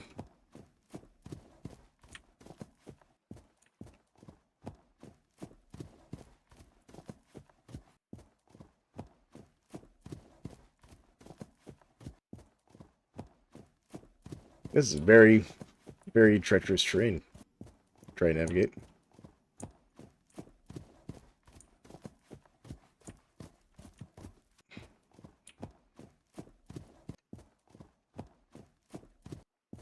Yeah, they should definitely be able to, like, trade elks or something.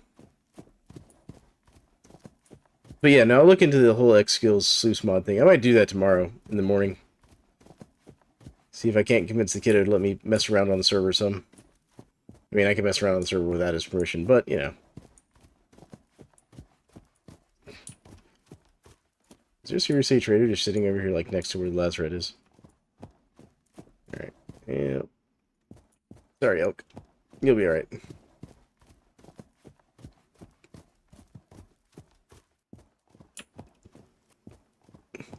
Yeah, no, I'll look into it and see what... Because I'll see if I can't figure out what the conflict is. There's got to be... Because I can't imagine what it would be. It might be like certain skills from the X skills mod just don't agree with each other. And the sluice, maybe.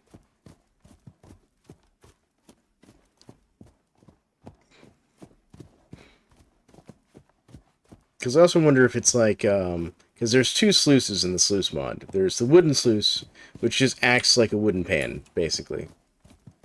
And then there's a higher tier sluice that requires iron.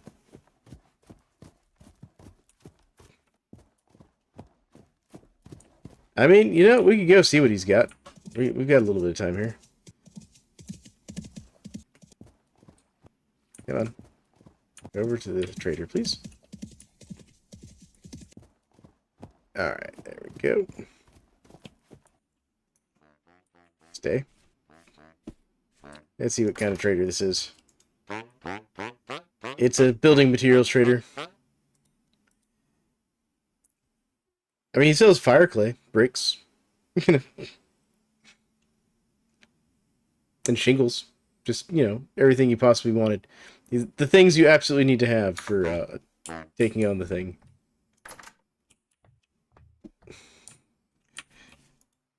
There you go. Oh, I hit the wrong button. Yep. The building materials traders have kind of been the bane of my existence in this playthrough. Like, my house is surrounded by them.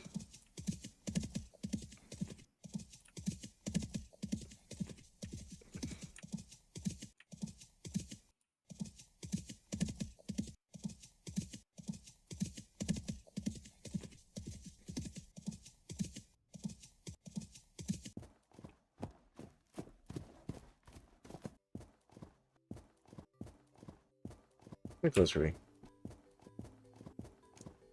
Okay, so it's just in the middle of this desert somewhere.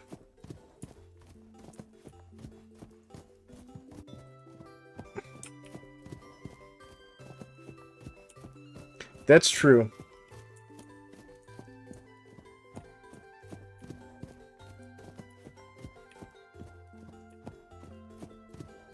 That's a fair point.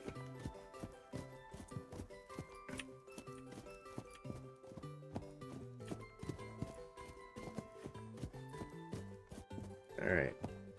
So the Lazaret should be just over this way.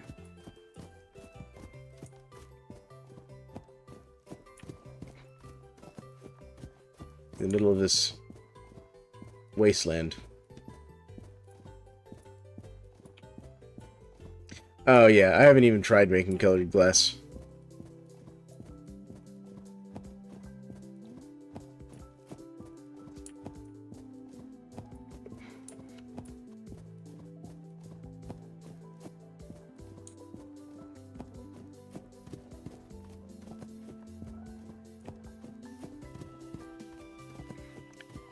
Well, I don't think the Lazaret's going to be as mineral rich as the Archives was, because the Archives is in a hugely mineral rich area.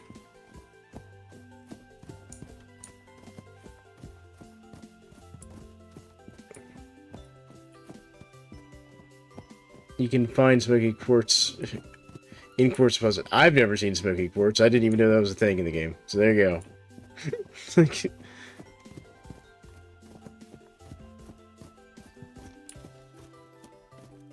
What kind of biome is this?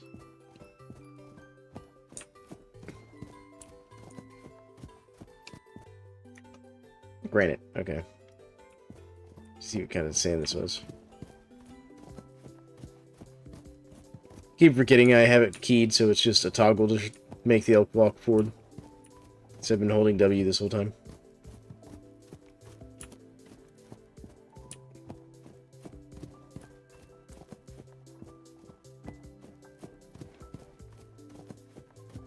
So, is it supposed to be like its own node within the quartz node, or is it just like a random chance that it'll drop a smoky quartz instead of like a clear or a quartz chunk? Like, that's what I want to know. Let's see here. Alright, so it says I should be able to see the Lazaret from where I'm at.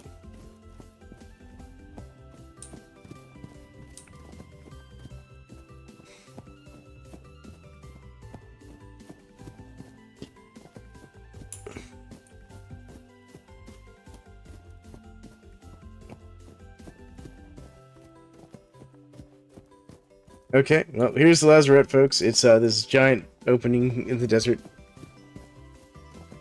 Cookie says it's inside the quartz deposit, so I assume it's kind of like silver gold. Okay, could be. I guess I'm going to have to dig up the Lazaret. I guess I got one of those unlucky seeds where it's slightly buried.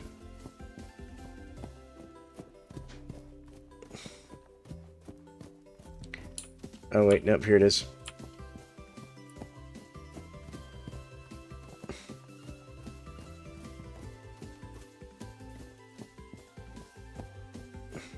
At least, here's part of it.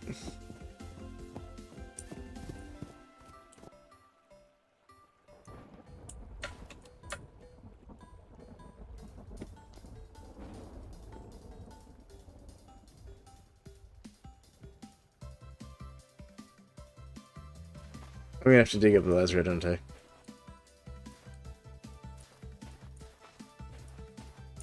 Or is it gonna be down in this cave?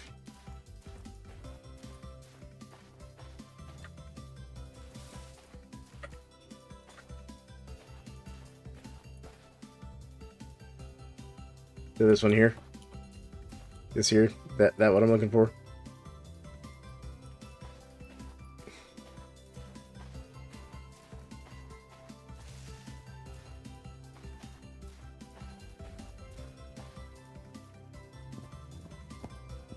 I'm gonna take my elk down in there.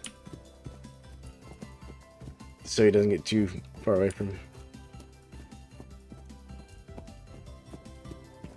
Okay. Alright. Come on out. We're going down here. I'm gonna take you down to this pit. Like a good elk. Alright, there we go. Ah, that might have been a mistake. Alright.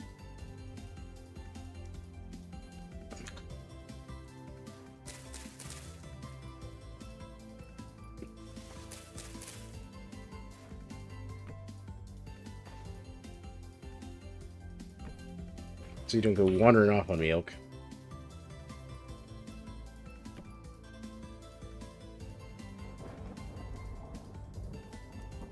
There. Stay.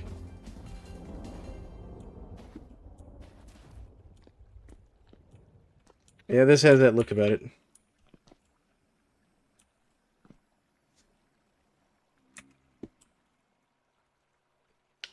A poor soul welcomes you with a smile. Inspect the skeleton. These bones are old, but not as ancient as the Lazaret. Looks like it was attacked by something big. Inspect the wounds. Missing an arm. Looks like it was torn off. Alright.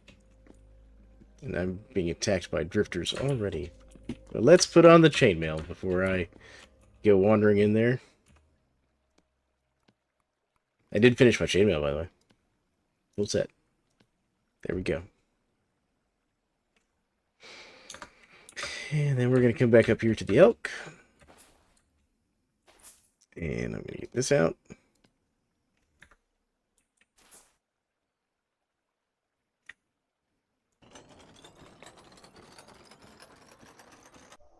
There we go.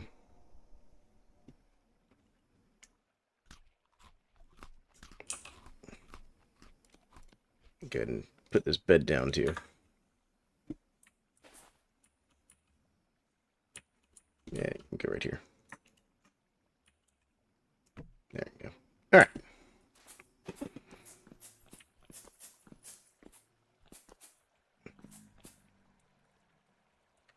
Because there's like a top and a bottom, right? Oh, corrupted drifters. I'm glad I brought the chainmail. Oh, yeah. Oh, yeah. Yep. Y'all are busy. Okay, down the hole. Out. On. Back off.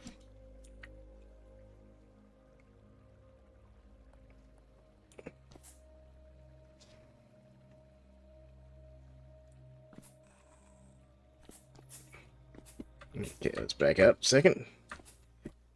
Moment, get my poultices on my hotbar like a smart man. Like a smart person.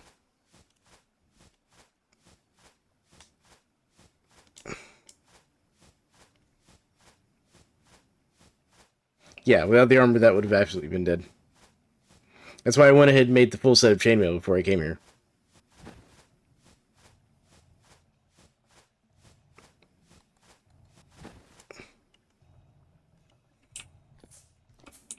This temporal stability is going to be a problem if it stays low like this.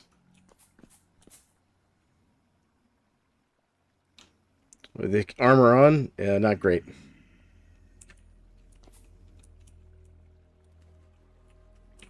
I can't mine this, can I? Probably also shouldn't have all these picks and stuff on me. Yep, can't mine that. Didn't think so.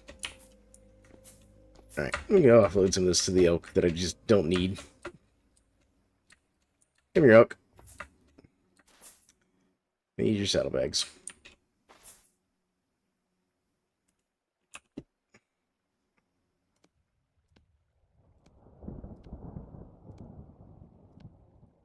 Don't really need that right now. Keep those for fun. Don't need the dirt. Alright. You can have this as well. Now, with the armor on, my healing capacity is 70%. 70% effective healing.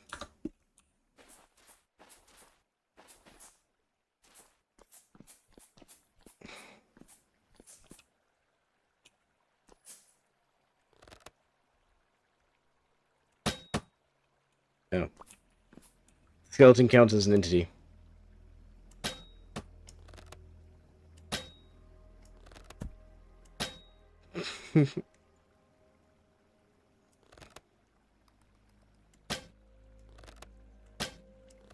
Why am I missing?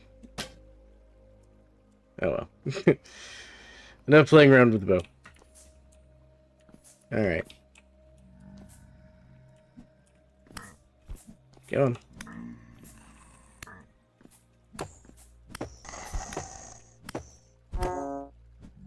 Come on. Back up. Back up. Back up. Y'all got me pinned in here. That's one down. Come on. Go down. Why can't I hit you? I need you to back off. Back off. Back off. Come on. Where you at? Good lord.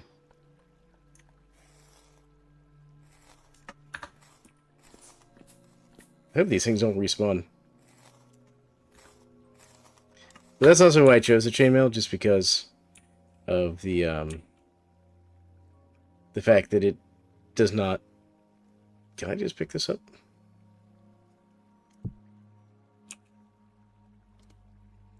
Alright, I can't just pick that up. I'm gonna take the silver gear too, because I can. I'm gonna assume that these gold and silver gears might be important. Ooh. Bronze bracelet, jailer boots.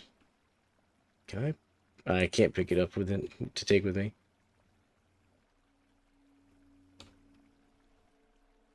Ooh, forlorn hope reliquary. That'll look great in the house.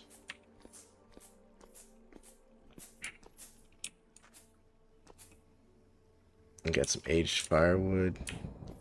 What was that? Hot shards.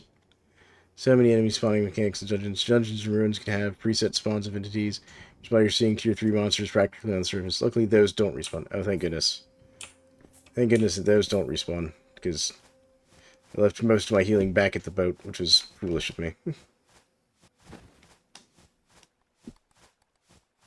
I can hear you. I can hear another one.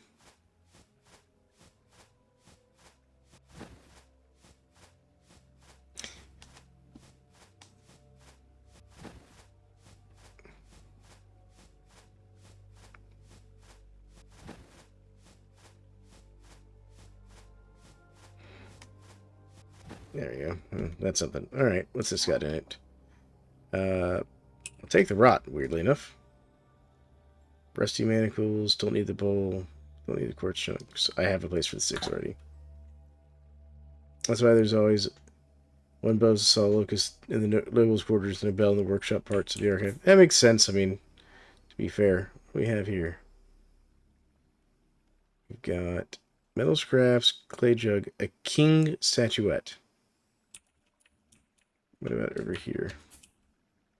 Ruined glass, clay figurine. You know, I'm going to take the statuette.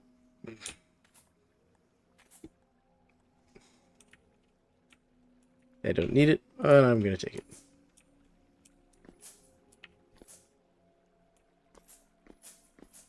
That's the way down. Clay figurine. Here, the water, metal barrel. Wild vines. How very British Empire. Whoa, now. Whoa, whoa, whoa. I am definitely probably not British. Oh, goodness. That's a locust. Corrupted locust. Alright. We fall back to a better fighting position. Come on, locust. Come at me. Where you at? There you are. Oh, you ambushed me from the ceiling again. I just hate how hard these things are to hit. Bad locusts. Yeah, let me check this light in here. Yeah, I could do shield. Because shield has a passive damage thing. Medium fertility. What is up with this, like, overhanging planter thing? And where do they come from?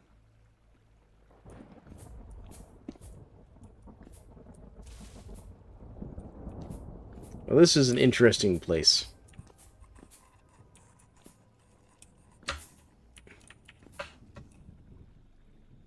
So what I'm going to do is I'm actually going to call this stream here, I think. Crouch for another attack. Oh, yeah. Yes, a heater and a... Yeah, those would be great. Alright. But I'm going to call this here. Actually, let me come over here and talk to the elk. Elk, you got some... Yes, you do have some. Perfect. Now, it's not enough to make bandages. We're going to put some stuff in here. But I'm going to have to call it here, simply because my wife has gotten that look about, you need to be in bed, mister, about her. So, thanks for hanging out again, Keith. I'm sure I kept you up probably a little later than you wanted to, since you said you were going to go take a nap. Oh, yeah, absolutely.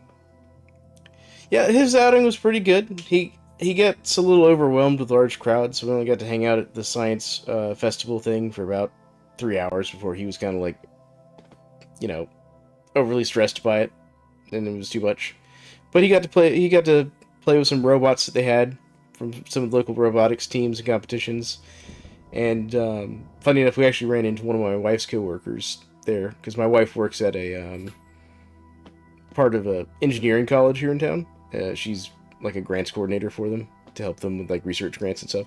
And one of her researchers was there talking about a project that his students are working on. I will, man. You have a great one too, Keith, and we'll talk to you in the next episode. I'll be streaming again tomorrow, and it may very well be the Lazaret, because my son does not seem interested in streaming this weekend, so it may be me doing the Lazaret. But we'll catch you all later. I'll be streaming again tomorrow, starting around 2 p.m. my time, so you all have a great one. And thank you all for watching, and thank you all for the support.